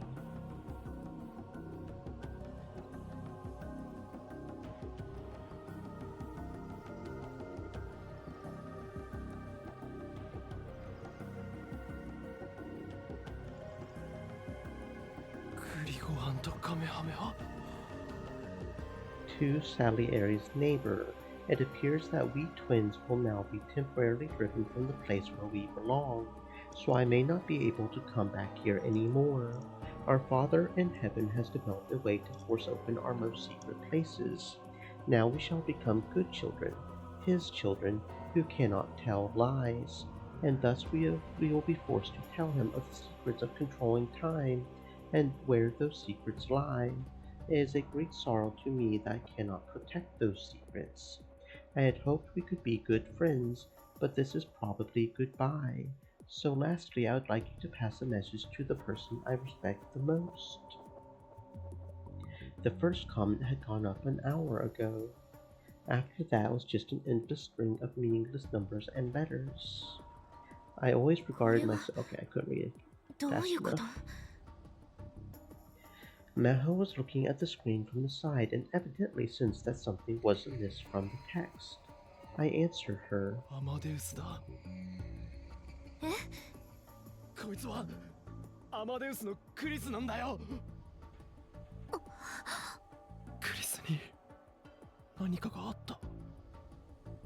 This was some kind of message. She was trying to contact me with it. 時を司る秘密。タイムマシンじゃね？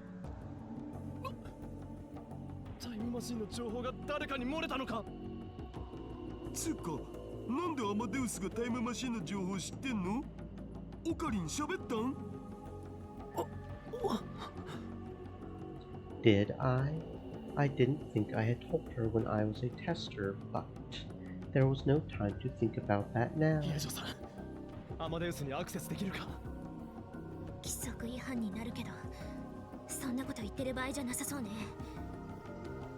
橋田さん、その PC 借りていい？ Maho took Daru's seat and used his PC to access the Brain Science Institute's computers.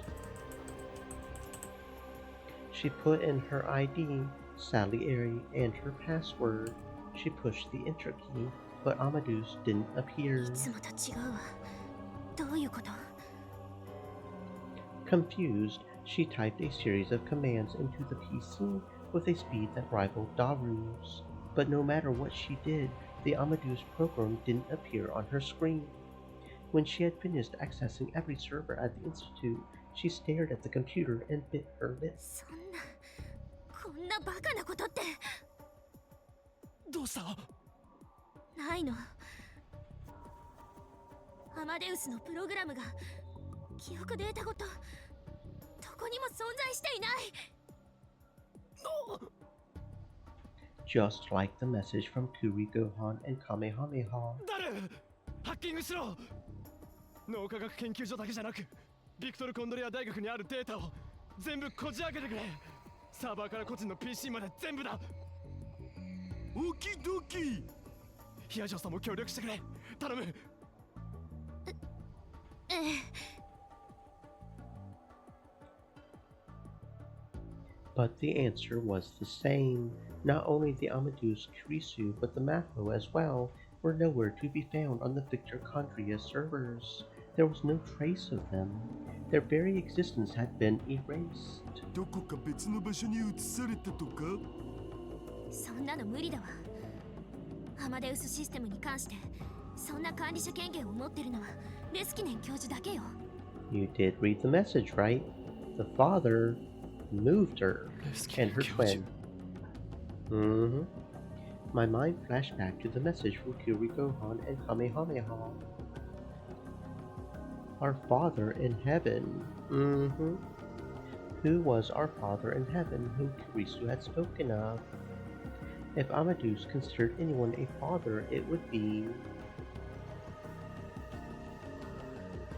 まさかレスキネン教授が。憶測で物を言わないで。それよりも教授の ID とパスがクラックされたと考える方がよっぽど現実的よ。レスキネン教授に連絡をつける方法はあるか？ The phones weren't working, and there was no way to tell when he would see an email or if he would respond. Maho was thinking hard, but it didn't seem like she was having any luck. We were getting nowhere. I was concerned about my jury, but I couldn't ignore the danger that was right in front of me. とりあえずラジカンへ行ってくる。クリスの警告通りなら狙われるのはあそこだ。僕も行く。お前とヒアジョさんはここで情報収集だ。マユリが戻ってくるかもしれないから。ただし何かあったらすぐに逃げろよ。I gave my orders and ran out of the lab towards the radio building.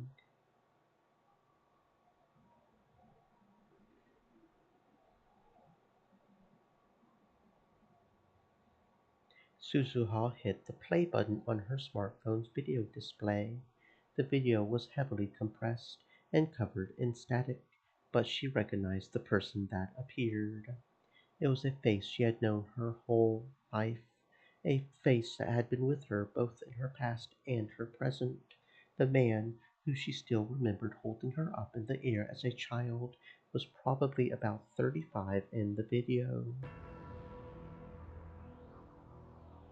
やあ、鈴葉、元気かい？父さんだよ。こちらは2025年だ。いろいろなことを君に託してしまって本当に申し訳なく思う。許してくれ。頼む。このムービーメールが届いたということは、君は、いや、君とマユ氏はシュタインズゲートへの道をまた一つ見つけてくれたということだ。つまり計画は次の段階に移行したわけさ。なぜ最初から全部指示しなかったのかと君は怒るかもしれないな。でも指示しなかったんじゃないんだ。できなかったんだよ。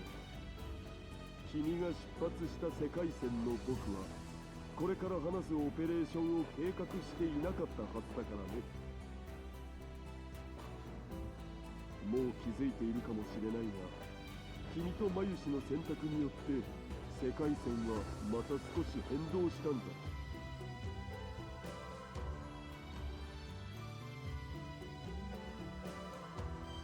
つまり僕も君が出発した世界線とは違う別の世界線上の橋田至るということになる。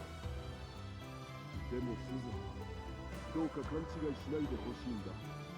僕はどんな世界線においても娘ラブだからね。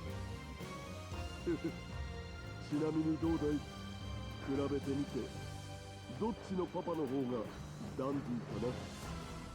僕は最近筋トレを始めたんだけどさ。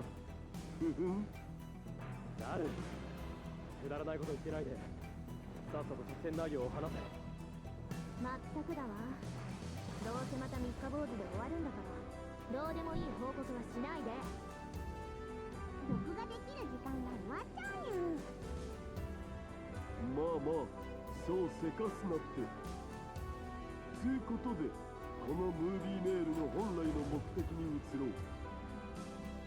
オペレーションアークライトの詳細を伝える。これは本当に一瞬のミスも許されないギリギリの戦いになる。心して聞くんだ。いいね。Suzuha paused the video there. If he was telling her to pay attention, it must be important. If she was going to memorize it all, she needed to calm down. To be honest, getting a video from her dad in 2025 had made her really excited. It felt like her father was telling her that the plan she had come up with on her own was the right one. That's why she needed to pay careful attention. Mayuri was standing by herself, typing something into her phone as fast as she could. When the video had arrived, she had told Mayuri that they may have to leave for the pass today. There must have been some reason the video was sent today, at this time. That's how it seemed to Suzuha. 何してるの？あ、すずさん。どう？今日出発することになりそう？作戦概要はこれから確認するつもり。そっか。もし今日出発するってなったら、マユシーは行方不明になっちゃうわけでしょ？心配かけたくないから、お父さんとお母さんと、あとお友達みんなにメールを書いておこうと思って。オカリンおじさんくらいには直接伝えられる時間があればいいけどね。She would be done going over the mission and deciding on a course of action by sunset. Probably. オカリンにもメール書いたから大丈夫。メールでいいの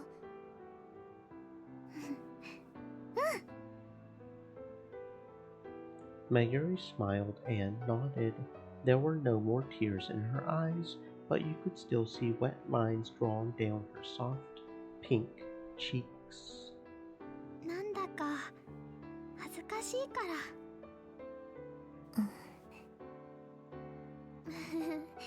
でもね、せっかく書いたメールだけど送れないかもしれないなーって、今ちょっと困ってたところなのです。なんで？電波圏外になってるんだ。場所が悪いのかな？圏外？ Suzuha looked at the screen on Mayuri's phone. There wasn't a single bar on the antenna. おかしい。この場所ならいつだって電波は入ってた。Suzuha took out her own phone to double check. 私のもだ。When she saw that Mayuri was using a different sound carrier than her, she frowned. 嫌な予感がする。 Shit's going down, shit's going down. You better hurry up and check those mission parameters. She told Mayuri to hide behind the time machine and silently moved up against the iron door leading to the stairs. She opened it a crack, taking care not to let it creak.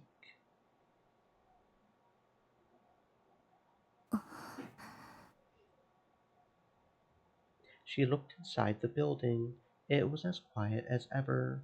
There was nothing on the floor below but a room for events and some storerooms, so on weekdays like this it was always quiet. 気のせいか。 She tilted her head sideways as she softly tried to close the door.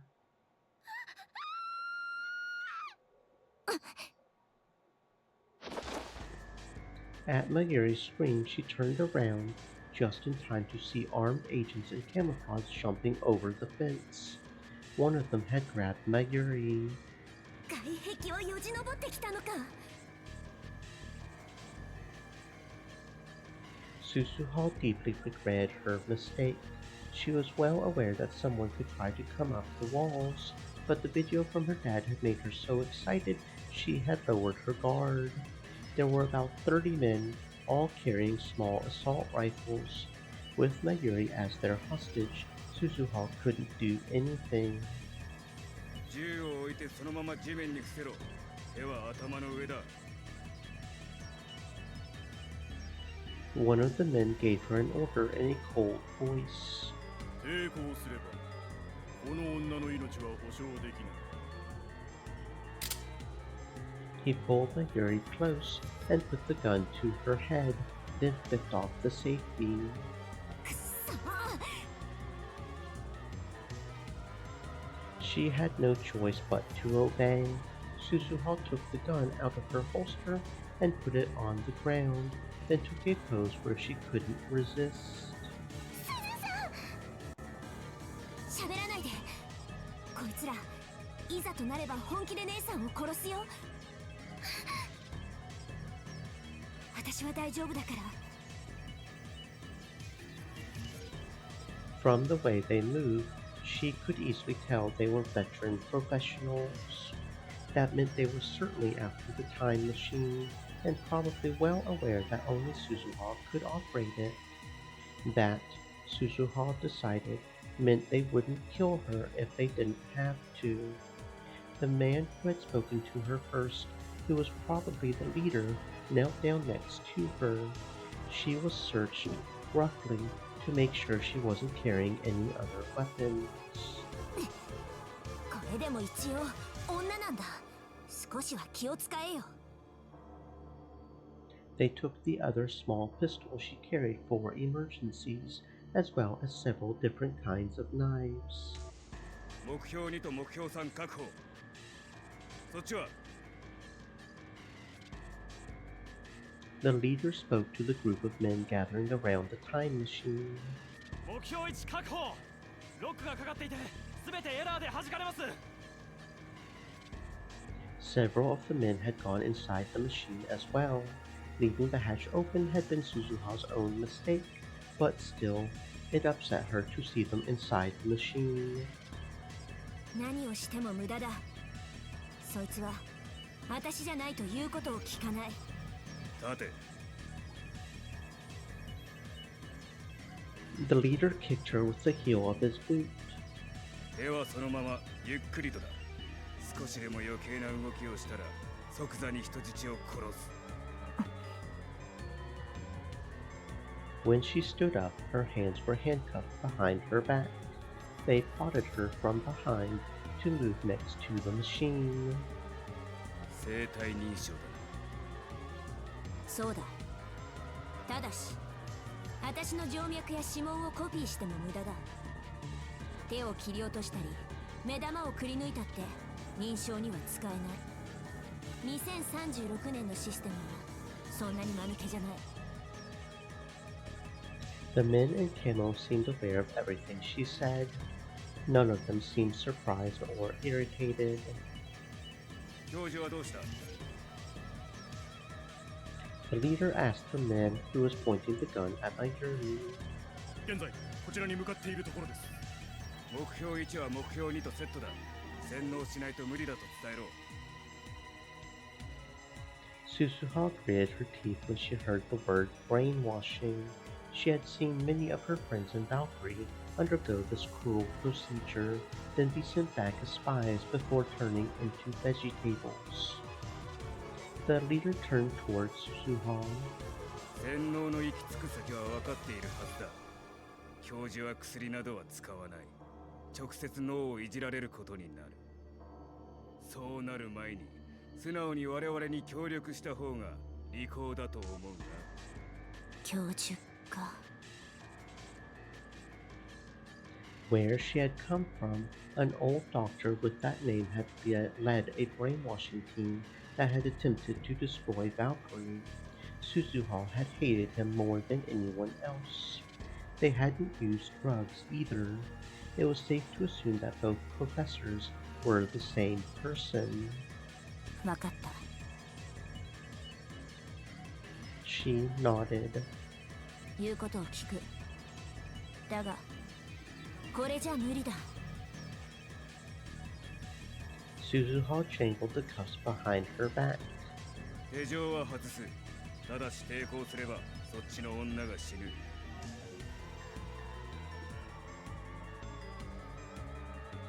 There was still a gun pointed at Mayuri's head. Even if she tried to resist, it would be impossible to save Mayuri from this many professional soldiers. When she went inside the cockpit, she used her biometrics to bypass the lock and brought up the control console. Lights came on all across the machine, and she could hear a low rumbling. よし降りろ。あとは我々が調査する。あんたたちに理解できるとは思えないけどね。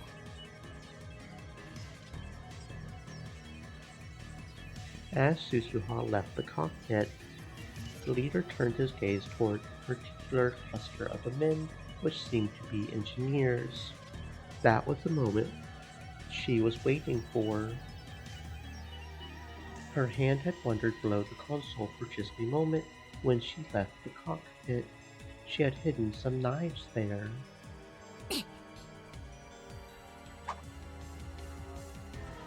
Without making a sound, she threw it at the leader.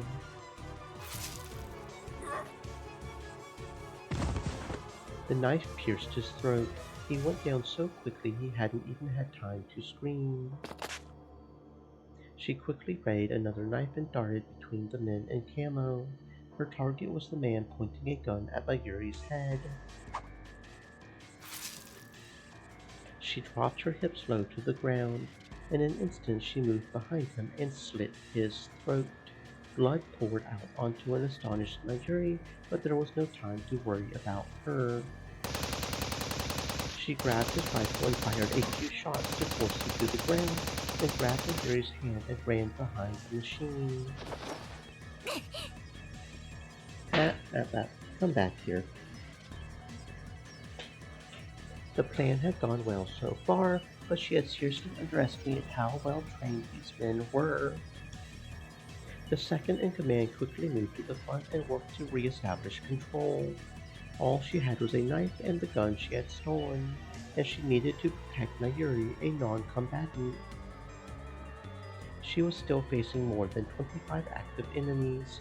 Whatever the right way to get out of this was, she couldn't find it. The time machine was still active. She couldn't escape because she couldn't leave it here. One of the men fired several rounds toward her, which bounced off the side of the machine.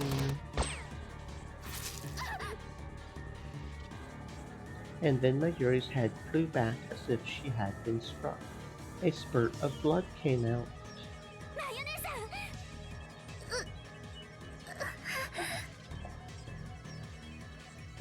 Her cute face was turning blood red. One of the rounds had grazed her after it had ricocheted. She was clutching herself with her arms, and her expression was completely blank. Her tiny body was shaking. Susuha couldn't blame her. She fired back at the enemy, but they kept drawing closer. いろんな戦場を渡り歩いてきたけど、ここまで追い詰められたのは初めてか。The time machine's maintenance hatch was right in front of her. When she saw that was there, she visualized her last option in her mind. あれを開ければ、内側からマシンを爆破することはできる。If she did that, all of her plans would be ruined. The path to Steins Gate would be forever closed. But that didn't mean she was cold-blooded enough to sacrifice Mayuri here. If the world lines were going to converge, maybe Mayuri wouldn't die here at all. But what her father had said during his video message bothered her. もう気づいているかもしれないが、君とマユシの選択によって世界線はまた少し変動したんだ。つまり僕も君が出発した世界線とは違う別の世界線上の橋田至るということになる。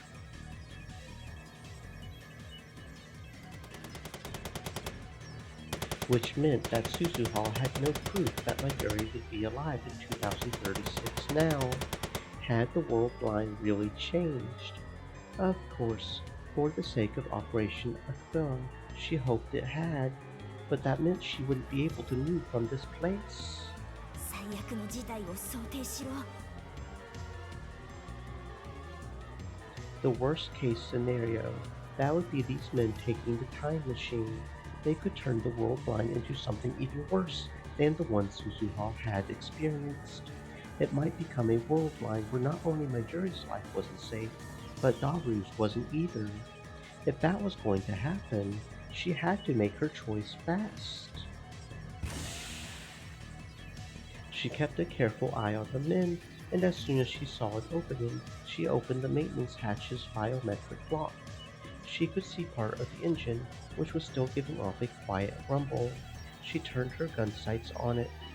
Fortunately, the unit that created the curved black hole still wasn't active. Even if she blew up the machine here, it probably wouldn't cause serious damage to the space-time continuum. As soon as she saw that, she went to pull the trigger.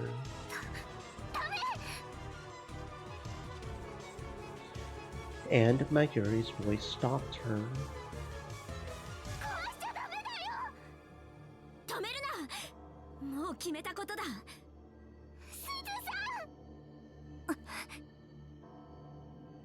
Mayuri had stopped her once before, and once again, she hesitated for just another instant. On the battlefield, that instant can decide your fate. She took a quick look around again, and then she froze. Mixed in with the men in camo was a girl in a dark motorcycle suit and helmet. あいつ、かがり。Was it Kagari who had leaked this place's location to them? She was well aware of Kagari's abilities after their 2 battles. If she wasn't completely in control of herself, she would be killed instantly. She talked to herself. 私が生き残るのは諦めざるを得ないな。How many would she have to take with her in order to give Mayuri a chance to escape? Right now, the only thing she could afford to think about was getting Mayuri back to Rentaro Okabe. But just when she had made her decision, she felt Kagari staring at her, or more precisely, the blood dripping down Mayuri's forehead. And just after that, Kagari did something she hadn't expected at all. ママに何をした？お前たちに。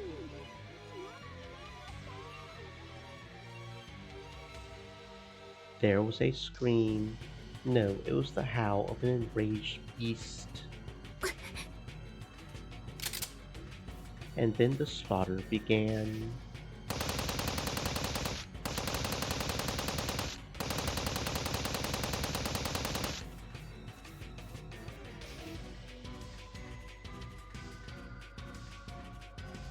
Kagari grabbed the second-in-command's head with her left hand. With her right, she steadied her rifle. After she fired, there was very little left of his head. The rest of him dropped to the ground.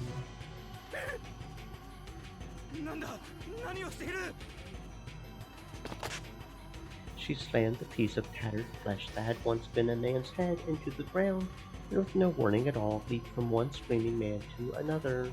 She fired her gun into every one of them.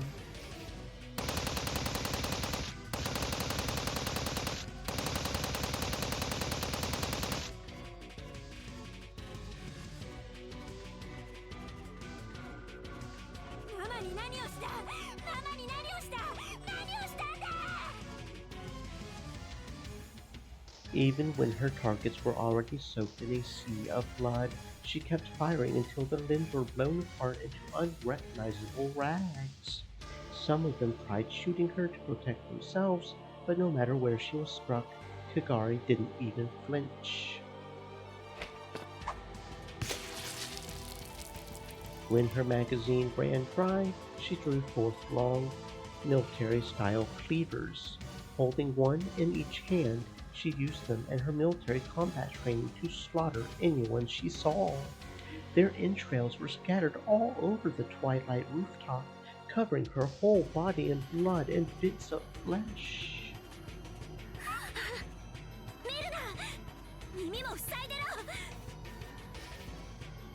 Susuha held Mayuri's head tight to her chest.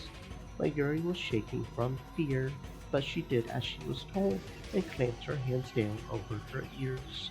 Even so, she could probably still hear the sounds of ripping flesh and shattering bone.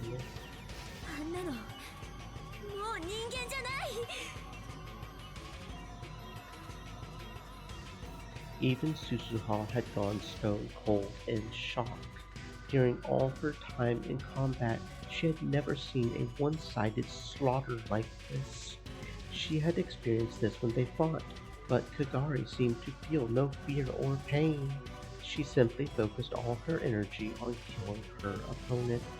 It was often said that humans unconsciously avoided using all their muscle power to protect their own bodies, but Kagari seemed to lack that capability. Just now she had stabbed a man who had turned to run from her in the back, then tossed his huge body to the ground with only a single arm. Then she kicked his stomach from below and ruptured his organs, killing him.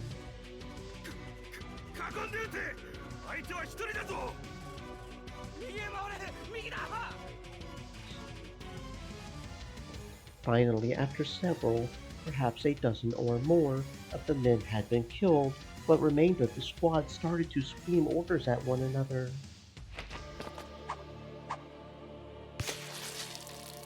With terrifying reflexes, she dodged between their shots and brutally murdered several more. But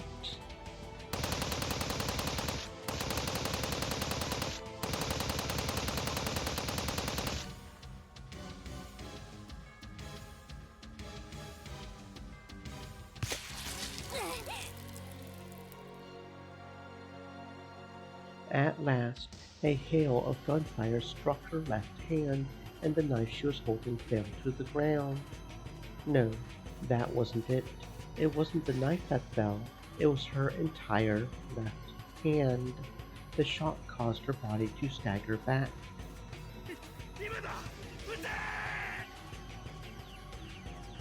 Someone screamed, in a voice that lacked any of the pride and bravery a soldier is supposed to possess. Several more bullets dug into her body. Parts of the motorcycle suit ripped open, and the helmet cracked. Blood that was clearly her own, not that of the men she had killed, began to pour out. At last, she fell into a pile of corpses. Yes! They must have thought they finally had her. One of the survivors pointed his gun down to finish her, and just as he was about to pull the trigger,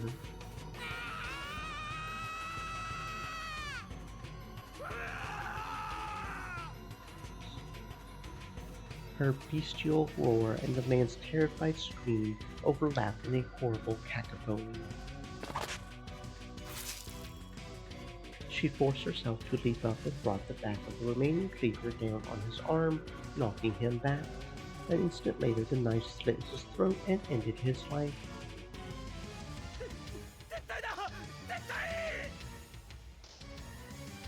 The survivors began to flee in terror.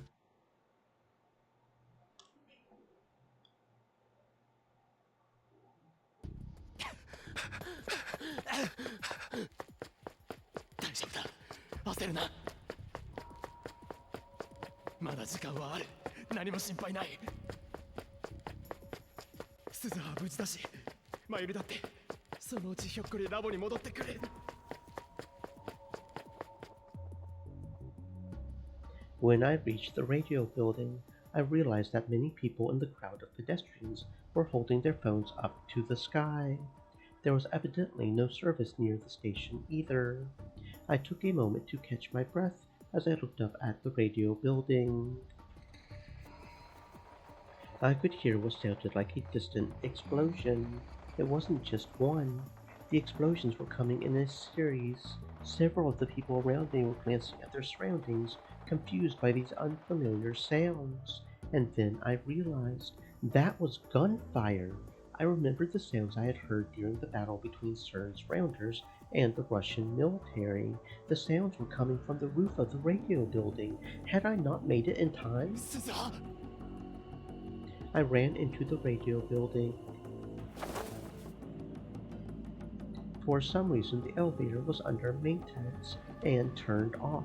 I had no choice but to take the stairs. My heart was pounding so fast that I thought it would burst, and I tripped several times due to how tense I was. I stumbled again and again on the stairs. How many times had I come up these stairs feeling like this?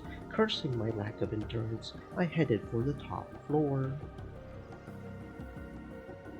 When I got to the 7th floor, I ran to someone I had hoped I wouldn't see. No, my guess that I would run into them was right. I wish that I wasn't, but...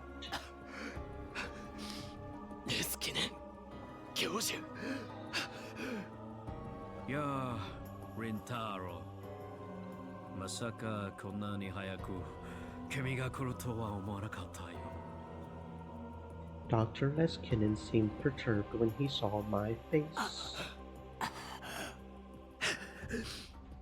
どうしてここに？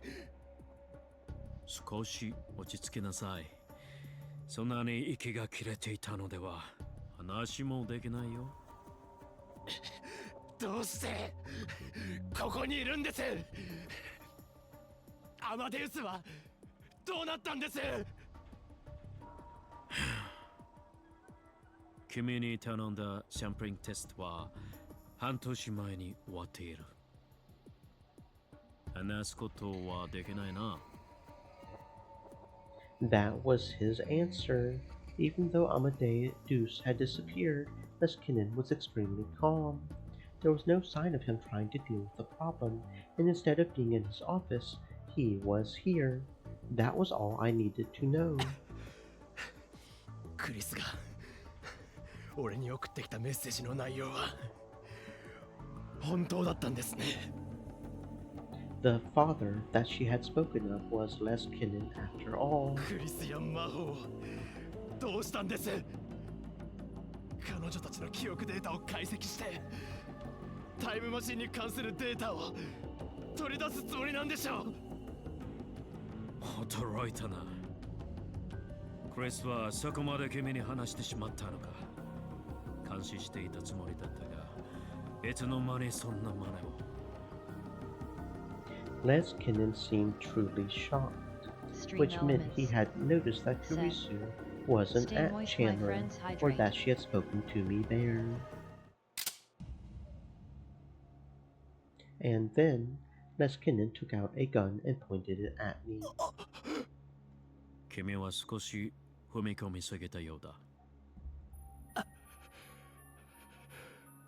あなたは何者なんだ？科学者だよ。だが、科学者も実践授業ではないのでね。君はストラテジックフォーカス社というアメリカの民間情報機関を知っているかな？ストラテジックフォーカス社、アメリカのストラトフォーカ。 I had read about them on a conspiracy theory website. I remembered reading that they had acquired top secret information on Russian ballistic missiles that even the CIA couldn't get, and then sold it. The result was the destruction of the CIA's reputation, and at the same time, the total reorganization of Russia's military strategy. I had even heard rumors that during the Gulf and Iraq wars, they had obtained information about the warring countries faster than anyone, and spread it as needed. 世界から影の CIA などと呼ばれているのが私たちだよ。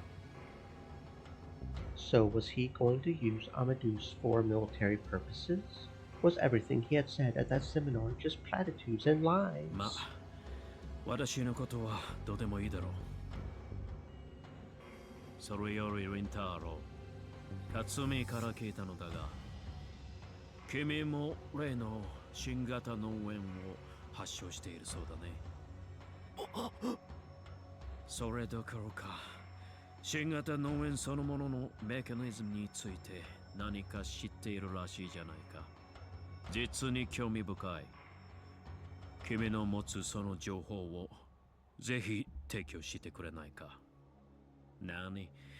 簡単な施術を受けてくれるだけでいいんだ。そうすれば、私は君を助手として迎え入れてもいい。For some reason, my whole body broke out in goosebumps at the word procedure. The Dr. Leskinen I knew, the man with the childlike mischievous heart and deep scientific curiosity, the man who had been so kind to me, the man I had respected, was gone. In his place was the cruel scientific fundamentalist who thought nothing of human lives or hearts as he pointed a gun at me. Or was this who he truly was? Suddenly, he seemed like a terrifying unknown. どうかな？ He took a step towards me, and then another fierce gunfight broke out above. Leskinen clicked his tongue at the sound. He glanced towards the stairs. なぜ銃撃戦になっているんだ？穏便に済ませるとあれほど。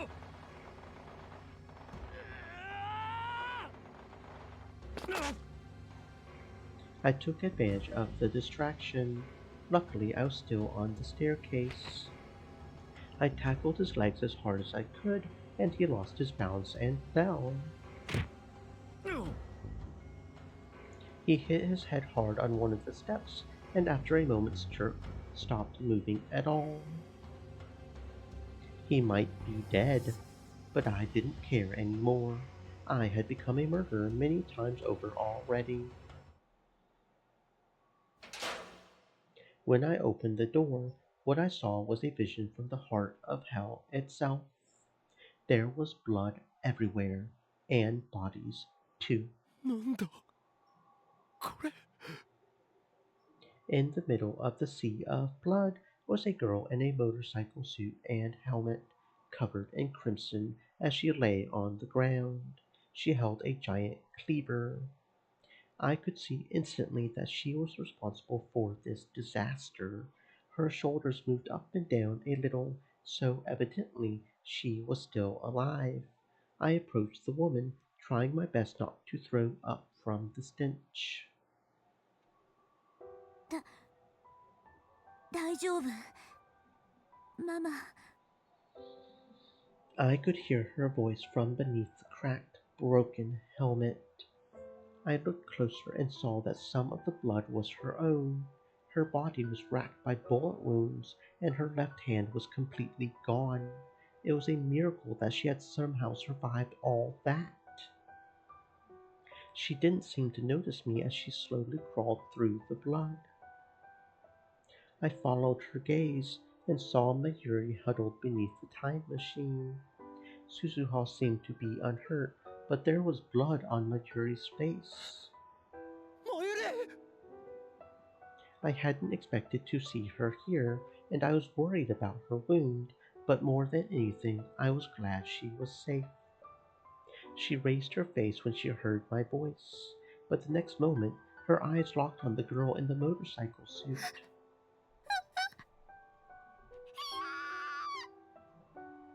She saw the thing crawling toward her and screamed.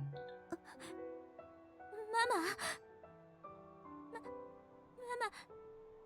違うの。これはだってかがりは本当は人殺しなんてするつもりじゃなくってただママを守ろうとして。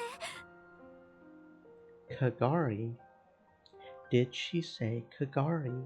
It was only then that I realized that the girl in the motorcycle suit was the Kagari Shina that Suzuha had been looking for. ごめんなさいママ。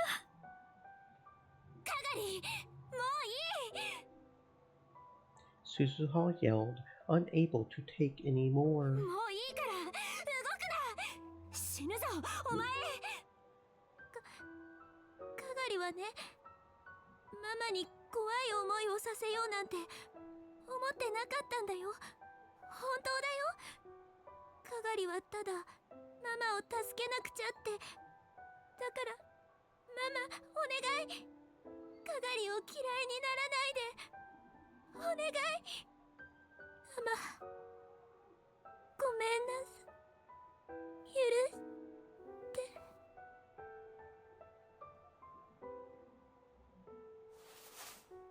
At last her strength failed and she collapsed. I returned to my senses and ran to her before Suzuha could get there. おい、大丈夫か？ I don't think she is, no. Her breathing was wheezy and shallow. One of the bullets had probably pierced her lungs, or maybe even both of them. I thought taking off her helmet would help her breathe, so I put my hand on it to remove it, but she grabbed my hand and pushed it away. やめて。取らないで。ママと鈴葉お姉ちゃんの前ではお願い。岡部さん。 Her voice and the way she talked. I realized who this girl called Kagari Shina was. I looked close and saw I recognized her face. そんな。君はなぜ？オカリンおじさん、かがりは？来るな！ I quickly motioned to Suzuha to keep her distance. こっちは任せろ。お前は前よりを頼む。前よりの傷は大丈夫なのか？確認してくれ。 She looked upset but did as I asked.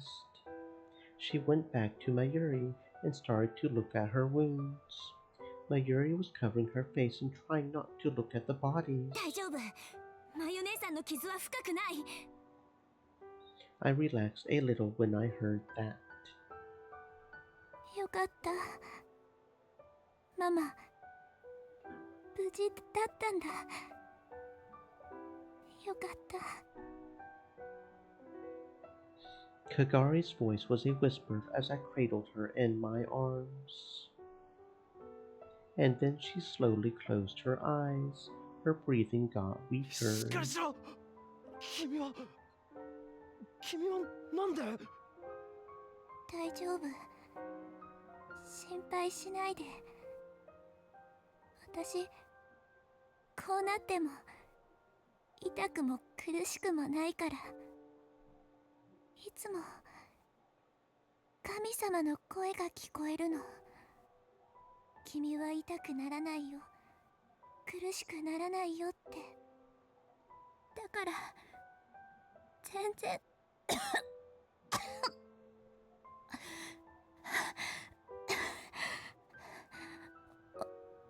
岡部さんには伝えておくね。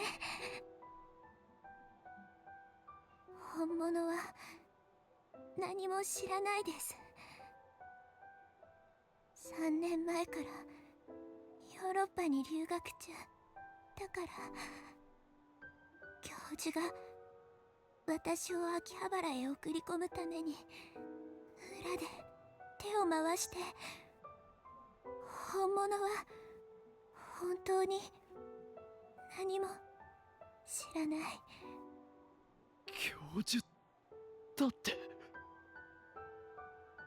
Did she mean? この世界線では本当は来年なんですよ。芦田さんと本物が出会うのは。Kagari opened her eyes a little once more and looked toward the time machine, toward Mayuri and Susuha. 大丈夫。きっと本物も芦田さんのこと好きになります。私と同じように。言っちゃった。誰にも内緒ですよ。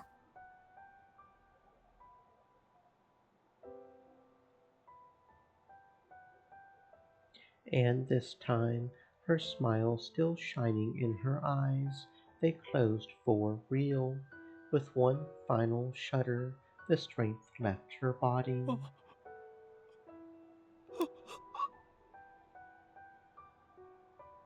Her life faded away in my hands. There was so much I wanted to ask her. Why had she appeared before us using that name? There were so many things I didn't understand. But Kagari Shina's life ended in that moment. ホカリおじさん、カガリは無事？ I came back to my senses when I heard her voice. If I told her about Kagari's death, it would cause her a lot of mental stress. That wasn't a good idea. Right now, I needed to do something about the time machine as fast as possible. 大丈夫だ。この子は俺が病院へ連れて行く。I slung Kagari's bloody body around my shoulder and stood up. 鈴葉、急いでタイムマシンを停止させて偽装しろ。もうじき警察がここへ。もう遅いよ。Before I could open the door, a huge shadow appeared from within. He wasn't dead, but he must have taken a lot of damage to the head because his face was the color of clay and one of his eyes wasn't focusing. すぐにここは戦場になる。アメリカもロシアも日本も動き出してしまった。一度回り出した歯車はもう止められない。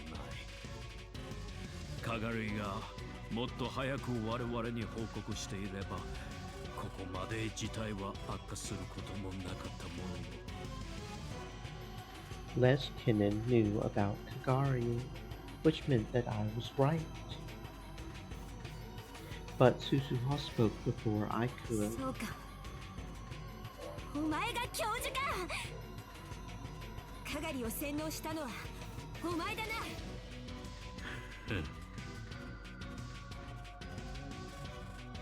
そうなんですか。あなたはそういう人だったんですか。別にこの私が何かしたわけじゃない。Leskinen didn't try to deny it. むしろ10年ほど前、路頭に迷っていた彼女を助けて、ここまで育つよう援助してあげたんだよ。援助って。普通に生活してたら彼女がこんな風になるはずないじゃないか。そんなに怒鳴らないでくれないか。頭が割れそうにいたもんだ。嘘じゃない。彼女は自分の方から私に接触してきた。整形までしてこの町に潜り込んだのも彼女のプランだよ。何でも頭の中の神様が全て教えてくれるんだそうだ。最初私はホームレスの子供が食べ物欲しさにくだらない作り話をしているんだと思ったんだよね。彼女の脳や記憶を調べてみると非常に興味深く素晴らしいことが分かった。その神様というのはね。And even as his face twisted in pain, he smiled proudly. その神様というのはなんと未来の2036年の私だったんだよ。あんたは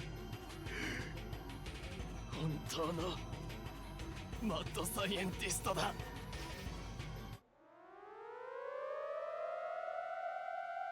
Suddenly I heard a siren down below.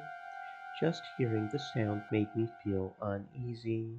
I had never heard a sound like it before. なんだこれ。ゲリラ攻撃情報、ゲリラ攻撃情報。当地域にゲリラ攻撃の可能性があります。屋内に避難し、テレビ、ラジオをつけてください。I heard that announcement coming from the speakers on the street. One type of instantaneous national alert system. In case of an emergency like a large-scale disaster or armed attack, the J Alert system uses communication satellites to automatically activate all disaster warning systems in the country and warn the populace. When activated, the J Alert triggers a series of loudspeakers and sirens placed all around the country. There are several different types, such as an emergency earthquake alert, Tokai earthquake alert, tsunami alert, eruption alert, weather alert, ballistic missile alert, air raid alert, guerrilla and special forces attack alerts, and a terrorism alert. A guerrilla attack. I could hear several helicopters in the sky above me. Their engines were clearly more powerful than the ones in the media's news choppers. I recognized the sounds from the time I had spent in the wartime world line. 言っただろう。ここは間もなくタイムマシンを奪い合う戦場と化すんだ。第三次世界大戦が始まるのか。まさかこの町の住民も自分たちの都市の中心から世界戦争が始まるとは夢にも思っていないだろうね。And then Lieutenant leaned up against a wall, sat down, and stopped moving. Whether he had passed out or gone into a coma from the brain damage, I didn't have time to find out. It was like the air in the city had gotten heavier. That's how it felt. A chill ran down my spine. I had spent a month at war in that world's line, and the same future was about to begin here. Something like that couldn't happen in Japan. It was like a TV show or a movie or a visual novel. But I knew instinctively that this wasn't fiction. There had been signs since 6 months ago. Here, in Akihabara, in Tokyo, in Japan, spies and soldiers from all around the world had been working in the shadows. So I had known this would happen. By refusing Suzuha's request and choosing the world line where Mayuri survived, I had doomed over 5 billion people. I was the one who chose this. It was me.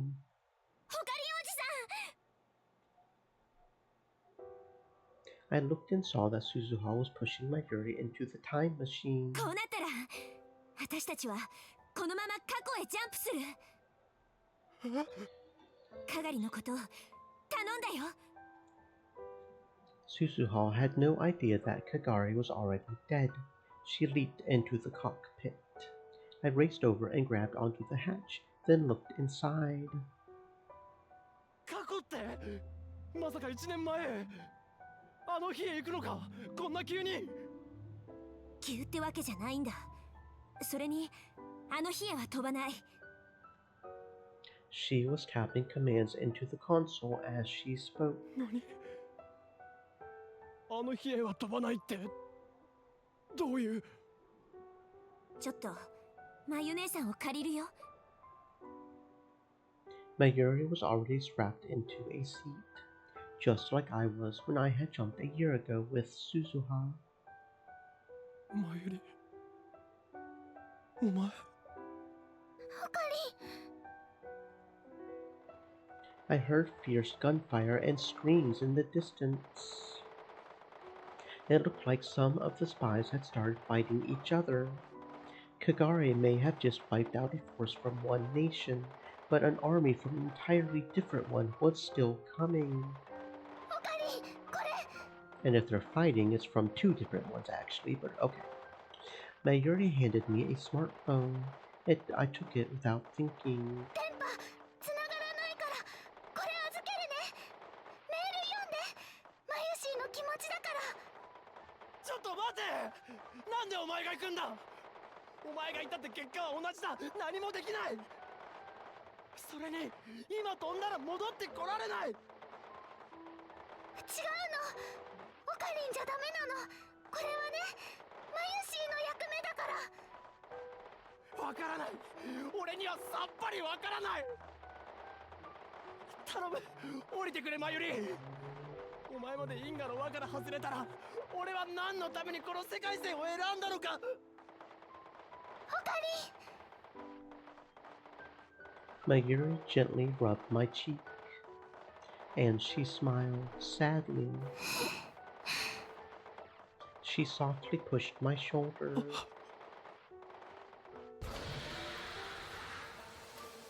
It threw me off balance and made me let go of the hatch. Then the hatch closed. It was too late. By the time I grabbed back on, the hatch was sealed shut. The door controls were biometric. Only Suzuha could open it now. The time machine started to roar.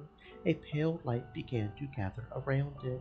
I had seen this before in the Alpha World line.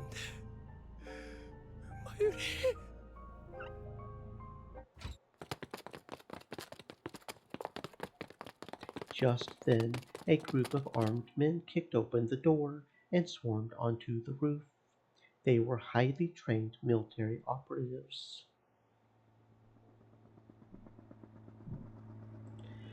And then an attack helicopter descended from the skies. The soldiers started to shoot at it, but the helicopter seemed to ignore them as it slowly hovered in place. I realized the powerful rocket launchers on either side of its body were aimed at me. No, at the time machine. It couldn't be.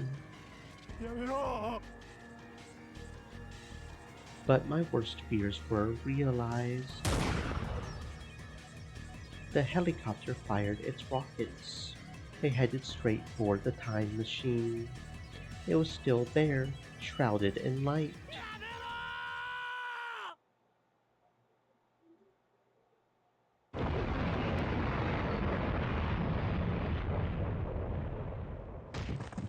The second I yelled, a powerful blast blew me back.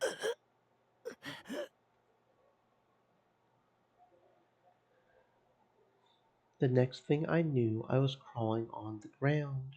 I saw that some of the soldiers had already joined the mountain of corpses on the ground, and some of them were still shooting at the helicopter.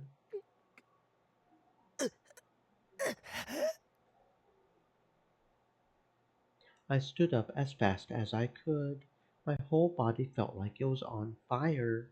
My skin was burnt in places. My clothes had been blasted off. No, my own problems didn't matter. What about the time machine? I looked up toward where the time machine had been. If it had jumped in time, it should have been able to avoid the rockets. But...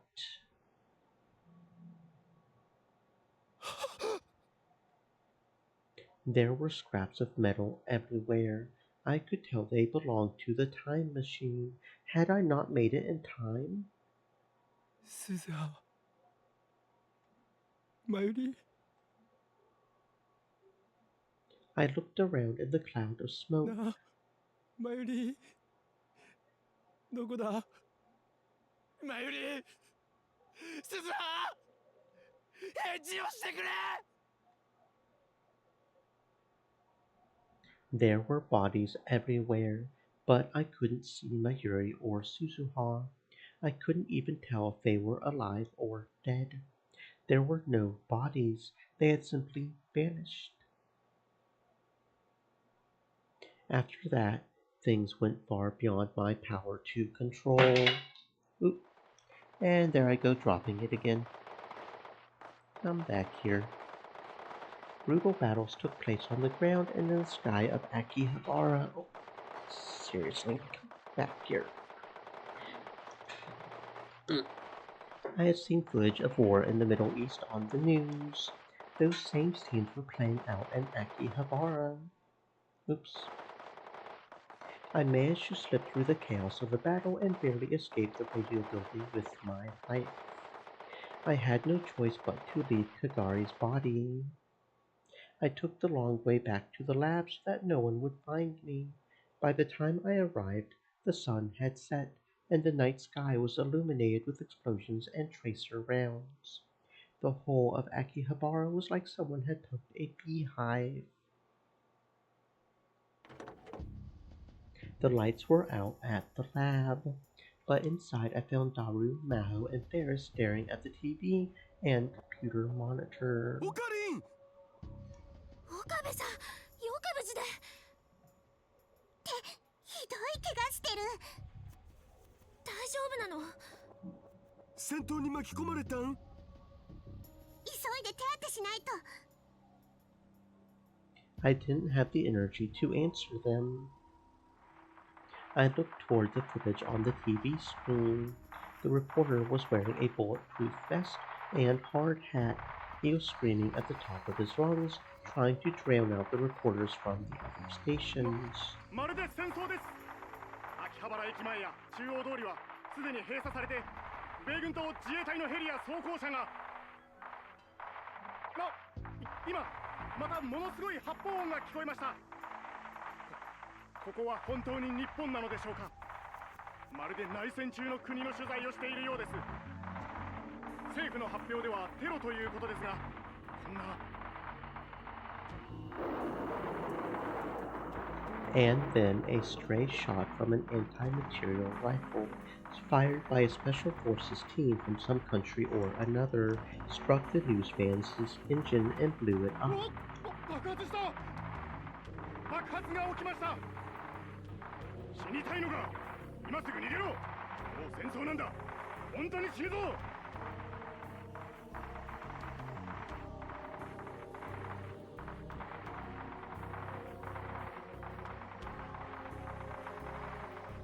An SDF soldier forced his way onto the screen and yelled at the media to run away. 戦争ってどことですか？知るか？ Just after that, I heard another explosion and the video was cut off. Did they take a direct hit?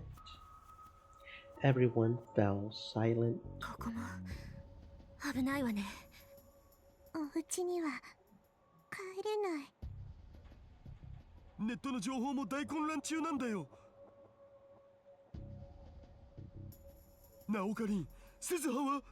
あとマユシは見つかったん？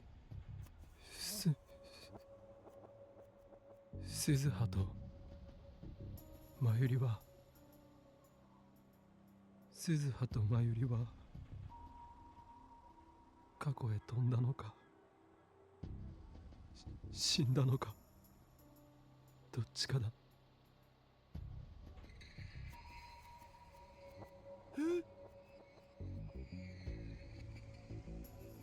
Daru stormed up to me, infuriated. どういうことだよ！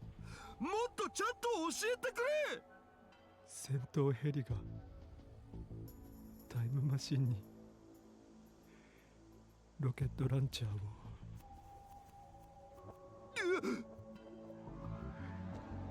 タイムマシンは破壊されて、それに鈴葉とまゆりが乗ってて過去へ飛ぶ直前だったんだ。マシンの残骸は残ってたけど全部じゃなくてラブどれだけ探しても鈴葉もまゆりも死体が見つからなかったんだ。体の一部さえ残ってなかった。まるで跡形もなく消えたみたいに。あの二人ちゃんと過去に止めたのかな。 The tears I had tried so hard to hold back came pouring out. Daru fell to his knees. Ferris and Maho were staring at me, eyes wide in shock.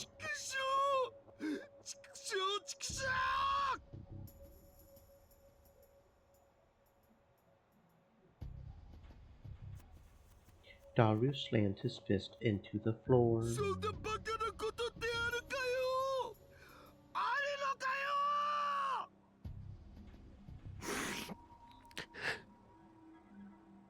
I tried to wipe away my tears and realized I was holding something in my right hand. It was the cell phone that Mayuri had given me. She had told me to read the message on it. It wasn't locked. I opened the mail folder. There were several unsent messages addressed to her friends and family. One of them was addressed to me. Was this what she wanted me to read? With shaking fingers, I tapped the screen to open the message. おかりんへ。てってるー。まゆしーです。本当はちゃんとお話ししようと思ったけど、うまく言えるかどうかわからないし、おかりんに引き止められると迷っちゃいそうだからメールにしました。私はすずさんと一緒に過去へ行ってきます。なんでっておかりんは怒るかもしれないね。でもこれは私がやらなきゃいけないことなの。だってあの時私の彦星様をどんなに苦しい時でもいつも立ち上がって高笑いをあげてた強い強い彦星様を暗い雲の向こうに隠しちゃったのは私なんだから。私ね、勘違いしてた。みんなは未来をオカリン一人に押し付けようなんてしてなかったんだね。オカリンの周りにはダルくんがいて、すずさんもいて、デカくんもいて、フェリスちゃんもいて、ユキさんもいて、それにマホさんも加わった。だから今度はね、私の出番。だってこれはラボメンナンバー002の初めての大きな任務なんだから。オカリンはきっと心配すると思うけど大丈夫だよ。それにもしも何かあったとしても必ず助けに来てくれるって信じてるから。私の大好きな法王院京馬が新しく作ったタイムマシンに乗って必ず。だから私は行ってきます。必ず戻ります。オカリンのところへ戻ってきます。少しだけ待っててね。私は法王院京馬のことが好き。岡部倫太郎のことはもっと好きだよ。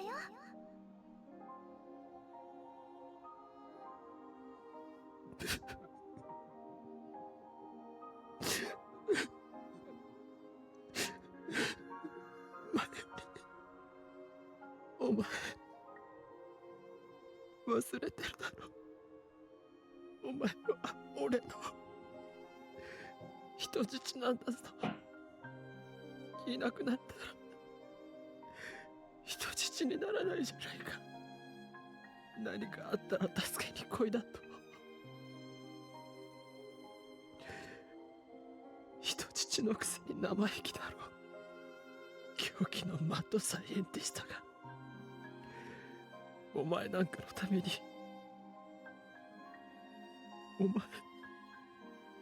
なんかのために。お前はバカだ。でももっとバカだったのはこの俺だ。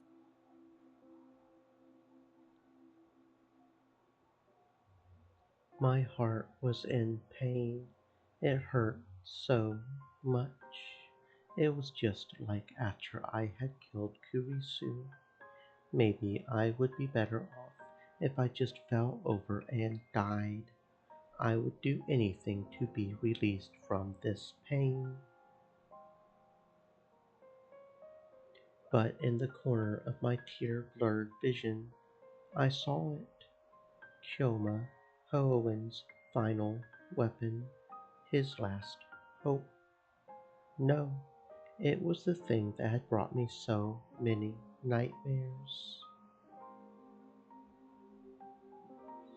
I staggered to the development room and threw off the cardboard that was covering it. There it was. The phone wave, Unit 2. That thing that Maho and Daru had been working on behind my back. If I could complete this...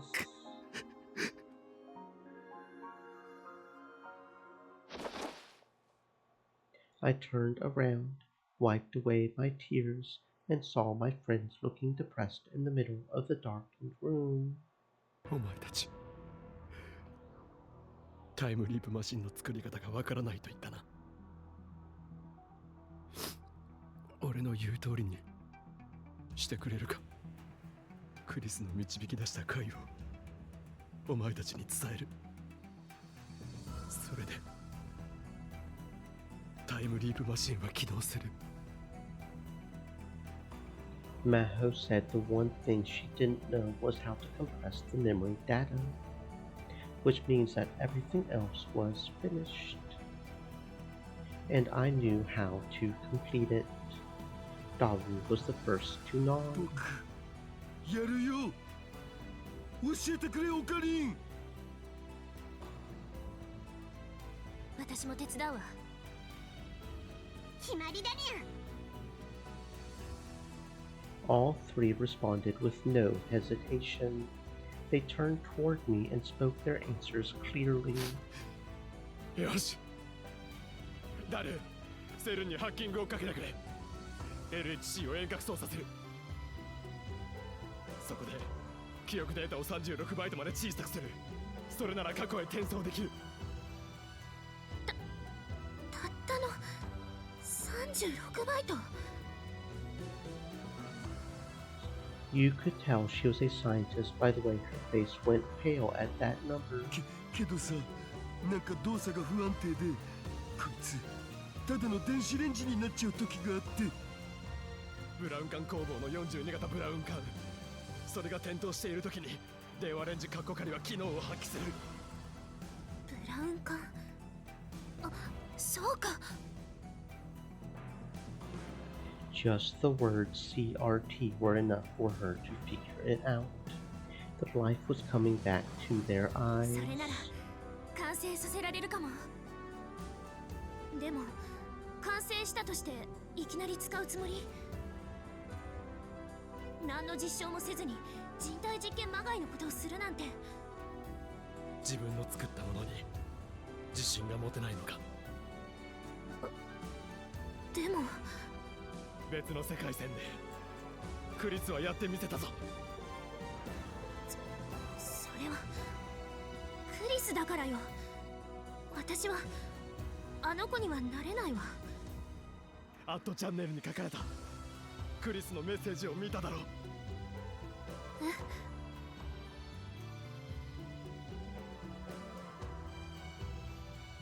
I always regarded myself as an essentially ordinary intellect.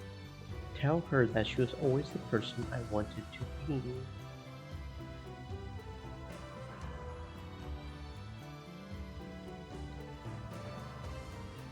You were the real Amadeus. クリスにあそこまで言わせたんだ。なのに逃げる気か。逃げたりなんかしないわよ。見くびらないで。I nodded back and smoothed back my hair, which had been mussed by the explosion. 今日これ。Ferris brought me my white lab coat, which had been hanging for ages on the wall in the development room. I bit down on my lip and wiped away the tears one more time. I took the lab coat and slipped my arms through the sleeves. I spun around so that the hem of the coat flew up and stood triumphantly in the center of the lab, just as I used to. And then I declared in a loud voice, 電話レンジカッコ仮2号機を完成させタイムリープを行う。俺に力を貸してくれ。今度こそ俺は絶対に諦めない。 I looked at Daru and Ferris and finally at Maho. たとえ何回何十回何百回ダメだったとしても、何千回何万回何億回と挑んで何もかも全て救ってみせる。鈴葉もマユリも、そしてクリスもだ。これはその最初の一歩となる。 For the first time in a year, I was back to my old self. My friends saw me and nodded, their faces filled with resolve. It took almost 2 days to finish work on the phone wave. Meanwhile, the chaos in Akihabara continued, and it wasn't safe to go outside. Working on the time leap machine while knowing that the battles might reach us at any minute, or that a special forces team might burst in at any time, was a hard job that wore on our nerves. But still, we managed to finish the machine somehow. I jumped.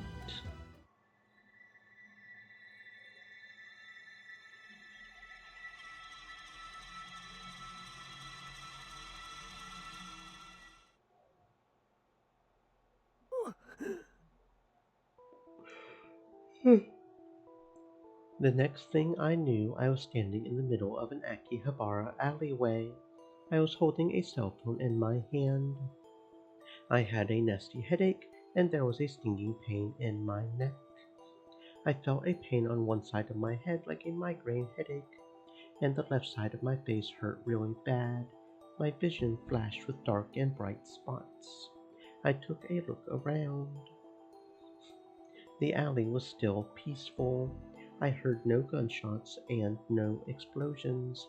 The otaku were enjoying their shopping, and girls in maid outfits were calling out to passers-by. That alone was enough to tell me for sure that the time leap was a success. I looked at the time on my smartphone, July 7th, 5:45. I had around 40 to 50 minutes before the war began. That still wasn't enough, but the 48-hour time limit of the time leap machine meant this was as far as I could go. No point in getting negative. If the machine had been finished just a little later, it would have been too late. I should be glad to have made it here at all. I knew what I had been doing at this time. I was running around Akihabara looking for Mayuri. First, I needed to call Maho.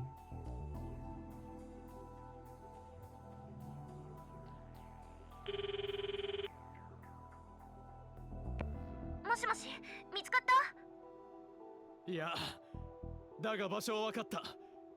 急いでラボに戻ってきてくれ。I hung up before she could answer and went back to the lab myself. She was already there by the time I ま arrived. ゆりさん見つかったのよね。迎えに行かなくていいのDaru was acting a little awkward, probably because he just hit me. ヒアジョさん、よくやってくれた。はい？ I grabbed both of her hands and shook them.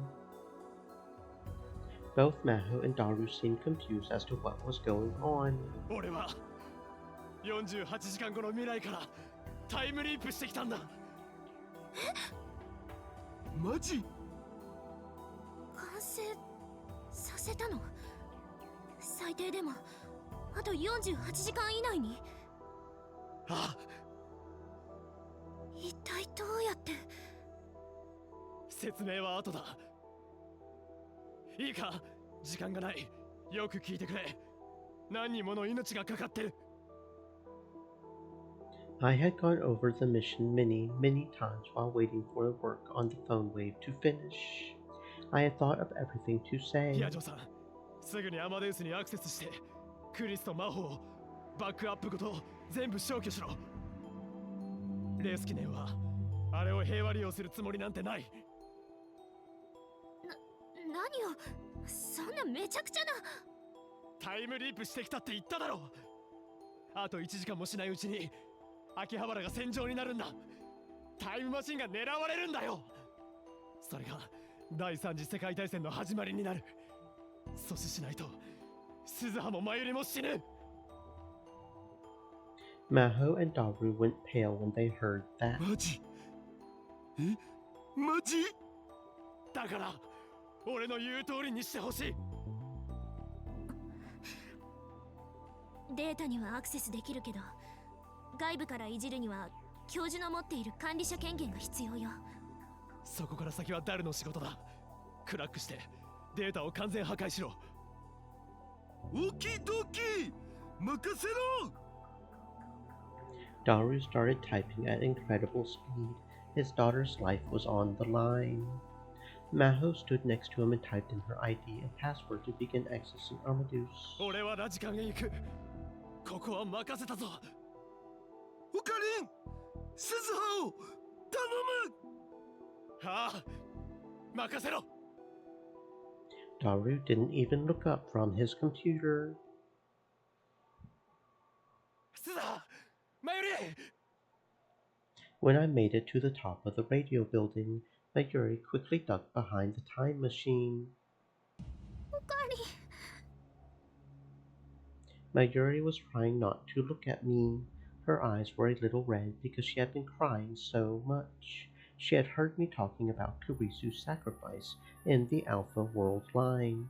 My heart ached again, realizing how much I had hurt her. マユリ、タイムマシンで過去へ戻るつもりか？どうして？俺は48時間後からタイムリープしてきた。全部知ってる。それ本当？ I nodded. ここはあと30分もしないうちに戦場になる。まさかタイムマシンのことがどこかから漏れるの？あ、まずい。だったら今すぐに飛ぶしかない。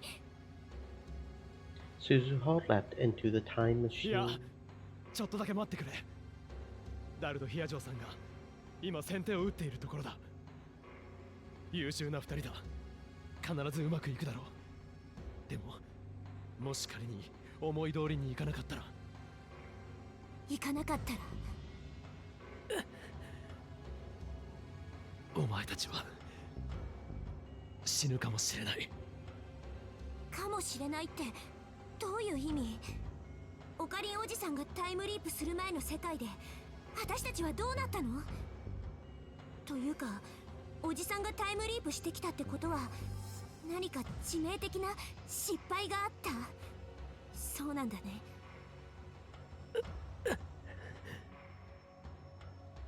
I didn't know if I should tell them. No, there was no time to hesitate. 鈴葉と真由里が乗っていたタイムマシンは時間跳躍直前にロケットランチャーの直撃を受けた。でも乗っていたお前たち2人の死体はマシンの残骸の中からは見つからなかったんだ。なるほど。だからかもしれないか。それなら未来は確定してない。まだ成功の可能性は残されてる。鈴葉ならそう言うと思った。止めないでよ、おじさん。Her eyes were filled with resolve. They seemed to say that if I tried to stop her, she would do whatever it took to ensure I failed. Of course, I had no intention of stopping her. She had come here to do her job, and there was no way to change her mind. Actually, I had come here to ensure that she could jump without having to worry about Stratfor's interference. But Mayuri, the uncertainty that had been going in and out of my mind ever since I had read her message, reared its head again. なあ、真由里、本当に言ってしまうのか。お前に隠し事をしていたのは謝る。でも俺もクリスもみんながお前のことを大好きなんだ。そんなお前を助けたくてこの世界線にたどり着いたんだ。なのにお前が言ってしまったら俺たちは。おかり。いや、お前の気持ちは痛いほど分かってるけど。ねえ、オカリンおじさん。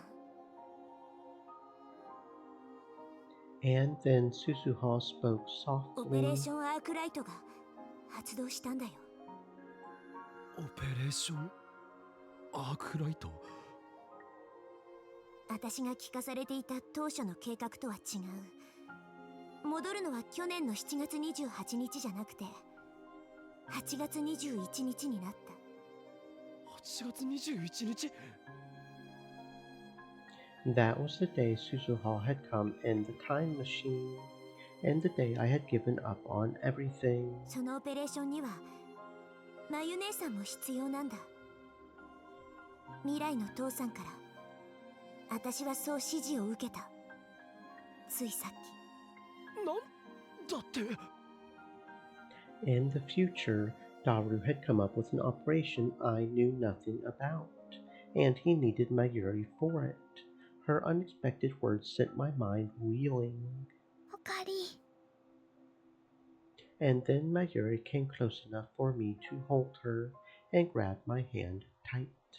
She looked a little like she was about to cry, but her eyes were clear and bright. 行かせてね。マユシーもラボメンなんだよ。落ち込んじゃってる彦星さんをマユシーが引っ叩いてきてあげるから。お願い。I remembered what was in that message. I remembered how she must feel right now. The last remnants of my hesitation slowly melted away. 俺一人で何もかも背負ってると勘違いしていたんだな。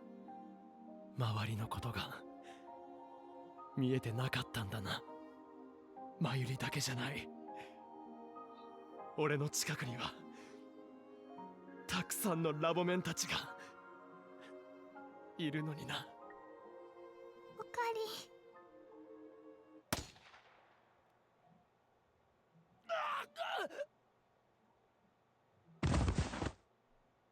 り。I suddenly felt a horrible pain in my leg as the shock knocked me several meters forward and onto the ground. I looked down at my leg and saw that there was a red stain around the calf.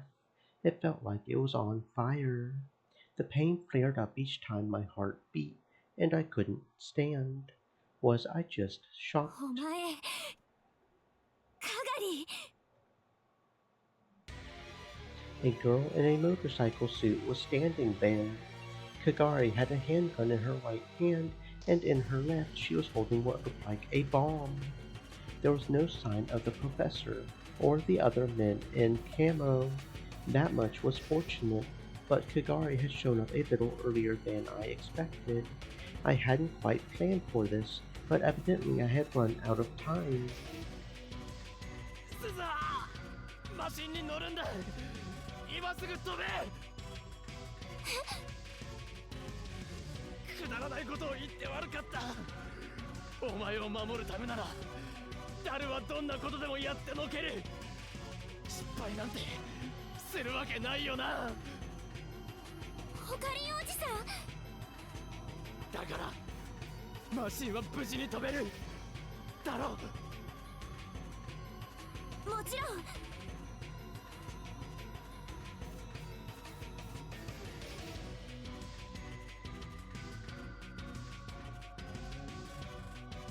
In fact, there was no sign of anyone but Kagari showing up. That meant that Daru and Maho's efforts had been successful, and they had kept the secrets of the time machine out of Scrap 4's hands. 前よりも行け早くでもオカリンは She was looking at my injured leg and 俺の panicking. ことなら心配ない14年後までは絶対に死なないからな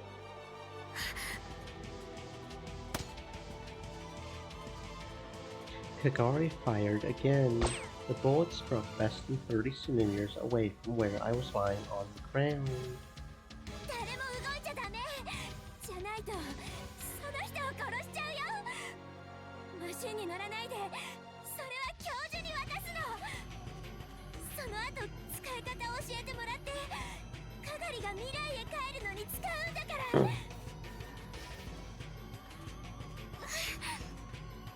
構うなここは俺が何とかする早くしろスザーもだ係のことは俺に任せてくれていい分かったマヨ姉さん中へ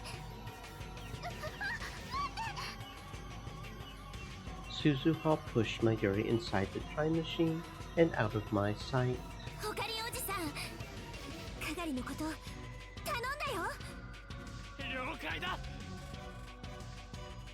Suzuha followed Mayuri inside, and at the same time the hatch started to close. ダメだって言ってるのにおいでよ Kagari ran up to it. I forced myself to stand up, ignoring the piercing pain, and blocked her way. 邪魔はさせないうるさいどけ断るどけよ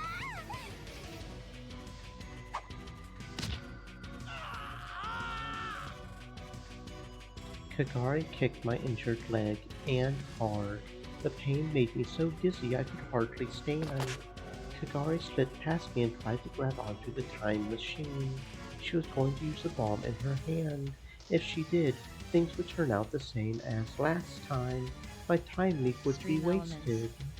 Said. 見ろ Stay moist, my friends. ないと Hydrate. この爆弾でマシンを壊す I grabbed her from behind and wrapped my arms under hers. I pulled her away from the machine, ignoring the pain in my leg. 分かってるのかそんなことすればお前の大事なママが死ぬんだぞでも私は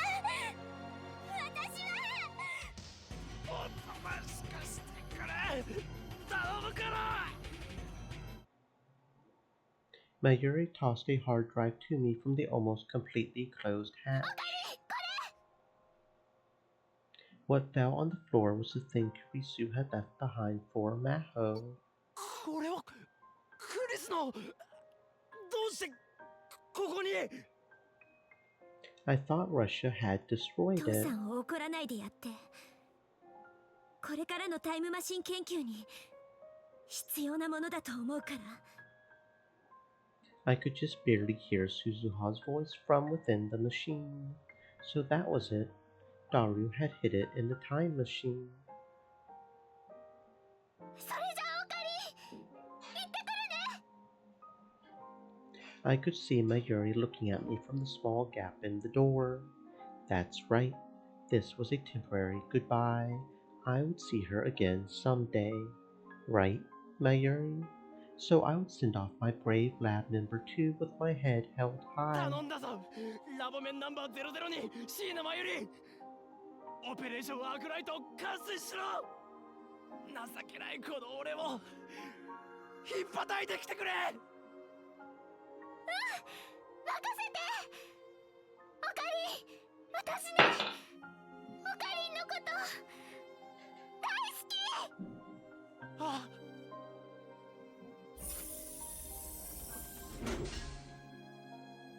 I smiled as the hatch sealed completely shut. The time machine started to roar. I felt like I heard a helicopter in the distance. I believed in him, but for now I had no proof that Daru had been able to crack the complicated Amadou system and delete every bit of data. It was possible that Special Forces teams from all around the world were converging on Akihabara right now. Imagining that made me want to hurry. Quickly. Go. Quickly. I felt like praying as I watched the pale light surrounding the time machine. 行かないで。ママ、鈴葉お姉ちゃん。 Kagari's cry went unanswered. A bright light covered the time machine, and it vanished from this world. 成功だ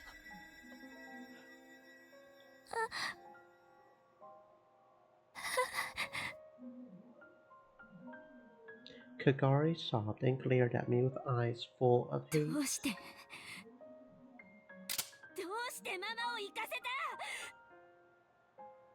She shook away my hands and pointed the gun at my head. I stared her dead in the face. 君の素晴らしいママは鈴葉と一緒に世界をダメにしたバカな男を叱りに行ったんだこの世界のためにとっても大事なことをしてきてくれるんだ嘘だママも鈴葉お姉ちゃんもかがりを置き去りにしていったんだ嘘じゃない俺も君がもっと幸せな場所で真由里と出会えるようにこれから頑張ってみるだからもうやめにしような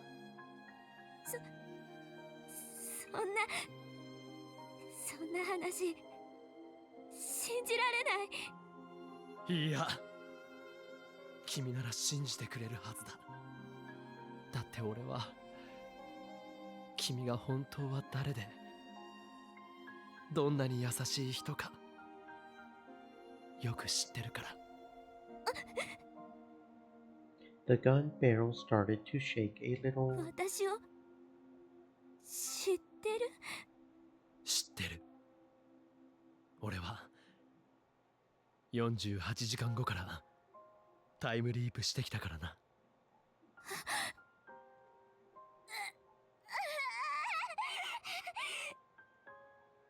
Kagari put her hands to her head as her body spasmed with pain. 神様の声が騙されるなって言ってるお前は嘘つきな敵だって殺してしまえばママのところへ帰れるようになるって世界を破壊しようとする悪い奴は殺せってそれで私は元の世界へ戻れる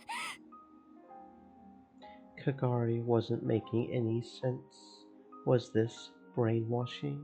Had the professor done something so cruel?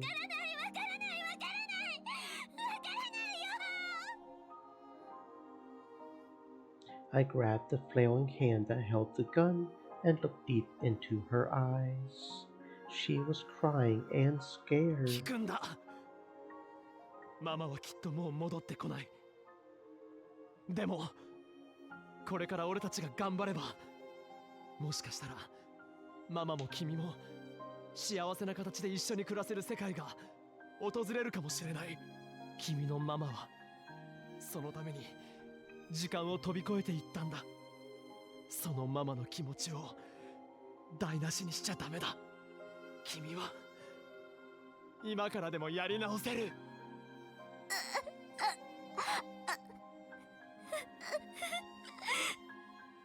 神様の声に逆らってもいいの？あ。The voice of God she was hearing was probably the professor's brainwashing.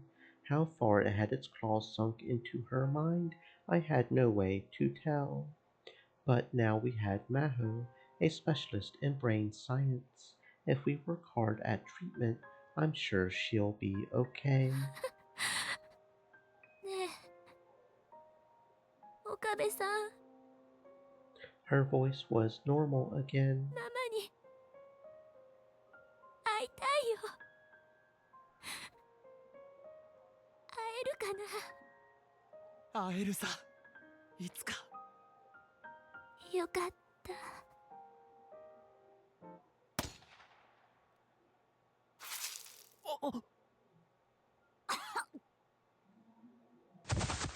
There was another sudden gunshot. Kagari's body collapsed right in front of me.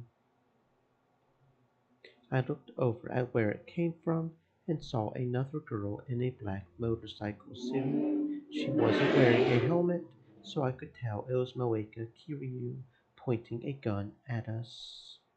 Her face was deathly pale, and she was crying. なんでお前がこんな。なんでだよ、桐生萌か。 FB ねえ FB 私あんな女になんか騙されなかった。こんなの偽物の携帯だって分かったよ。だからお願い、私を見捨てないで FB。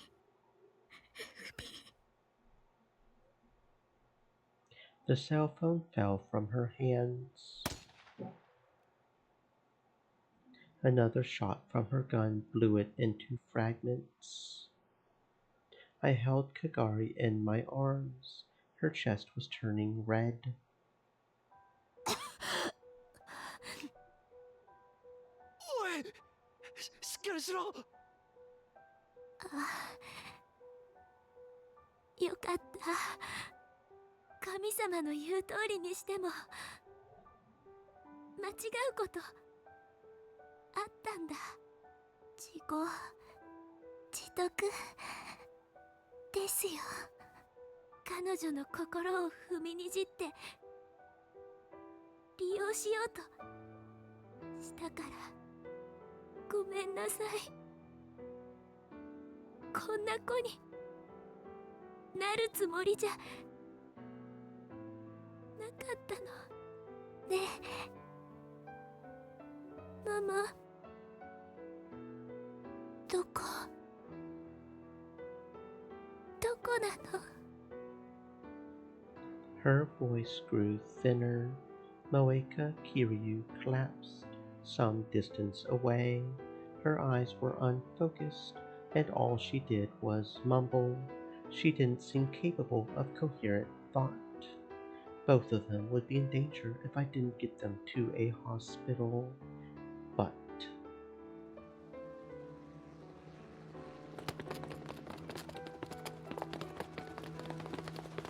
dozens of men in camo jumped over the fence on the roof out of nowhere. Even Daru and Maho couldn't succeed in this short a time span. Or was this world line going to converge so that the war started here, no matter what? No, but 無駄なんかじゃなかったさ。 if nothing else, they had bought me time, and that had delayed the attack long enough for Suzuha and Mayuri to leave. That's right, in this instant, we had already won. The way forward was still uncertain, but there was no doubt that the path to Steins Gate lay before me.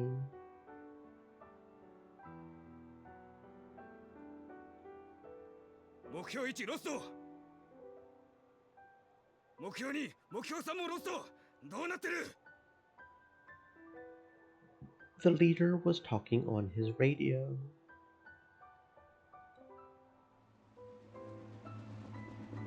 I could see attack helicopters in the sky. I heard that siren ゲ again. リラ攻撃情報ゲリラ攻撃情報当地域にゲリラ攻撃の可能性があります屋内に避難しテレビラジオをつけてください The war was starting, just as I had thought. Even the time leap couldn't change that. リンタロじゃないか。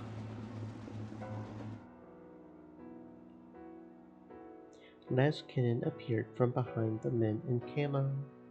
That's right, he was a secret member of Stratfor, just like them. なぜここに？カガリは死んだのかい？聞かせてくれ、リンタロ。タイムマシーンはどこに？ I lay Kagari down on the ground and slowly rose back up. Blood wouldn't stop coming out of the wound on my leg. The pain was getting worse, but even still, I stood up proud and strong, in front of the men with their guns, in front of the attack helicopter with its rocket launchers, in front of the professor, in front of the war that was about to begin. I laughed as loud as I could in that voice.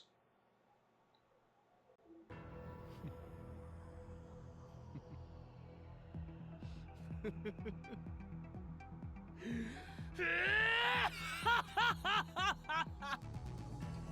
く聞け、間抜けどもめ。貴様らが手に入れようとしたタイムマシンはもうここにはない。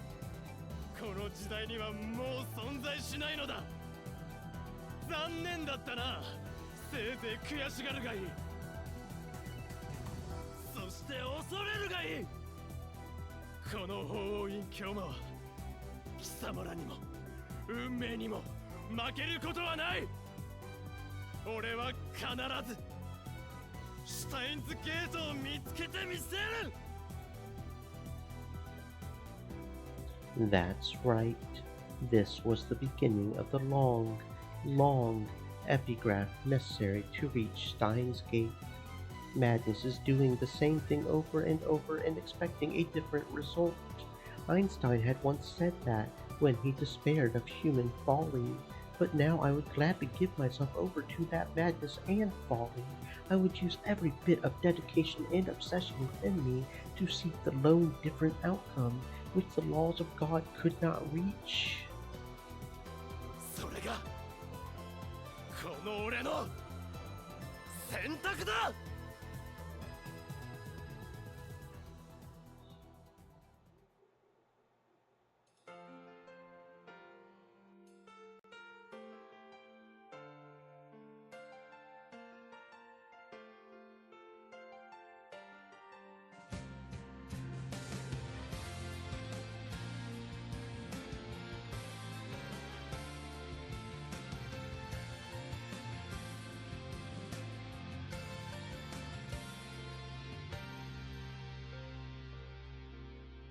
いつだって誰かを思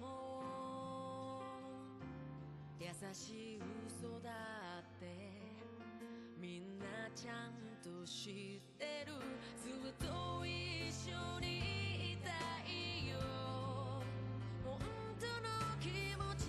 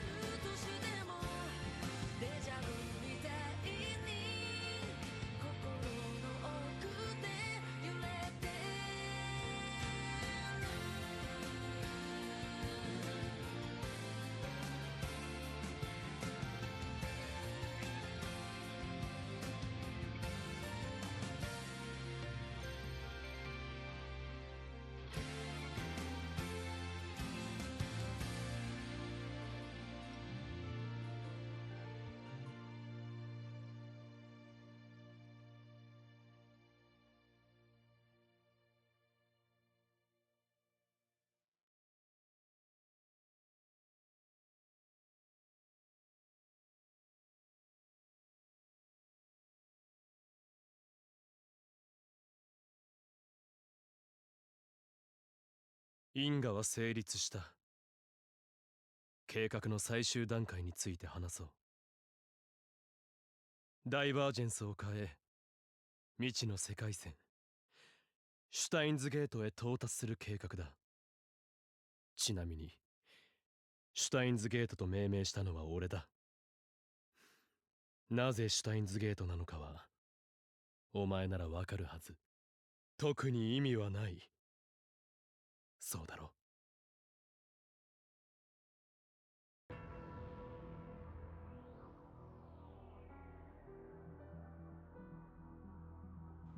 2025 AD.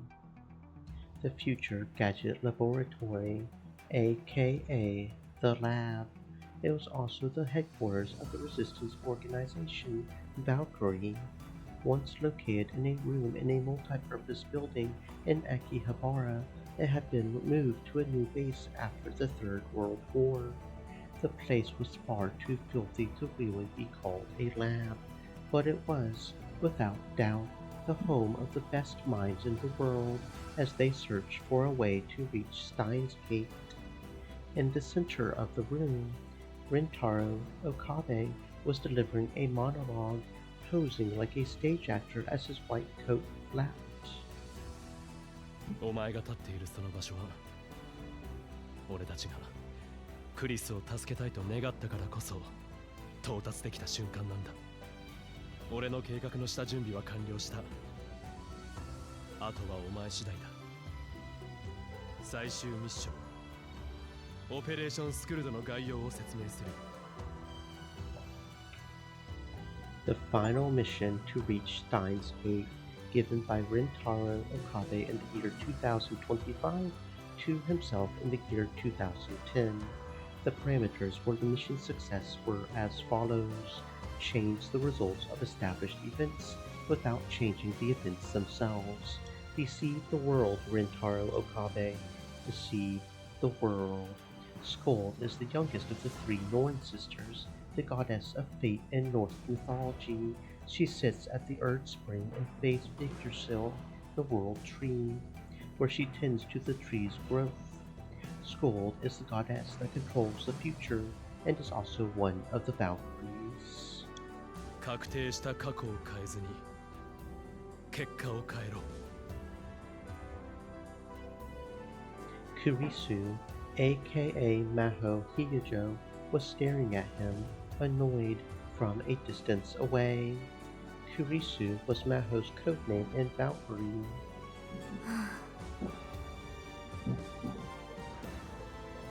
Maho turned toward Itaru Hashida, who was sitting right next to her. ねえ、あれはあれでいいの？うん、多分ね。Itaru was grinning. He was history's greatest super hacker, and he loved Kyoma Hoenn too much. みんなと一緒にあれを見ることになる2010年の凛太郎は恥ずかしくないのかしら？大丈夫。その頃はもっとすごかったから。ああ、そう。Maho sighed and shook her head, but even as she sighed, inside she was so sad that she felt her heart was going to burst. She probably wasn't the only one feeling that way. Itaru, Luka Urushibara, and even Rumiho Akiha, who was doing the filming, all seemed a little sad when they thought about what was to come. 最初のお前を騙せ。世界を騙せ。それがシュタインズゲートに到達するための選択だ。And then Okabe walked toward the camera that Rumiho was holding. He had insisted on standing away from the camera with his back turned to give it more atmosphere. So why was he walking towards it now? Maho sighed again. Okabe took the camera from Ferris and brought the lens up to his face. And then he said the final line. 健闘を祈るぞ。狂気のマッドサイエンティストよ。L、プサイ、コングルー。L, Psi, Congru. And then he stopped the recording, and the video message to the past was complete. It had taken 15 years to get to this point. It was such a long time, and at the same time, it had felt so short. はい、これでバッチリだにゃ。よし、あとは D メールと一緒に過去へ送信。ルカ子、送り先とタイミングを間違えるなよ。はい。今のは2010年の京馬さんの携帯アドレスへ。さっき撮ったイタルさんのムービーメールは2011年の鈴葉ちゃんへですね。ああ、よろしく頼む。Okabe came over to Maho and the others, his white lab coat flapping as he walked.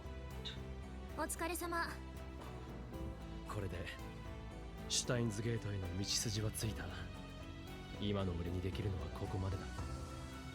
あとは2010年の俺次第といったところだな。おう。なんだ、ずいぶん暗いじゃないか。だってやっぱりみんな不安だもの。タイムマシンの試作機でいきなり有人実験なんて。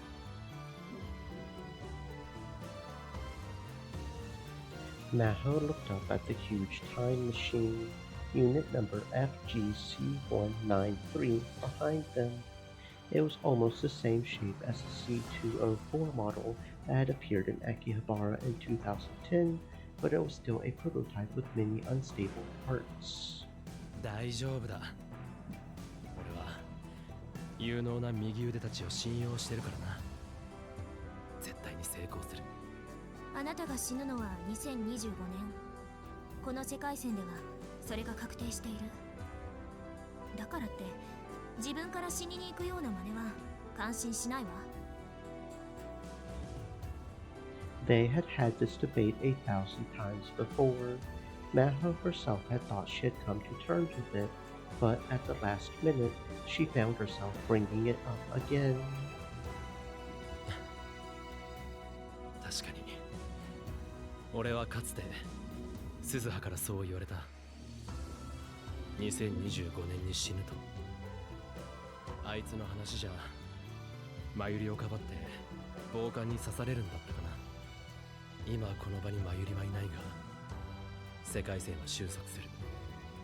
だから俺は今年で死ぬものだとずっと思い込んできた。けどな。Okabe flipped his white lab coat up a little too dramatically and put his hand to his chest. それは必ずしも死の必然とは限らないんじゃないか。この俺が2025年にこの世界線から消えるという選択もまた死と同じ意味に解釈できると思ったんだ。どういうこと？ This theory was new to Maho.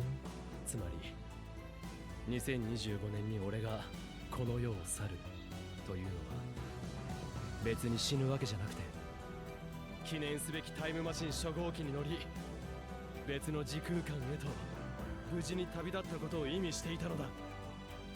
ものすごいポジティブシンキングだな。でも仮説としてはありだろう。世界は騙せる。別の世界線から届いたそのメッセージが俺に勇気を与えてくれた。これから俺がやろうとしているのはオペレーションスクルドの実証実験みたいなものでもあるんだ。そう、確かにそうね。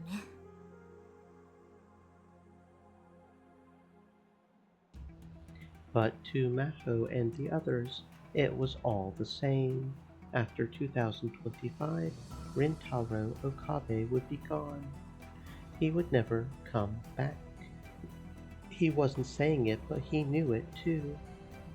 He stared at each of his friends for a moment and turned as if to help him memorize their faces. Most of the founding members of Valkyrie and the former members of the Future Gadget Lab were here to see him go. Itaru Hashida, Rumiho Akiha, aka Beerus, Luka Urushibara, Maho Hiyajo, and standing quietly in the back, Yuki Hashida. A 7-year-old Suzuha Hashida was hiding behind her legs. みんな今日まで俺みたいな男によくついてきてくれた。だが神の摂理を相手にした戦いはまだ続く。次は2036年だな。それまでよろしく頼む。ワルキューレの健闘を祈る。 As she listened to Okabe's final goodbye, Maho tried her best to stop herself from crying. She couldn't cry here. She had decided long ago that she would keep hope in her heart as she watched him go. よし、そろそろ逃げた人質を捕まえに行くか。鈴葉のこともよろしくな。任せろ。こいつに乗せてあるカーブラックホールのトレーサーがあればきっとうまくいくさ。 That was a special device that only the C-193 was equipped with. It was capable of tracing the space-time distortion continuity created by a curved black hole anywhere from 70 million years in the past to the future. You could call it a time machine tracker. It had been specially designed to allow them to find another time machine. Of course, they had only one reason for making it: to find Mayuri Shina and Suzuha Amane, who had gone beyond the space-time horizon on Tanabata in 2011. They had guessed that when the battery on the C-204 failed, it had lost the ability to properly time travel. So after finding them with the C-193, Okabe would give them a spare battery and send them back to this time. If possible, he would go too. If they could do that, this mission would be complete. But doing that with this prototype time machine would be extremely difficult. Okabe had to have known that. Perhaps he was thinking of sacrificing himself to send Mayuri and Suzuha back to this time. じゃあ行くよ。おう。待ってください。 The last member of the Future Gadget Lab, Kagari Shina, came running onto the floor. カガリ、姿が見えないと思ったらどこへ行ってたの？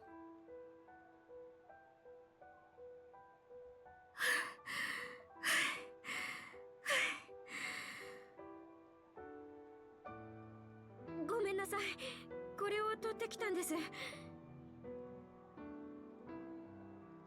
オカリンさん、持っていてください。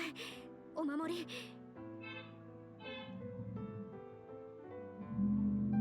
Kagari handed him a faded green Upa keychain.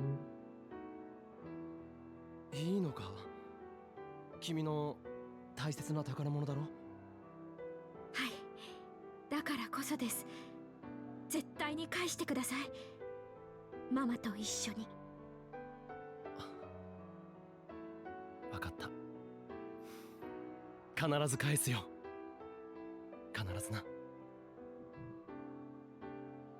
Okabe took the keychain and gave everyone one final, firm handshake.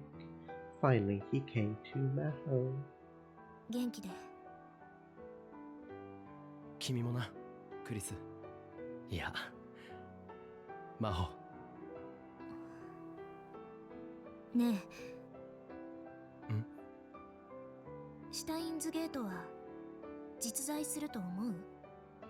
まゆりさんが死ぬことなく、そしてクリスも犠牲にならない、そんな狭間の世界線が本当にあると思う？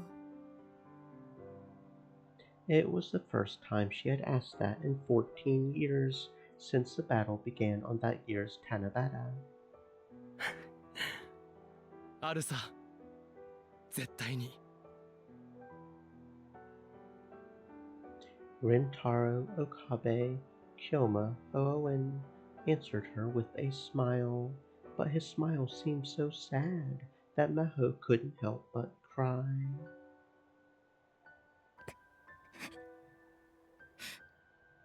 泣くなよ。泣いてないわよ。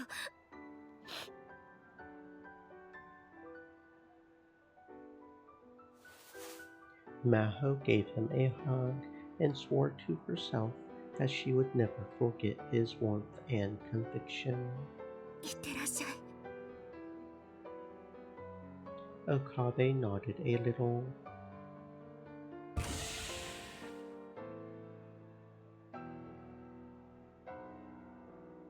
よし、全員下がれ。これよりオペレーションを開始する。なお、作戦名はオペレーションアルタイルとする。 He shouted as if trying to raise his own spirits, not just everyone else's, and then he entered the cockpit of the FG-C-193 time machine. Maho and the others quickly began the countdown sequence to start the time machine. Since this was a trial run, too, they needed to record all the data they could get. A low roar enveloped the whole machine. The vibration and noise were so loud that the building shook a little, but as far as Maho could tell, the data was normal. The thick hatch of the time machine was slowly closing. Then there was the sharp sound of it sealing tight, cutting Okabe off from the rest of them forever. うまくいくわよね。大丈夫。京馬は必ずやり遂げるにゃ。その通りです。不可能を可能にする人ですから。ああ、それでこそ僕たちのオカリンなわけでね。オカリンさん。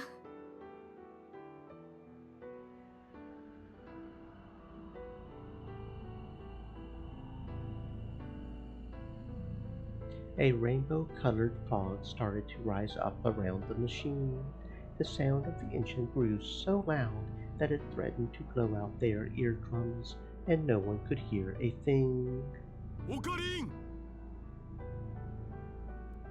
Itaru screamed, unable to hold back any longer. お前の死が確定してるとか、んなことどうでもいい。やっぱここへ戻ってこい。みんなずっと待ってるから。私も待ってるから。絶対に帰ってきなさい。As they screamed, the machine started to fade away, and then, just as he had promised on that distant day, he followed the way of the two Orihimes. With a blinding flash of light, the time machine took off from the year 2025, heading for a time far away, and disappeared.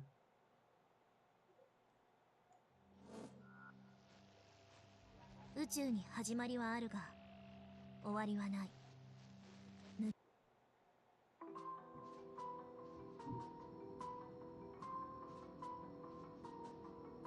Didn't realize I wasn't supposed to click there. I don't think we skipped anything, it was just that line, right?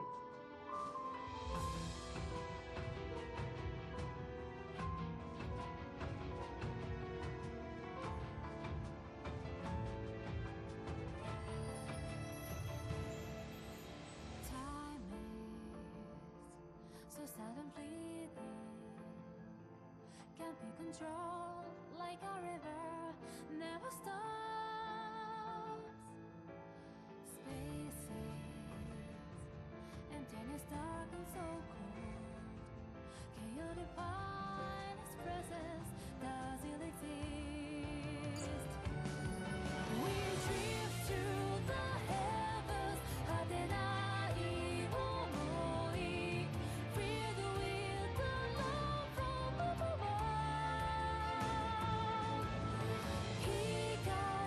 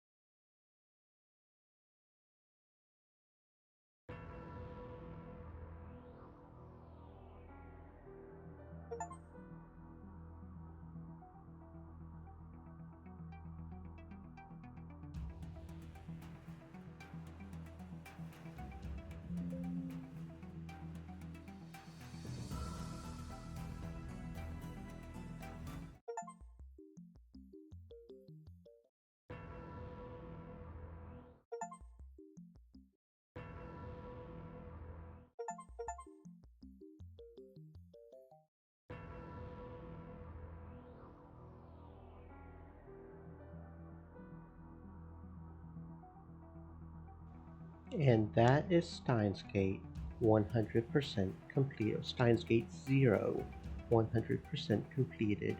14.1%. So not rare, just almost rare. 4.1% off from being rare. But yeah, that's Steins Gate 0.